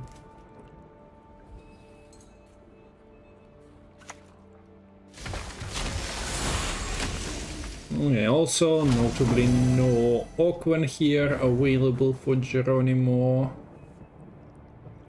So aggressive Escal, but I'm not sure how good is his continuation here. Call of the Depths is already at counter 2. Что снова англичанство началось, но сложно, когда один из двух кастеров разговаривает на английском, кастить на русском, правильно? Okay. I'd like a pass here from Geronimo. Okay, okay, let's choose this leader here. The thing here is, because Dagon gives 5 infusions, right? But you need to worship him 4 times for him to come back. Now, if 2 of those infusions were sitting on board there and Geronimo passes, well, Kamelich, if they want to pass in response, not go multiple cards down, that would be 2 infusions which weren't used to worship. That would mean Dagon doesn't come back. So that leader there is used kind of too many, like that's over the top for what was needed in that round. That's just to ensure that the Dagon is able to come back later. Yeah.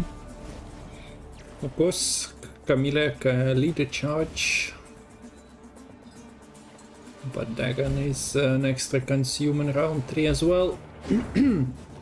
Okay, so Oakwen joined the forces, Seamless is there.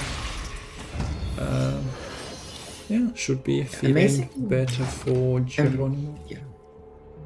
Amazing job to not break on any of those mulligans there for Geronimo. Both bring Equinoxes and weather cards are still in deck.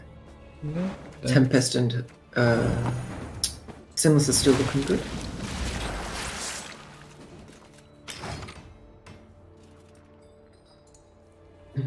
Yeah, usually there's some reason to sort of delay the Orsh until you have some other drives on board.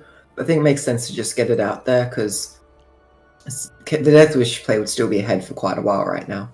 So you want to just get that out and force the Erendite early before it would be getting any more boosts as the round progresses. This Seer... Note that this Seer is an elf.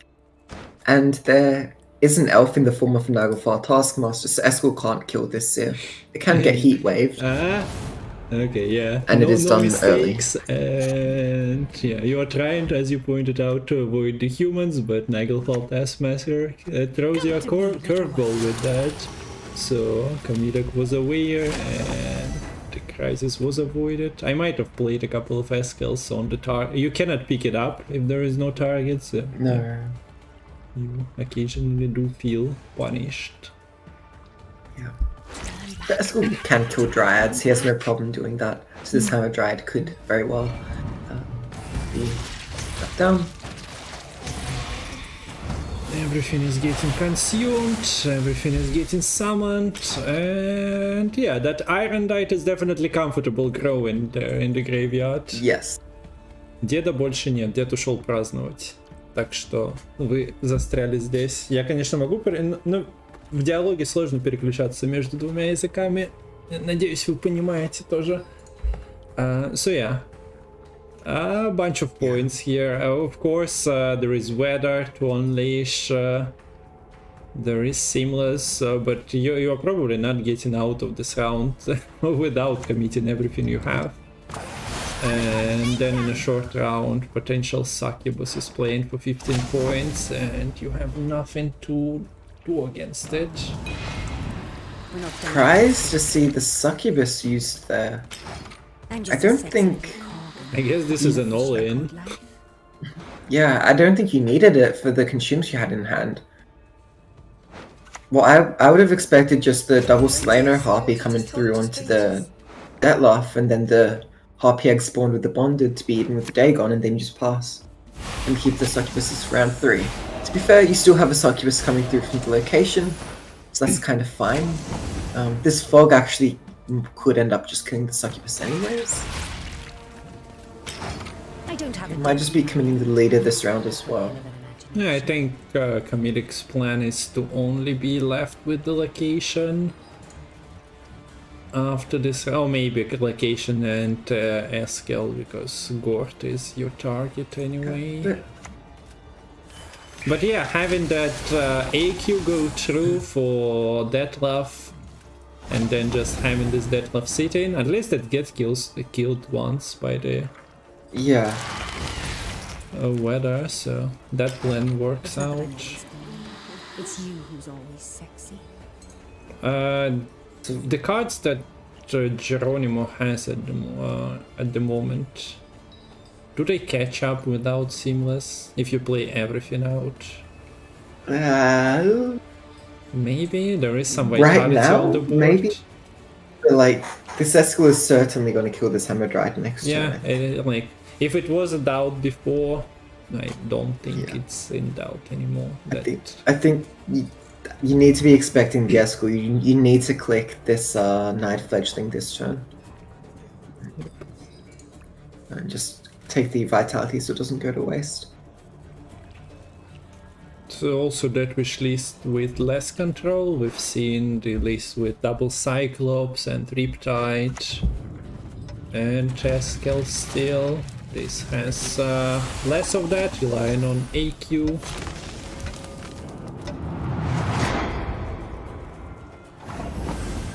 Yeah, it's kinda close for all that was done, but yeah, the rebuke is not very exciting.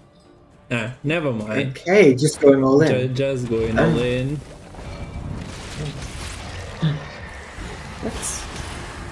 It's more points to consume the Harpy Egg. That's a 6-point Death Wish. The Succubus is only a 5-point Death Wish. I'm not quite sure why you just lose a point there. I guess it's just a there is no mistake. more weather. No random pings of any sort to kill it off on a chance. Like against Skedagi, you might risk it against some creates. 5 is bigger than 6, okay, and we have a feedback from the World Cup participant. It is actually 5 better than 6. Sorry, I must not be very good at studying for my maths major then. I apologize. I should go back to uni and try better. Clearly failed basic arithmetic. So I wonder if we do see the Eskel coming down. I mean, at this point, you have to go all in, right? Don't you do that? Like, wow. I don't know. Okay, get the Simless out. So you still have Last Say, you can use the Eskel to answer the Gourd, and then Erendite should be enough to win. Yes, that makes sense. Yeah, there is an Erendite, and Gift cannot really deny you the board presence for it. But for all that bleeding, I think the gap is wide enough to get ahead. Have we got the heat wave? Sorry? The heatwave was more than 11 points. Yeah, I don't think you could have gotten ahead with just the Simless there. Okay. All the tutors. Можно команды приписать. Можно, в принципе.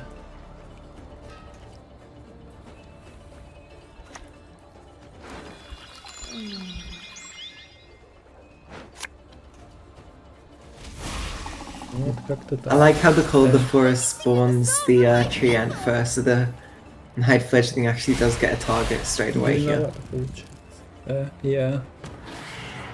1 second time. People asked for the team names. I guess I can just make it next to the bands. You guys will figure it out.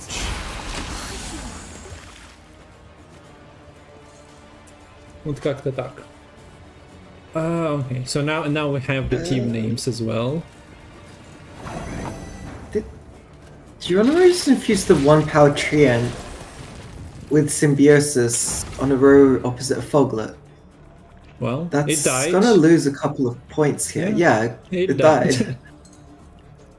I don't think that'll make the difference here. I think it's still a loss due to the Arendai and the Eskel not having last say. But yeah. But it did die. It died. Unfortunate as it might be, that was the result.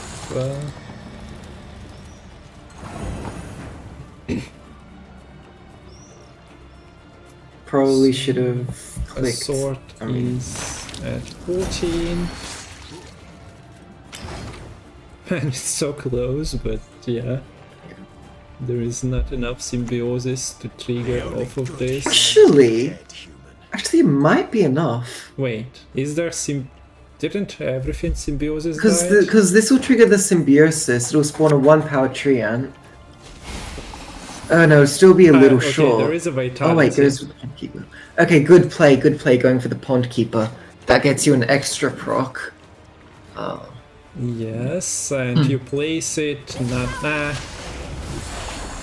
sadly. You don't click. Yeah. Because you don't want to feed the Eskel. It's Man. 1 point close. Yeah, 2 point close. That could have been a tie or something, I think, if you infuse something else with symbiosis. Yeah. If that doesn't die, you play what, 2 more natures? Yeah, there was a rebuke and a 3 more natures, council and the dryad. Oh yeah, actually yeah, that could have even been a win, I think. But that's not the case, and game 1 goes over to K-Military of Team France. By the way, didn't Isengrim's council used to be a tactic? My memory doesn't spread that far when it was reworked, but at one point there was no nature tag in Gwent, so most likely. Лемон откуда? Лемон из Австралии. Так что у него там уже очень поздно. So Lemon is a hero working midnights, being It's well past midnight by now. Well, yeah. Well, working at working nights. Yeah. Gosh, Also, yeah, you Isengrim's turned council. from lemon into demon for a second because of the typo. Also, Lemon is a streamer, so the link is in chat. Drop a follow. I do upload occasional Lemon game on my YouTube nowadays, but he actually streams himself as well. Так что приходите на стрим. So Skellige mirror, well, as far as the faction mirror goes, warriors against the self wound. Warriors don't love here. Like there's no answer for Sigvald beyond Champion's Charge. But then it can just get brought back with Sigdrifa's right, and then you literally are out of luck with answering it.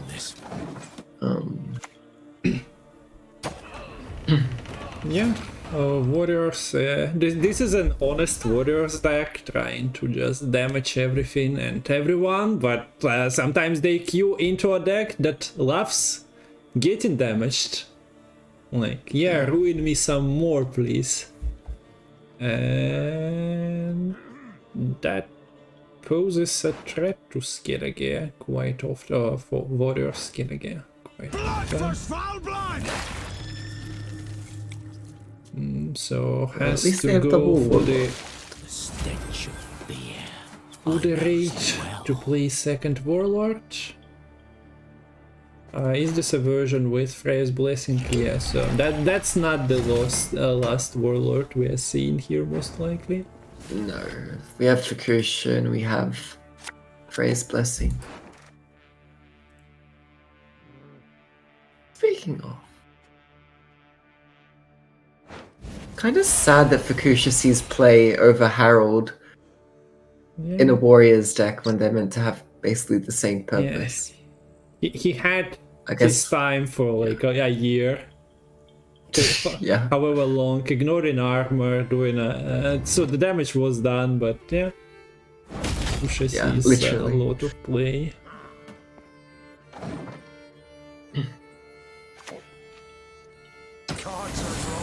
Yeah, I mean, Cambridge is keeping up here. I don't think they'll really be able to sort of win the round here. It doesn't look like they're hard committing.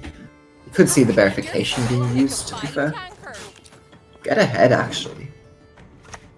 Could make it a little awkward. Yeah.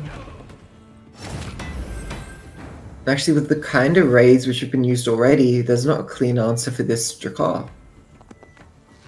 Like, Geronimo is actually at risk of, losing on even and loses the round. Just has to give it up.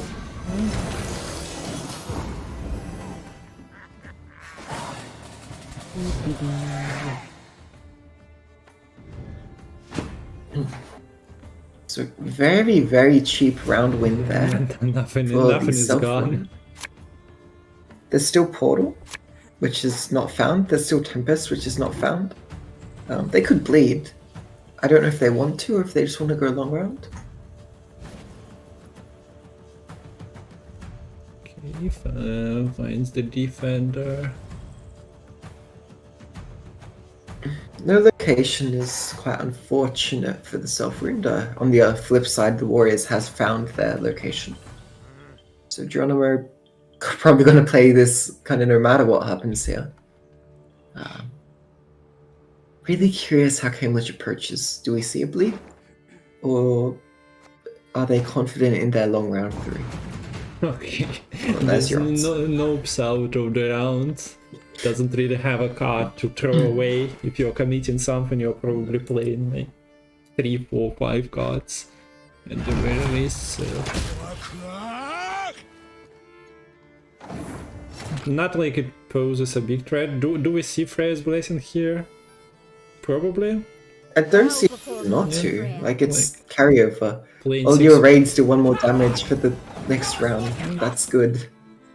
And 6-point play. That extra point of veteran is not really worth it to carry over into next round. So yeah, nice to have a card. The only reason to hold it is if you're worried about proactivity. But like, even then, I think just draw tier easy.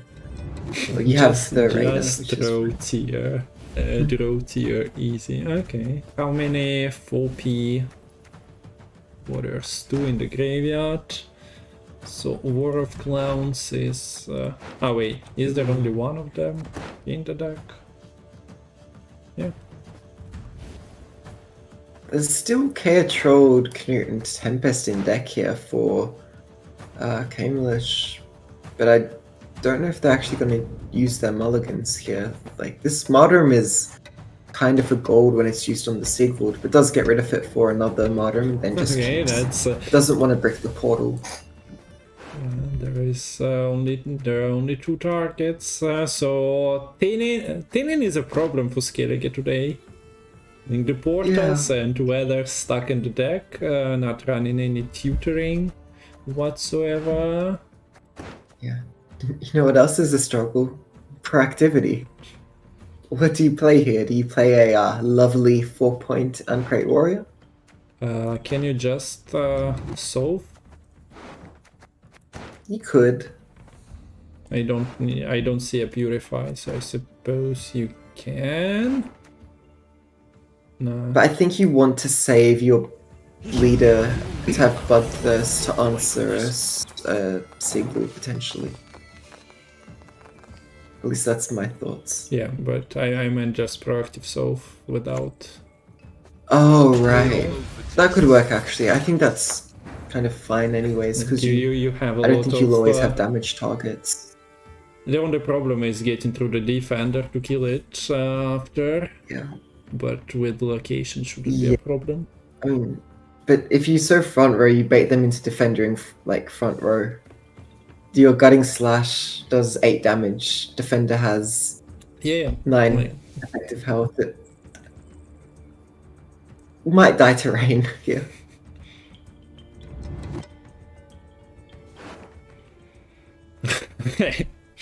So, speaking of which, there we go. More proactivity. Guess it didn't really matter. I lost the turn of rain.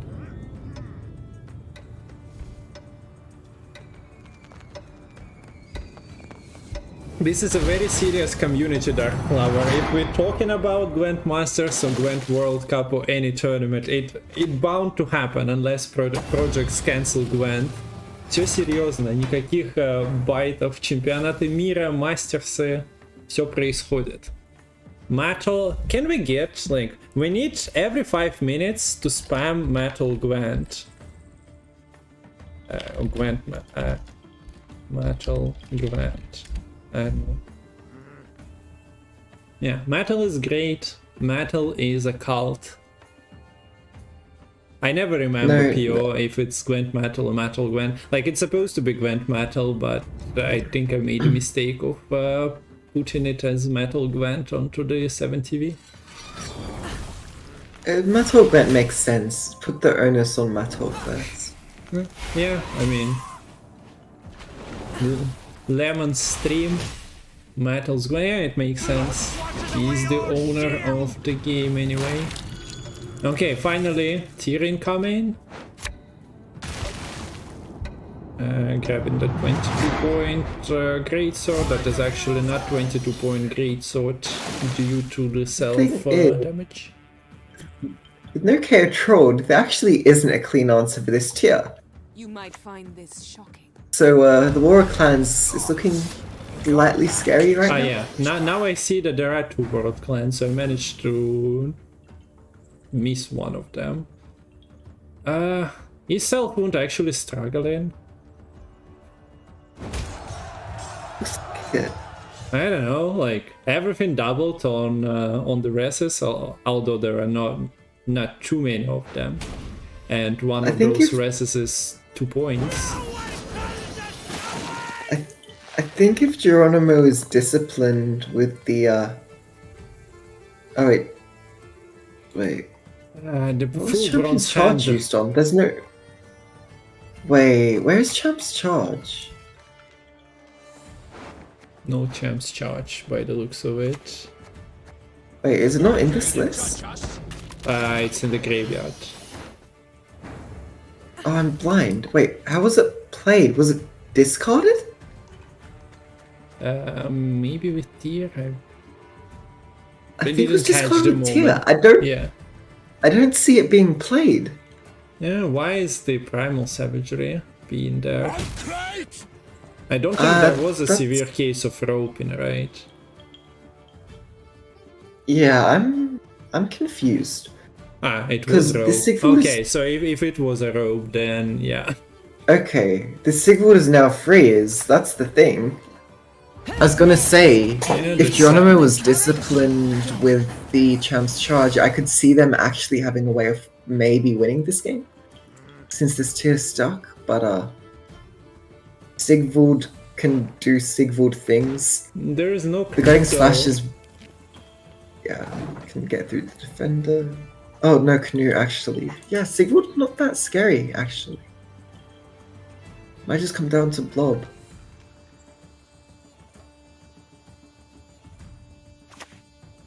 And where there is one defender, another raises, savageries looking a bit suspicious. Yes. Yeah, the Savageries are at 6 damage, and most other things are a little above 6 damage. So there's no real good way to get through this defender either. I mean, War Clans is only pulling an invader right now. The Yeah, Rockwell so Warrior you're Graveyard short. was already brought back. What? I don't. Don't you just War of Clans the defender finish it off and savagery the. It wouldn't Yeah. kill it. Yeah, but finish it off with the primal savagery. Oh, yeah, I think that would have been a slightly better, yeah. Worry not. We'll tend your ankle biters too. Because, yeah, like, maybe you're worried about sinking damage into this armor, but, well, one, you're only dealing 1 damage anyways with these raids, and 2, the Spell Lord was going to kill those sirens anyways, so it doesn't really matter. The point gap looks a bit ridiculous though. It looks bad, but Blob is Blob.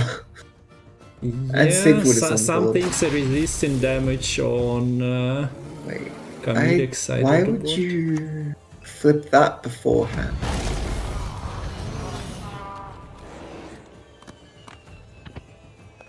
I guess you had to do that, because otherwise it would have died. In the blob? Well, it dies to the chain, I suppose. But yeah, blob being blob. It becomes a 20-point game. Yes. So yeah, Champions Charge denies the 28-point Sigvald. Although, yeah, then things are getting played a bit differently. That's a really unfortunate rope then to lose the Champ's Charge. Like that's your that's like your one possible lifesaver there. But to not have that, well, then you're up a creek without a paddle with a bunch of bears chasing after you.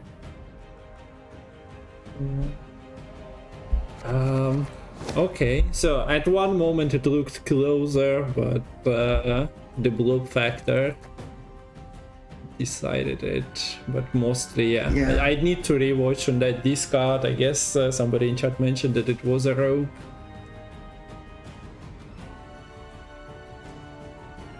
But yeah, Kamilek and Team France is 2-0 in this match. There will be another series after this one, so for those of you not aware, there will be who is playing today.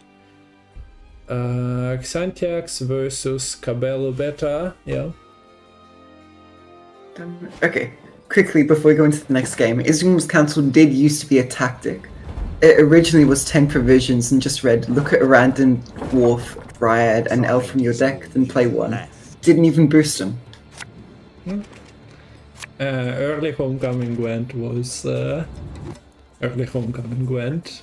I don't know, the Call of the Forest was a pretty nice concept, like allowing you to play a card of the same tag, I think. Like decoy, but with extra steps. Gift Mirror. So we are just moving to Xavier's But there School are of Gifted. differences. Notably, Geronimo is playing Eskel, which Yeah, useless. I don't think is very good right now. Yeah. Whereas the Eskel is replaced with Philavandrel for Camelich, so right away I would probably say Camelich is a little favored. So yeah, guys, Eskel Mirror не имба. So yeah, good point about it. If you needed to like cling to one fact, why would you prefer one deck over the other? That will be a giveaway. Coin wise, I'm not really well versed to say which one is better. We see Geronimo is being active here with Oakwen and protecting it from the rebuke. Probably doesn't. I like that aggressive play. But could have actually, been like, no. Could it be protected at all? Like the Caress caress wouldn't wouldn't be even put enough, it- right? And No. boost to 5. So yeah, I think You she need to is spring that- Equinox, but Yeah. that's usually not going to be True. committed. But this is going very tall here for Kamelich, which could play right into the hands of the Heatwave for Geronimo if that's going to be committed early. And the Naiad is a lot better here for when it's actually played here for Geronimo. Because the Kamelich's Naiad wasn't even infused. He has the call, but decides not to use it.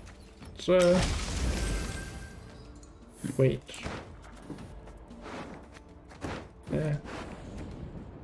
Yeah, there is the Oakman. I was like, how did I miss an Oakman getting killed? And then, is there a possibility somebody is playing a gift without the Oakman? Yeah, and just that my sight is not that great at spotting Oakman in the deck. The card that I revealed. When are we getting the next reveal phase? I wonder. We could make our own cards up. Yeah, on Reddit. Could do a reveal campaign for next Balance Council. Yeah.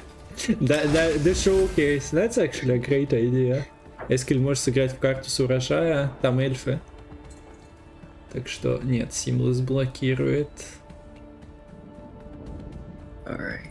So it looks like Kamelich is holding the Orshuan close to their chest right now, not wanting to commit it in this round so far. Trying to just hang in here and keep it for later. Trees live longer than humans. But that They might need become a little protection. difficult. Curious if we'll see this lot get played. I would like to see the lot come down earlier rather than later, personally. Because if you play it later, it's much more likely they'll have access to a Dryad's Caress. Whereas you look right now and there actually isn't access to that Dryad's Caress. So no leader left. Heatwave goes for Geronimo, and Kamilek has to take the loss on even cards, but keeps Oakland. Yeah. So Has advantage of 10, 11 provision cards, and has his own Heatwave somewhere in the deck.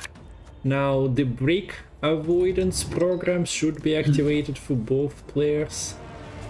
Otherwise your weathers and your equinoxes getting messed up. Pretty talented, finding that seamless, bad. and on the other hand, lot Geronimo worse. manages to break.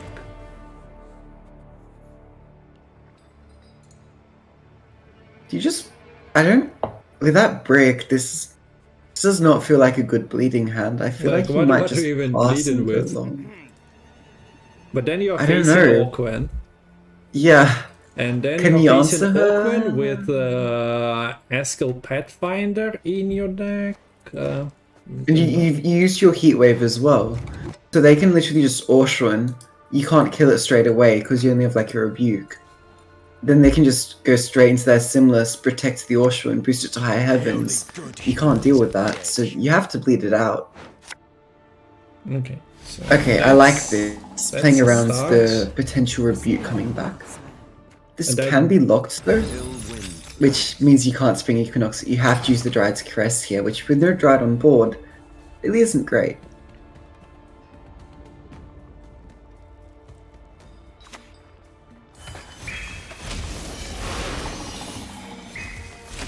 Extra couple of points, feeds into the Tempest here.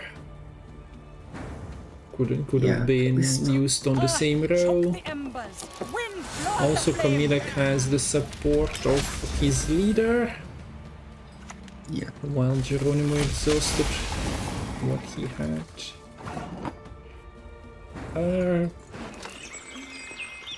Okay, so this should be Okwen into the weather. Yeah. If Geronimo is happy with the bleed, wait, that gets a hand because of the symbiosis. And But I don't think responsibility. you want to keep playing here, though, regardless. Like, okay, unless you think you can get card advantage by playing out your Forest Protector. Yeah. But that seems sketchy. Seeing Okwen, knowing that your opponent has Tempest and Wolf, you are probably just spending Yeah, I a think you just gold get out. and achieving nothing. Oh no. Okay. So the Mulligans. There is no that's really- backup. Oh, no. So, Geronimo. so Kamilek. So guys, if you are ever thinking about controlling the weather, find your Tempest early.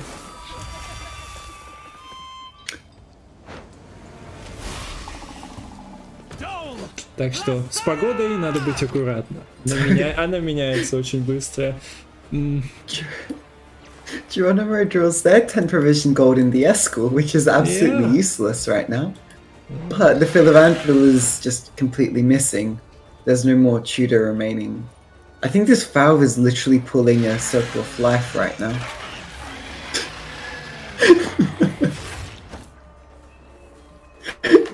What is this game? Brick City Life with Askill playing for. There is literally nothing, right? There was a question about the creates, but well, the creates create elves that you already are running. The treants are blocked by the Forest Protector on both sides. Literally nothing you can do with this. I think the Nutrient they want Force Protector, but that is enough. I'm hoping for the emote from Kamilek. Like, it makes sense. Your opponent just played the Tempest for one card. Ну, не все ожидают мирроров гифта. No emoting! Okay, maybe after? I feel like you could have just waited there. I don't think you needed to do it when there was like nothing. It is pure Gwent moment, so something must have been done, and Geronimo has the code.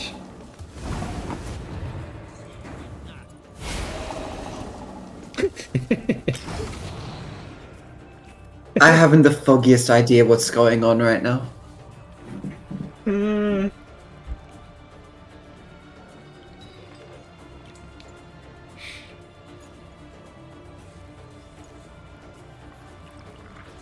Замечательная погода повсюду. Немножко штормит, немножко тумана. Sure, no problem. Yeah, Chatter is happy with your foggiest implementation there. Very nicely done. Yeah, we got the world casters just for the World Cup with all the puns you could ever ask for. Okay, that 3 and this. Great, look at this fast save value. Ah, yeah, +1. Ooh, value achieved. Finally might see the Night Fledgling come down. How about... Nope, it's the Force Protector. How about more no! Not like this. I don't know why Geronimo is waiting so long to play the Night Fledgling. I'm not sure what they're scared of there.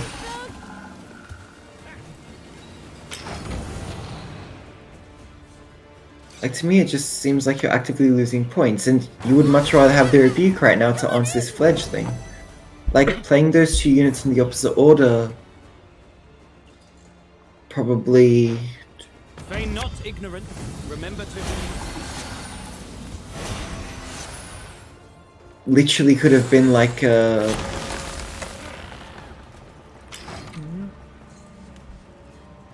8-point difference or something. Yeah, that would vitality would have been floating otherwise, and we see that Kamilek is utilizing Legend immediately because no reason to risk. Yeah, there's no Toll Punish remaining. The Heat Wave was used round 1. Cambridge actually is missing their Heat Wave, but the bigger Gourd, Well, it doesn't really matter here. But one of them is sand buffed. And look, I think I'm gonna say it again. Geronimo, I think, should have won this game with some different sequencing. I think would have been maybe still a 1-point loss perhaps, but like, yeah. Because the Naiad wouldn't have gotten the extra vitality from the Simless. That was, maybe it was only a 6-point difference, to be fair. Or maybe I'm slightly under. Maybe it was more like a 5-point difference, because then the Rebuke would have dealt 1 less point of damage, but... I'm not sure how well the weather played for both players. They also decided to throw it out early, and well, with the Squirtle random spawns, you never know what feeds into which row. But GG to Kamilek, and that's first win for Team France. Now we'll have Xantiax, who was in chat, so good luck in your match, to go against... I need a reminder who is playing Cabello Beta. Okay, I remember. So a short break, and then we go through the deck list. Let's see what metal is saying GG. So I guess we'll have a 10-minute pause so we can cover the decks, and I grab something to drink, maybe make myself a tea. I'll go make Match will start well. in 13 minutes for Xantiax and Cabello Beta. Okay, so the last series of the day. There will be 4 series tomorrow as well. And crowdfund is the command you can get. At the moment it's only on Stream Elements. There might be donation alerts для тех, кто заинтересован. Донат сейчас Stream Elements доступен. Надеюсь, что у Матола получится Donations Alert настроить тоже. Поддержать команды, закинуть призовых, которые пойдут победителям. У нас 2 группы, 4 команды. И из каждой группы выходит 2 в полуфиналы. И потом, обычная сетка. Blank Page. Stream Elements не везде работает. Я не знаю, почему Blank Page. Кто-то говорил, что он перезагружал, и у него сработало. Но я понимаю, да? Кто-то тоже раньше писал в чат. За кого ты топишь? За игроков, играющих Хенри в своих колодах. Так что важнее не игроки для меня, как кастера, а колоды, которые приносятся. Сейчас пока интересно. Первый раунд уже Генри поиграл, мы видели культистов. Так, а сейчас небольшая пауза. Через 10 минут начнется следующая пара. А пока надо отдохнуть. Так, куда вас поставить? Расписание на завтра на экране. So, yeah, the schedule for tomorrow is on the screen, but today we still have one more series. And if you missed anything, it will be on YouTube, so go drop me a follow, okay? Stavki, Metal, can you close the bets? I will be back.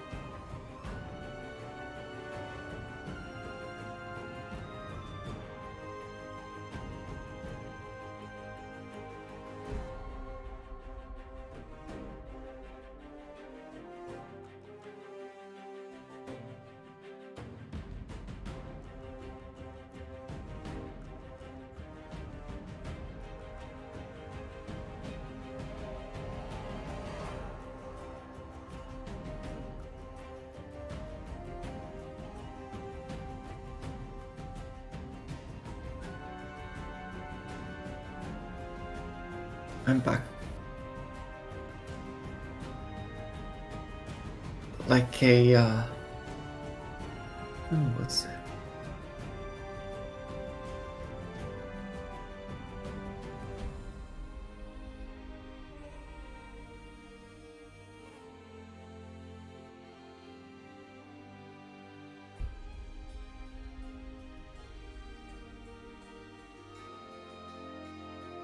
Just like an 18th century composer. Back? What were you talking about? Composers? I'm also back, just like an 18th century composer. Why though? It's 2:22 a.m. You stop asking why at this point. Окей. Так. Бразилия, Франция. Второй матч начинается сейчас.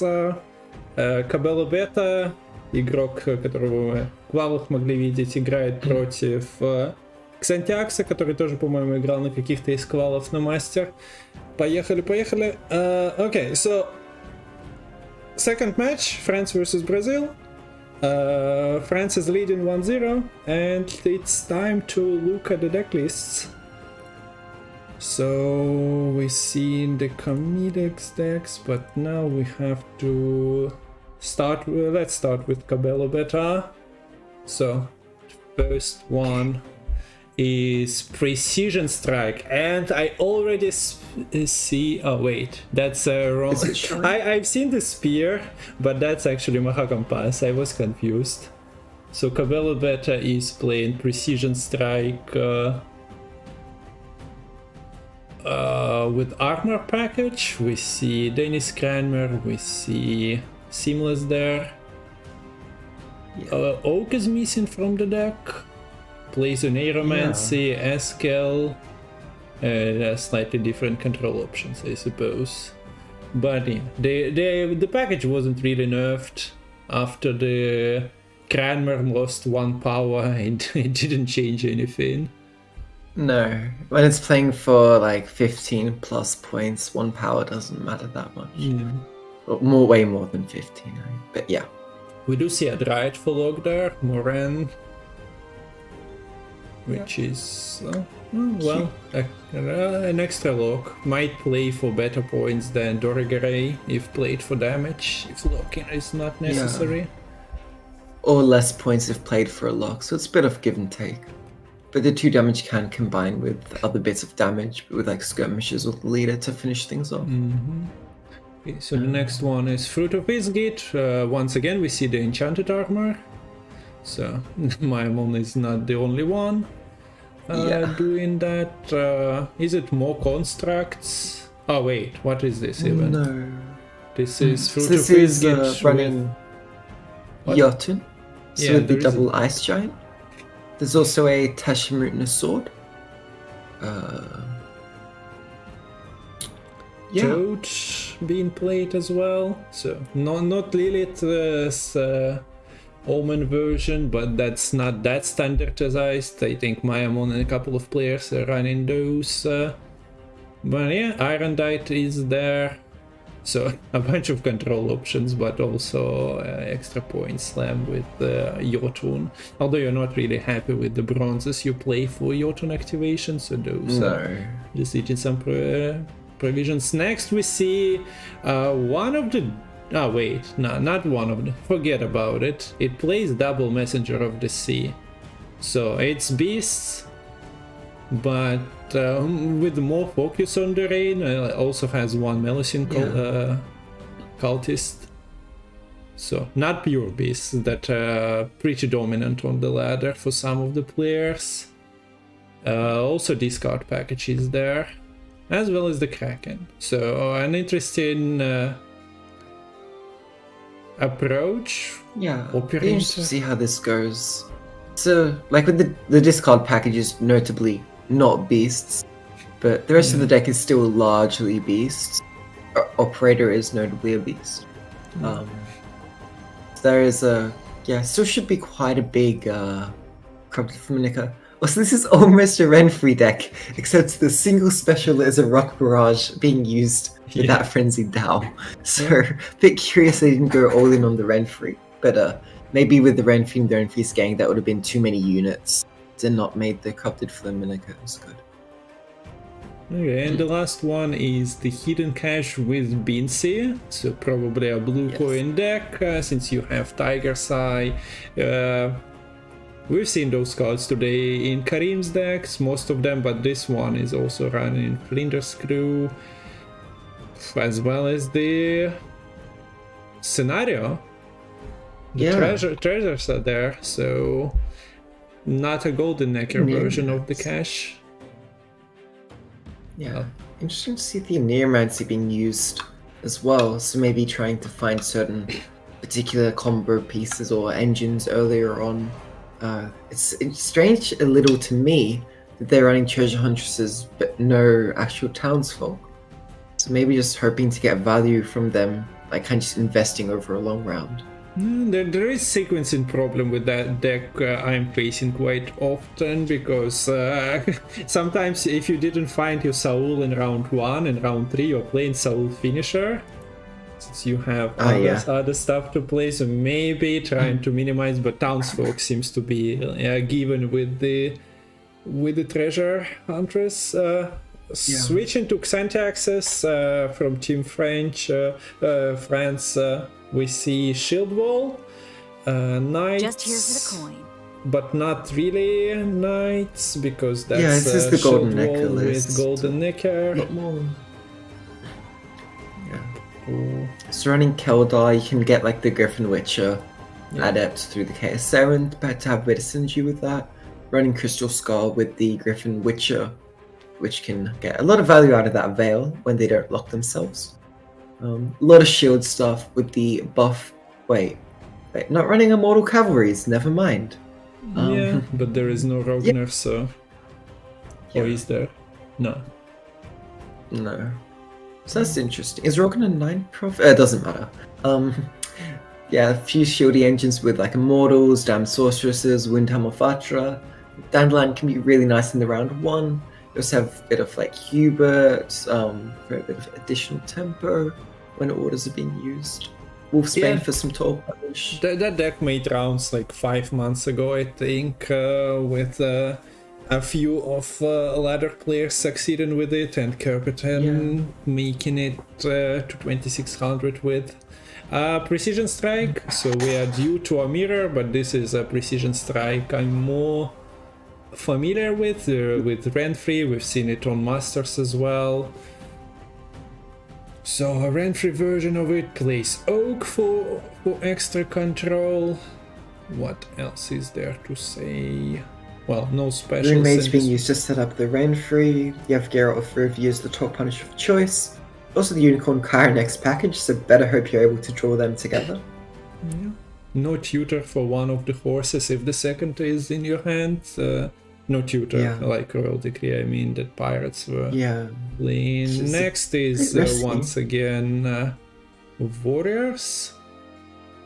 Well, pretty standard Warriors list with tier. We've just seen how it performs, and that's basically going on unchanged for 6 months, or however months it is since the tier release. Notably, the Warriors from last series was on the side of Team Brazil, I believe, whereas now we're seeing on the side of Team France. Okay, we got the invite, so time to see what was the last text. It's just a non-devotion Jackpot, which is, I think, the meta version of Jackpot, you would say.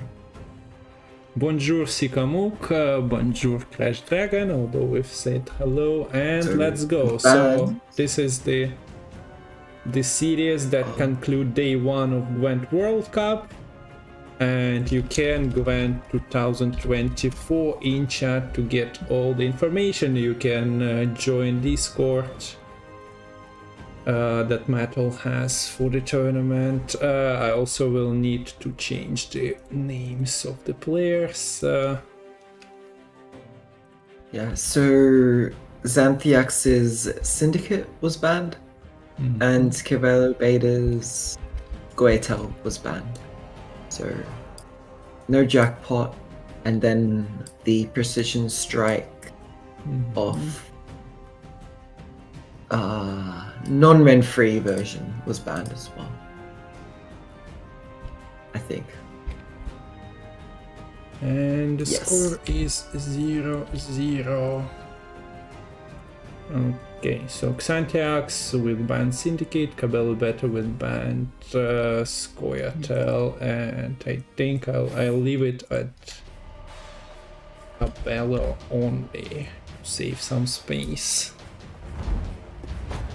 Yeah, so Also Cabello will reminder be that you going- can crowdfund the prize pool. The World Cup gonna be ongoing for months, so you have till April. So support the prize pool, support the Gwent esports scene, even if it was somewhat abandoned. But the fun never ends. And we are into the game number 1, with Syndicate being the weapon of choice here. No Beansy for Cabello. I think his deck was the one with Beansy, so that's unfortunate. Xantax is playing rent-free. Sol and Vita together here are nice at the very least. Despite this is such a the rent for this is so weird. It has like some bits of control, but stick a 5-point unit in front of them and they struggle to really just kill it straight up. Yeah. Especially if they are not able to set up like a Pyrotech or a skirmisher beforehand.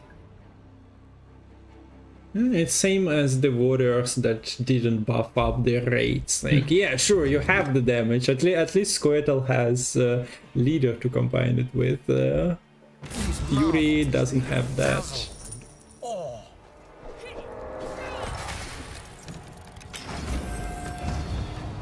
So Saul round 1, turn 1 is pretty welcomed here, even if you don't have the Beansy. Saul is doing the heavy lifting. Of course, he gonna have a meeting with Geralt later on, if he tries to just grow into the infinity. We also see Xantiax, I think, mousing over the Zoltan.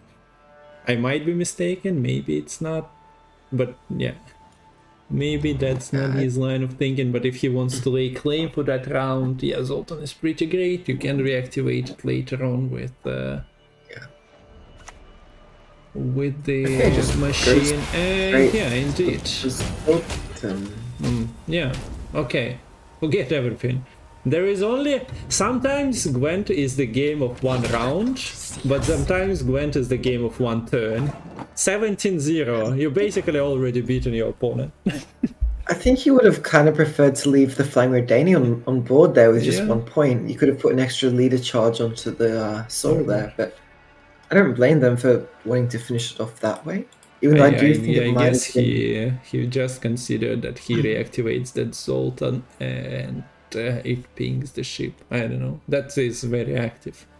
Sometimes there is a proactivity lacking, but that was a lot of activity from Xantiax here. Maybe this would be amazing if Oak was here. Let's be honest, maybe this is the last Gwent World Cup in the history of Gwent. So you want to make it memorable, so you just slam immediately, and then you can show 17-0 lead immediately, but... it doesn't matter what happened in the rest of this game. I mean, we clearly won at the start, right? That's how Gwent works, I think. I don't really know how this game works. Somehow I'm casting the World Cup, I don't know how I got here. So, okay, now we slow down a little bit. There is staining, there is like just machine being played. Don't see it like that. Could be very good here if it's able to snipe some Brooklyn Sentinels. Yeah. But I don't know if you're better off just trying to save your good engines and then just defend a bleed. Just give up the round, except you're going to lose uneven and just say, see you next round. Yeah. So at the moment, the dock is in hand, but treat it as a carryover. Using your leader is also a form of carryover. You're just improving your draws. Especially when you have unicorns, which hopefully you'll find, because none are in hand right now. Okay, so Cabello Beta says, yeah, I'm done here. We already might have figured it out after the Typlo Grandsakers. But I admire this, because as an engine deck, if you're gonna lose round 1 uneven, you're much better off just saying, okay, fine, I accept it, I pass at 7. Because then you're given the longest round 2 possible to defend the bleed. You're giving your engines as much time as possible to start ramping up, and not let the opponent just push you around in shorter rounds, and giving them control over the game. Speaking of drawing, both unicorns are found back to back. Yeah, they're also looking at one another, so they have a thing going on. Yeah. One follows another. Well,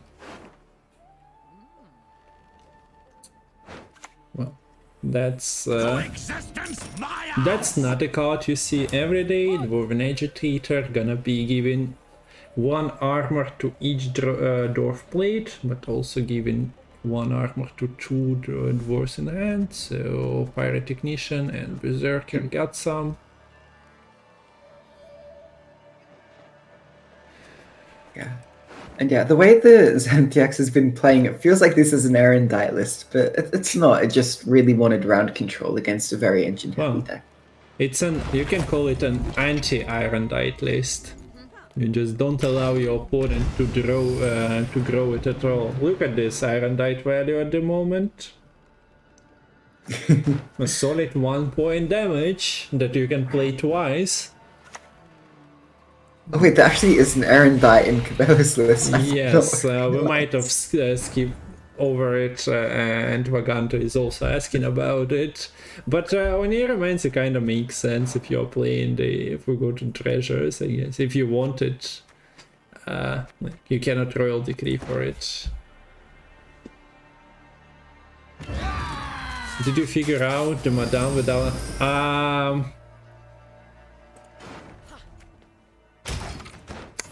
It's just for peaches. Okay, so see, when you are doing 4th series in a row, you save time discussing lists that already seen play.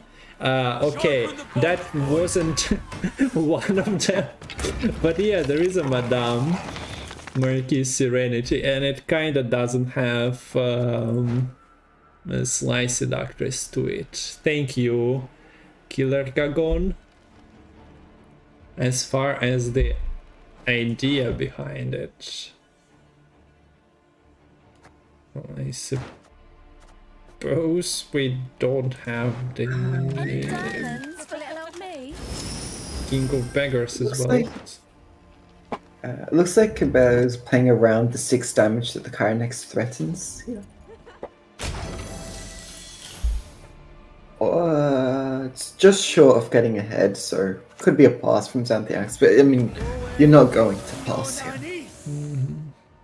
Did he misclick in the deck builder? I don't know. That's usually what Gwent players from France were known for.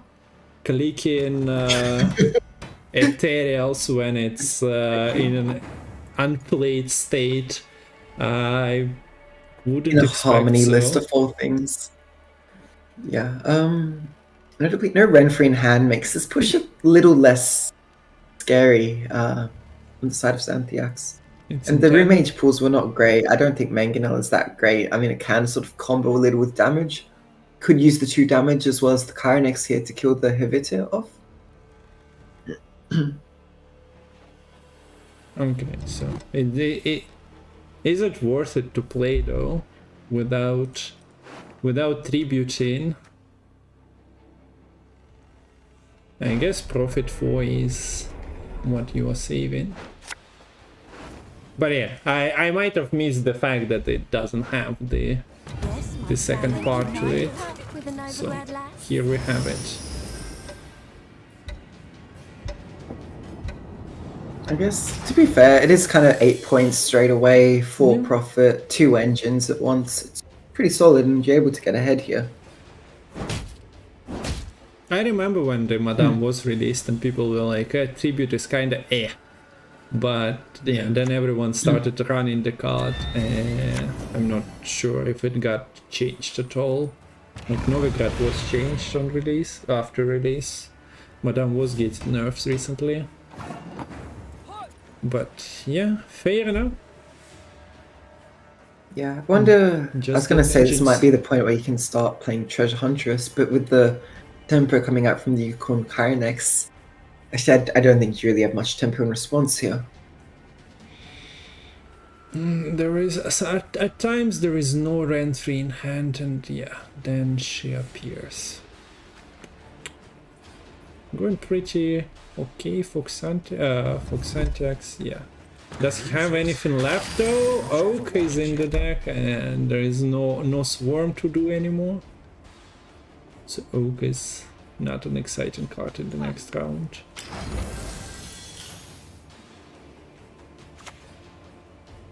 Blood!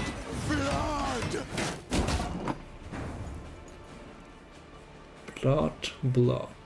Ping ping. Might be. Might be time. Any moment. I wonder, now. is it Bincy time? Treasure Huntress time? You kind of want to get the Bincy down before playing the Treasure Huntress in a way. Because she does have Profit 3, which is 3 extra points on the Bincy. Yeah.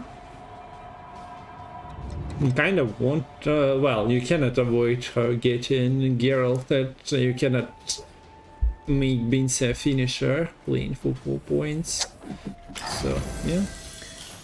Yeah, it's ahead right now. The Peaches. Santiax never leaves the round without playing Renfrey and potentially Geralt as well. So if destroying an enemy with the 8 or less power, I guess goodbye, Bincy.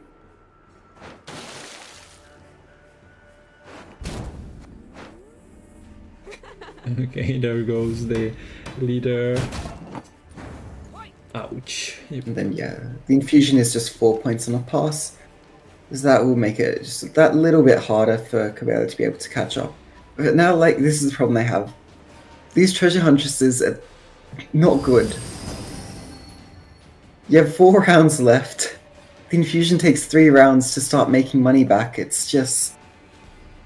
It achieves nothing. This map really isn't helping at all.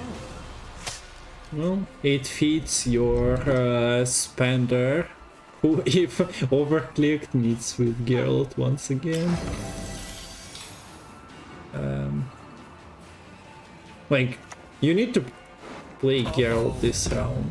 You're not getting anything out of him next round. Well, there is a also. Oh, Iron Knight is at 3 power now.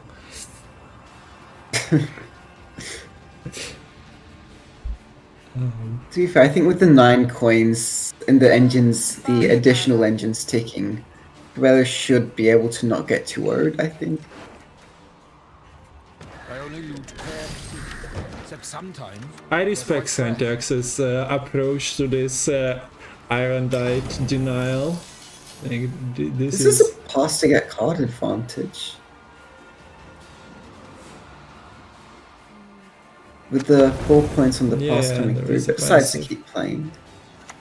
And he doesn't even decide to Geralt and maybe keep the last card. Oh, there is no real reason to keep the Pirate Ignition, to be fair.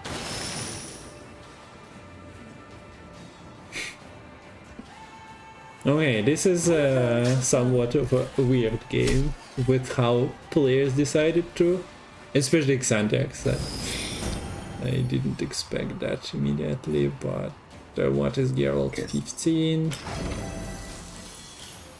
I don't like that spend on the candle.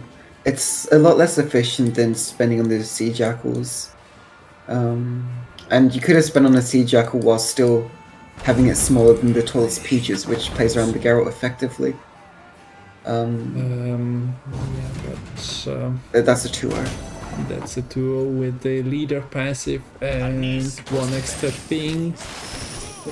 Scenario Novigrad still in deck, but it does not matter. I guess the idea of the Iron Die is that you can afford to defend a bleed, and then have the Iron Die as like a short round win con. It's kind of like a finisher in that sense. But yeah, that was just Smork, and Rip. And yeah, not much to say. Like, Xantiax chosen a line and it seemed to work out. Of course, the opponent missed Novigrad, missed scenario. Okay, there was the Oniromancy, so it's just a choice, but this time the strategy worked out, aggressive strategy worked out. Yeah. I mean, you need to get that deck through against either Warriors or the Shield Wall Golden Echo list, which I don't know how you get it through against Warriors. Maybe you can somehow tempo pass and then win a long round by just over-engineering. No, you can contest around with the shield combo alone, Immortals, so that takes Champion's Charge out. Always lead. No. I meant with the Syndicate list, you need to beat one Syndicate. of those. Okay, yeah.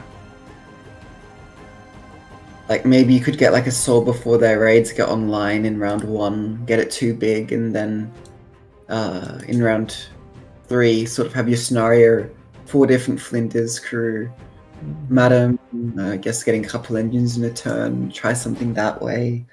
I'm not convinced, but it's the best I can think of. Okay, for you just joining, this is the Gwent World Cup happening, round 1, week 1. We'll have 3 weeks of group stage, but this is the last series of the day, and we do have Xantiax lead 1-0 against Cabello Beta, and let's go into the game number 2. So Shield Wall from Team France on blue coin. Dandelion is there, which is a nice addition to the hand. Golden Egger is already found. We do see double. We talked about them. Ice Giants, they are there. Last words right there. No Vermouth combo. Would he be a suitor to my lady? They're the ones you don't want in hand. Like, they're just not good. And I don't see how this Arendite is going to be growing here. Like, this Golden Echo list, Shield Wall list, has a lot of points coming out, particularly with this Musicians already on board.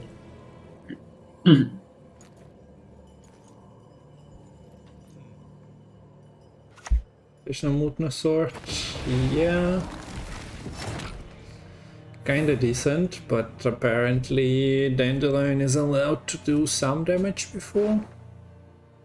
I mean, Teshem can be good, but it's basically like, it's just get rid of the shield and then deal 5 damage. Unless there's additional statuses, it's still not amazing. Okay, except for this. This is where Teshem shines.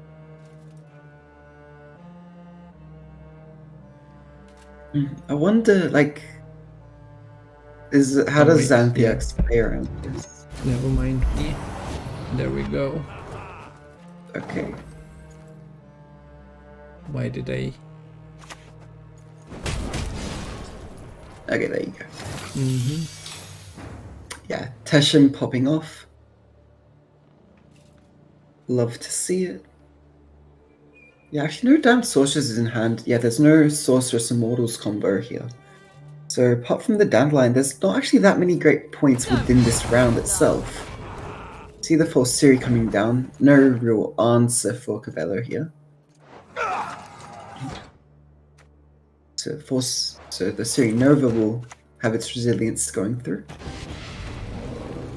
What's the top unit? Is it Immortals or is it? It's Immortals, right? Yeah, I think Immortals got buffed 3 times and the click went onto the Berengar.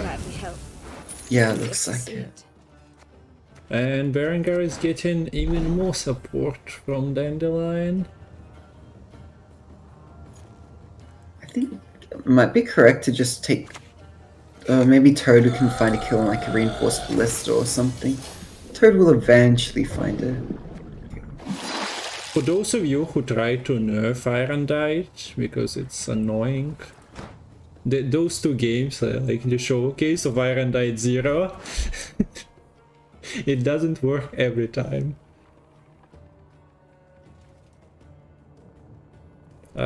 What is it? Maxi rate. So 2 bricks are at the bottom. Berengar is deep, but you have Royal Decree. You are also not finding your Immortals combo immediately, but with Golden Neckar you do that, so I suppose that's a keep. Yeah, I think it might have been. There's also Decree as well to just No. find a particular piece you need. Yeah, but if you want the Berengar, he was at the bottom, so Yeah. I guess Decree is kinda reserved for that. A bit curious about the sequencing here. Like this werewolf, and because you haven't played this, you've decided not to play the Neckar Warrior yet. Like it's not triggering Thrive. It's only going to be like a 4-point when it gets played. But it is a pass from Xanthiax. I'm a bit surprised to see that. But besides, I'm fine with defending the bleed. I'm Also to help happy with the around. carryover, and well, he knows that Ironite wasn't growing at all. Yeah, and I think considering you're going to have the Siri Nova to start with in the round 2, that's like an amazing way when it comes to denying the Ironite value. Because the opponent either bleeds into your Siri Nova round 2, which means they need to get ahead of the Siri Nova, which is sort of bad at also trying to get the card back, but also building the Ironite value. Or they just go into round 3 where you have First Say, which is pretty good at being able to stop the Ironite growing as well. But yeah, you see the Mimuna being drawn. Still no Alpha Werewolf. This werewolf is looking very sad. I don't think it's a full moon tonight. Maybe a bit more of a new moon. We also got the shuffle, right? Because the Windhelm got buffed by 3. Yeah. Yeah, and the Damn Sorceress was drawn as well. So.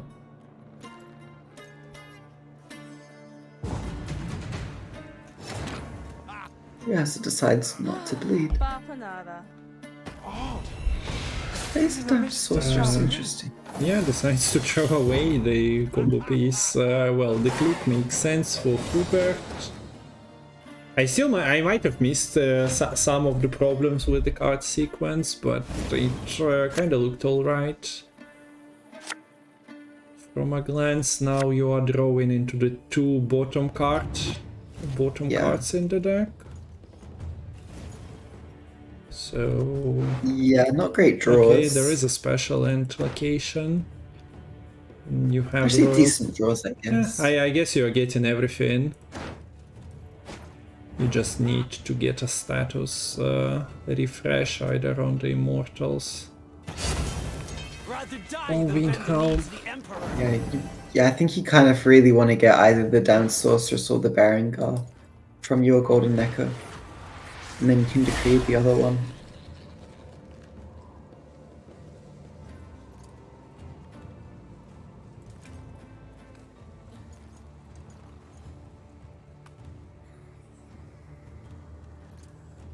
This Windhelm is Gwent doing tune is very low.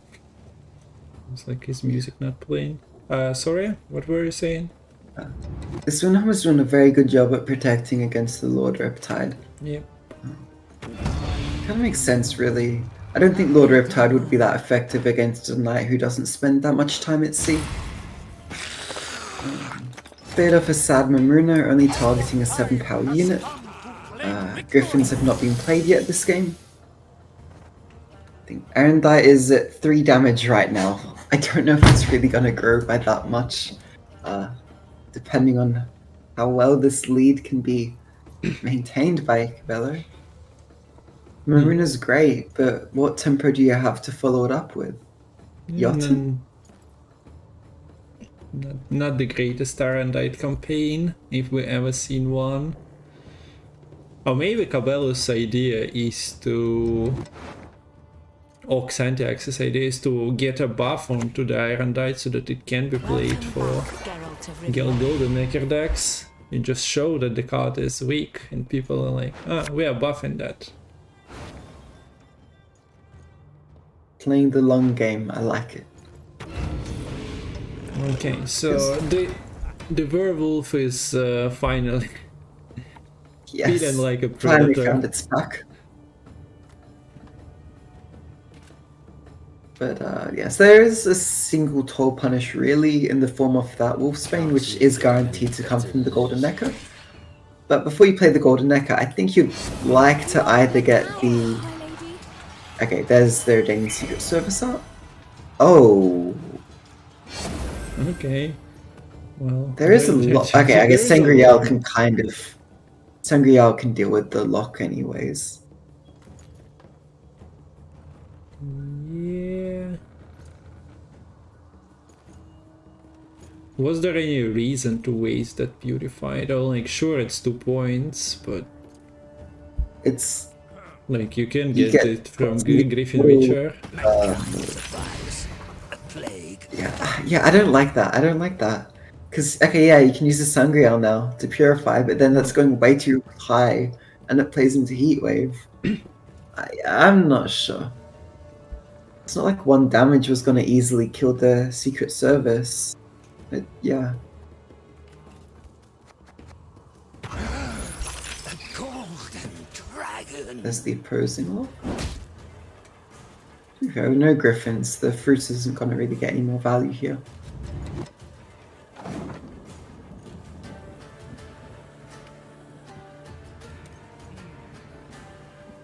Or maybe you wanted to use the order early to try and get the Hubert out so that they can Golden Echo. Well, yeah, the idea was there, I think, also with the Damn Sorceress in round 2 getting clicked. So now the question is, do you just save the Golden Echo even for last say to deal with the werewolf? I don't think...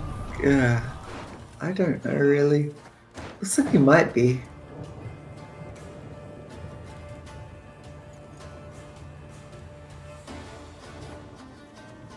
Okay, Irondite, meanwhile, is slowly growing. It's already 6. By the end of the game, potentially it can be 10 for 10. Getting provisions, that's amazing. I don't think it's ever going to find really good kill on an engine of value. Yeah, unless damage is getting wasted to knock down the shield first. I wonder, like, I assume Karadal's going to come down next turn with a shield charge, a shield all charge on him.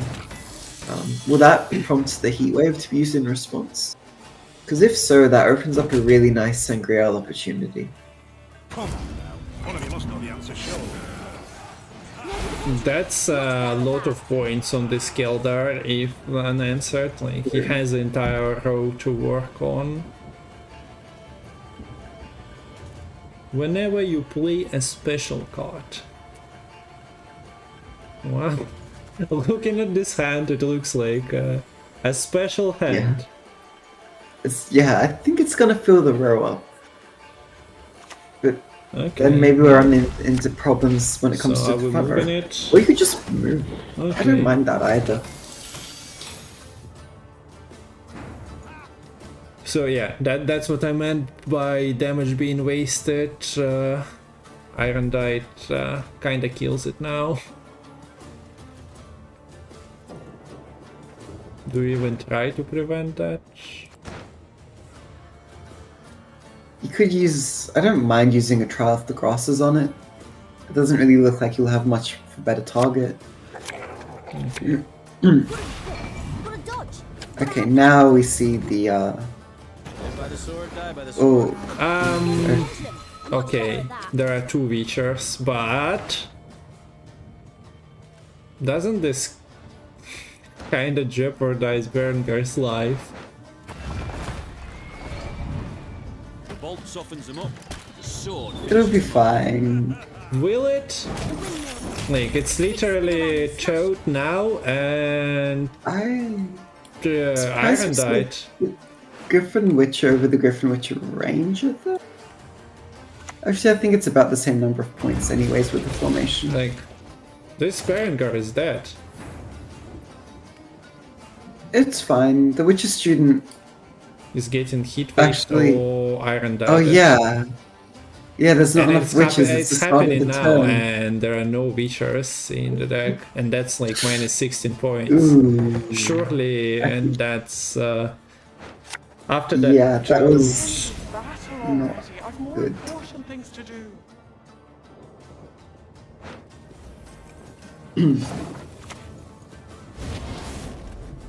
Wait. Okay, there is one extra turn still. Okay, I guess the Erendite can still just kill the Witcher student and... But it's Baron not going, goes so to might have been used. But yeah, now the Okay, it's heat wave good. is gone, and the wind cone Yeah, is not that was, being played too. Yeah. Bit of a miss sequence there. And this Sangreal is now really, really nice on the Windhelm.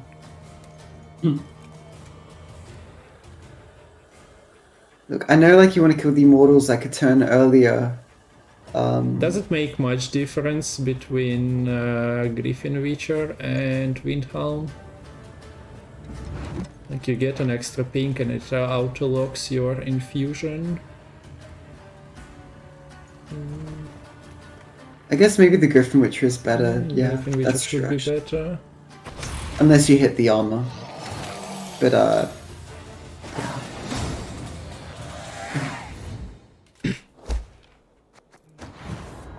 Okay, so we have Santiax registering another win here. The point gap was what, 30 plus points, so I'm not sure if Berengar's demise would have been enough. I'm not sure what would make a difference. But it's But like, yeah, 60 that round points. one was just rough. But then no answer. But still managed to win the round one, despite having no Griffins. But then it didn't really matter because of the Serenova. You just can't, like, just could not bleed into that.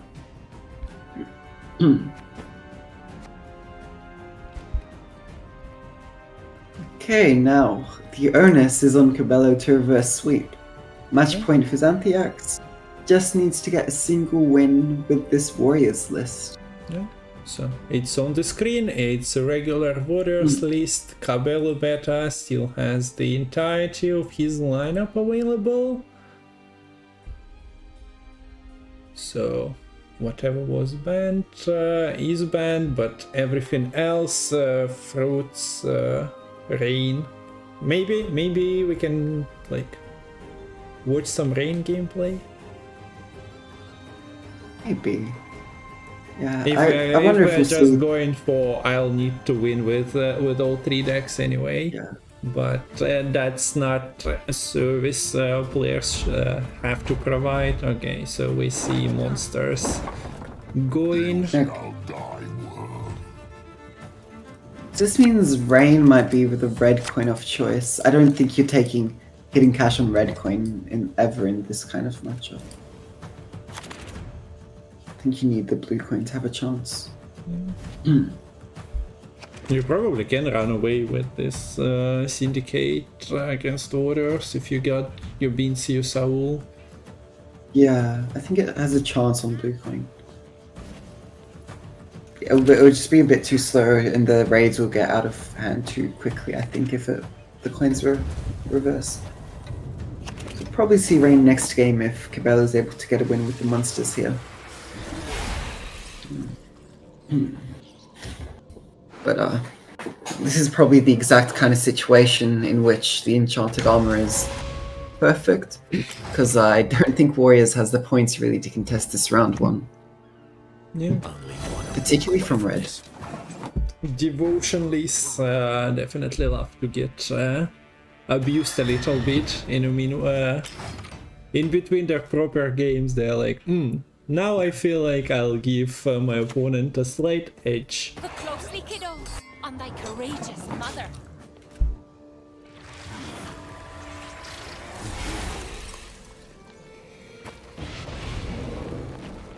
Yeah, I think I'd like to see the Toad Prince come down here. Like, Warriors can tend to not have that many 4-power units later on.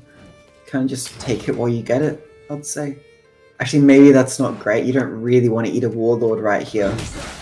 because that would mean that they have a chance if they had the phrase blessing to already use it. Yeah, true.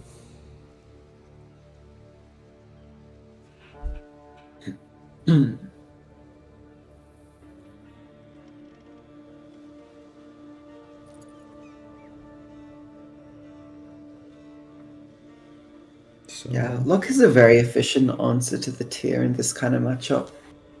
Yeah, it's amazing. Of course, you are playing a 6p against an expensive card, but you are just denying your opponent whatever threat he was posing with the tier. I'll be right back. There's a huge spider I need to deal with. Okay, no problem. Are you leaving your camera on? I don't know, guys. Oh, no. I'll hide. I'll hide this spider fighter lemon from you. No! It attacks him! No! They are struggling on the floor now. Oh, he eats him! I could show you the dead spider if you want. I'll save you. I've hidden your camera and has been narrating. Nothing really happened, he did it off screen.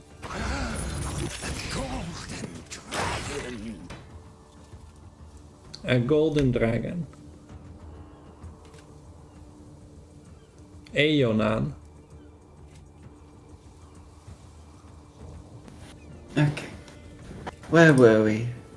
We were at you fighting a golden spider.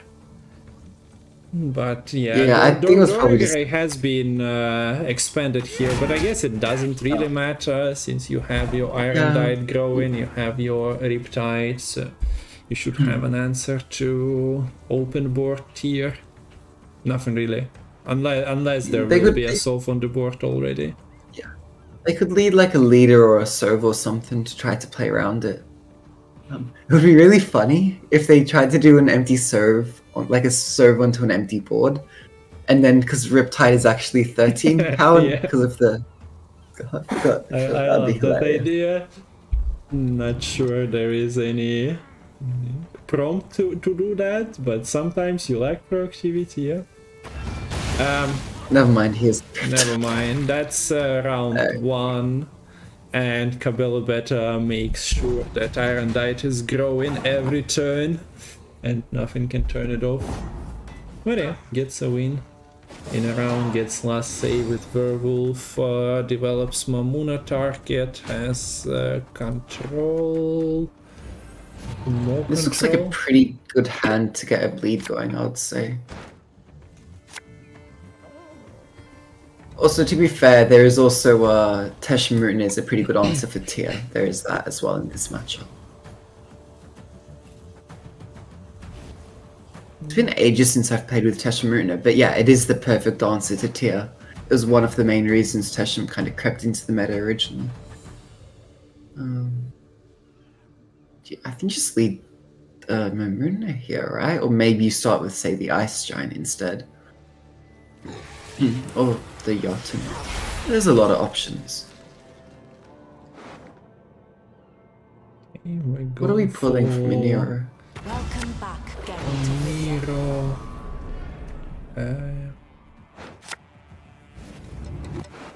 Oh, nice! Get the Warlord back. That's actually a really good play. Yeah. Love it.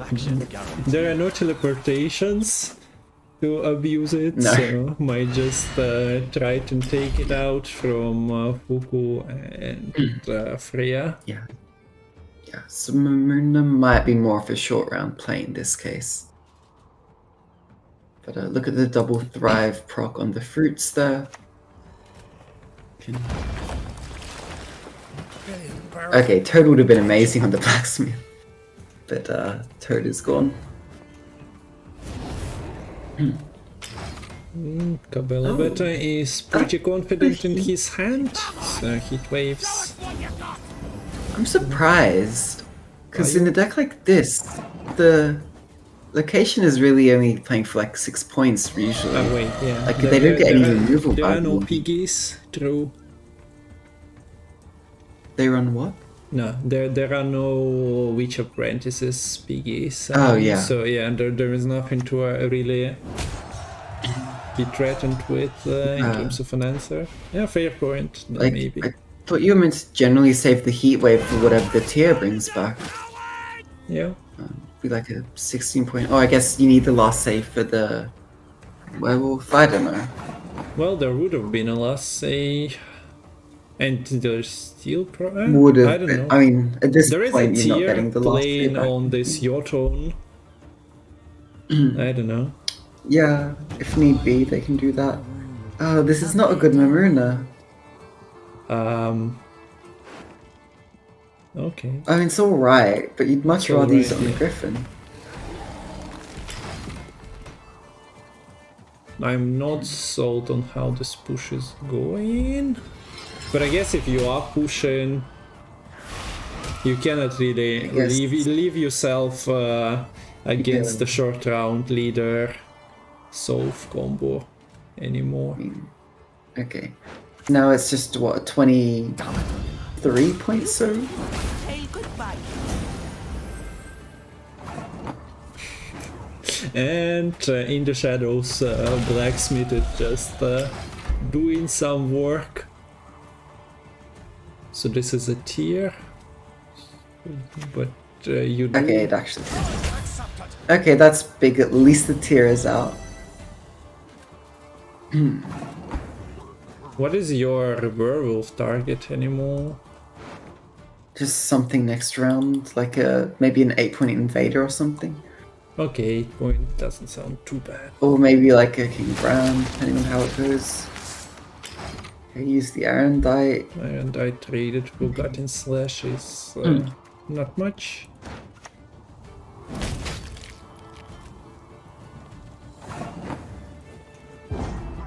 And you cannot spend literally everything.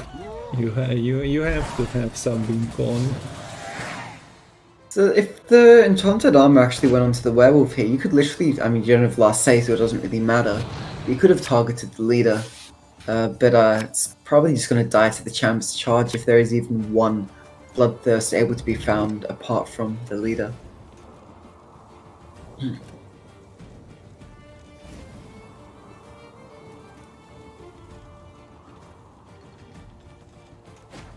Somewhere around that heat wave play on the location, it might have gone a bit wrong for Cabello.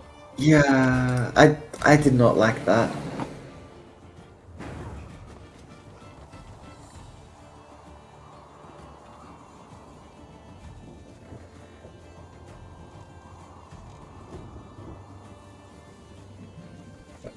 So this is dealing 4 damage. So your fruit is kind of feeding the primal savagery. Yeah. Yeah.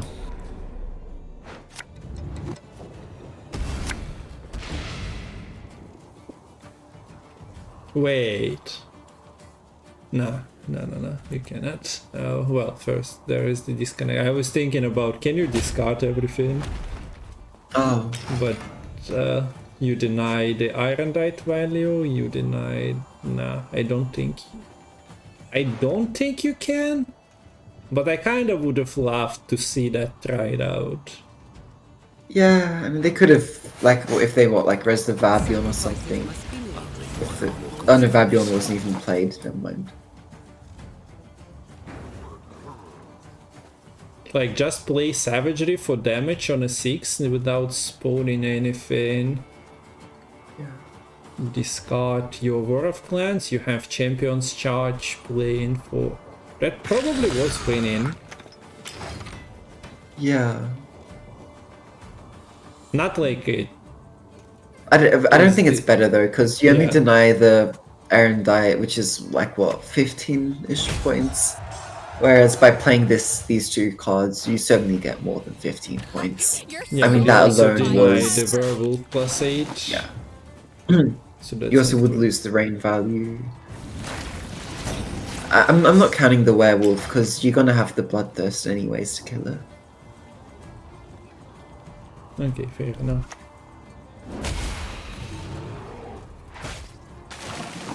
I just tried And to this is find a just not- fancy way of winning Yeah, it. that's fair. But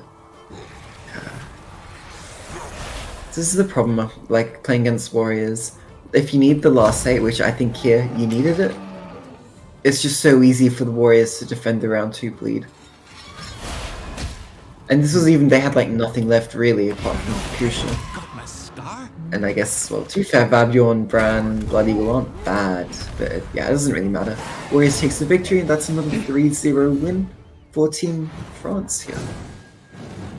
Okay, so France as Ukraine goes for the lead in the group. Oh, wait, I'm not even sure. They're tied now for the lead I in forgot group, what did I draw in the show, so it's the same group most likely, right? No, it's not. They're different groups. No, this is a different group. But yeah, well done to Team France. Like 1998, I think, yeah, this joke has been used, what, 3-4 times? Lemon definitely knows what happened in 1998. That was a bit before my time. Okay. But yeah, the Football World Cup kind of happened. And France might have, might have played in the final against Brazil. Where's my prize for prediction? Matol is dealing with that. There you go. So, day 1 of week 1 of Gwent World Cup 2024 is done. Lemon stayed awake till like what, 3? Yeah, it's 3:18 AM. Right now. So, a hero Gwent deserves. Matol is another hero. Hope you enjoyed the cast. Also, yeah, predictions. Nobody was betting, so hope you enjoyed the cast. You can crowdfund the event through Matol's page setup. I hope, I expect something to change, and additional link maybe appear there. Насчет донатов мы подумаем насчет donations alert. So great play from all the players, all 4 teams. I enjoyed it tremendously. Thanks for the company, Lemon. Thank you for having me. I enjoyed all the series as well. I thought they were amazing. So I'm probably live tomorrow, at some time during the World Cup games, but I'll put it on the screen. At the moment, the plan was that El Kelora gonna be covering China versus United Kingdom, and Salty, who skipped today for personal reasons, is casting Poland versus Citizens of Russia tomorrow. If you want to contribute, you can also just go and drop a follow on YouTube channel. The VOD's gonna be there, so if you missed any of the games from today, they're gonna be uploaded throughout tomorrow and probably Monday. The rest will be as well. We have Lemon, so go drop him a follow. He's also streaming and climbing. I'm not sure what are your plans for the season. I don't know either. Okay. Probably too late to make a push. Yeah, I just got to pro myself, so. Regarding the tournaments, Gwent World Cup gonna be happening this weekend, February 24th, 25th, and week 3, and final games of the group stage gonna be on March 9th, 10th. So don't miss that on that, but also be aware that Community Gwent Masters are happening, so we'll have the Gwent Opens and qualifiers for that, for top 8 and top 32. So if you are doing well on ladder, why not participate? Maybe Lemon will participate in one of the months. I don't know if you have time with Une. No promises though, but maybe not this season. But okay. Maybe sometime. I meant not maybe. this season, but maybe you'll find a month when the placements are easy to complete, and you'll finish with 2600 for like top 32. But yeah, You can find all this stuff on Metal's Discord, so !Gwent 2024. И вся информация насчет турнира у Metal в Дискорде. Зайдите к Лемону на стрим. Спасибо, что смотрели. And we're gonna be finishing here, so I guess I'll let you go and then find somebody to host as well. So thanks for joining and see you tomorrow on Saltis channel, I think. Yeah. Thank you for having me. Catch you later. Yeah. Bye bye. Bye bye.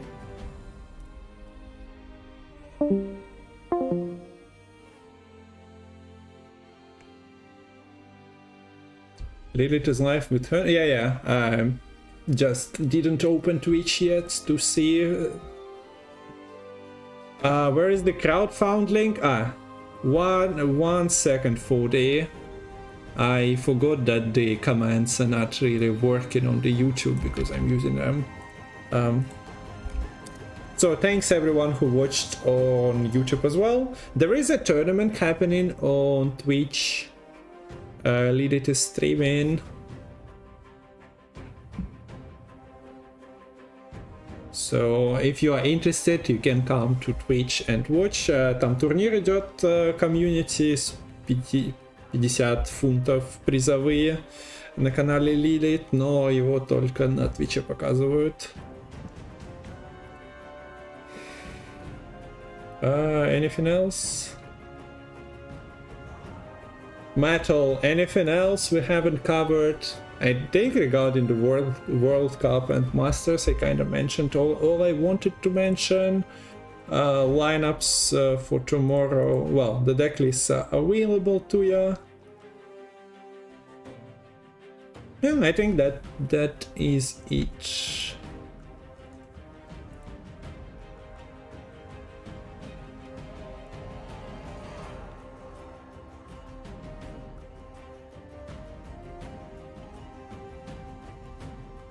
Now Myamon is even playing in the tournament. I see.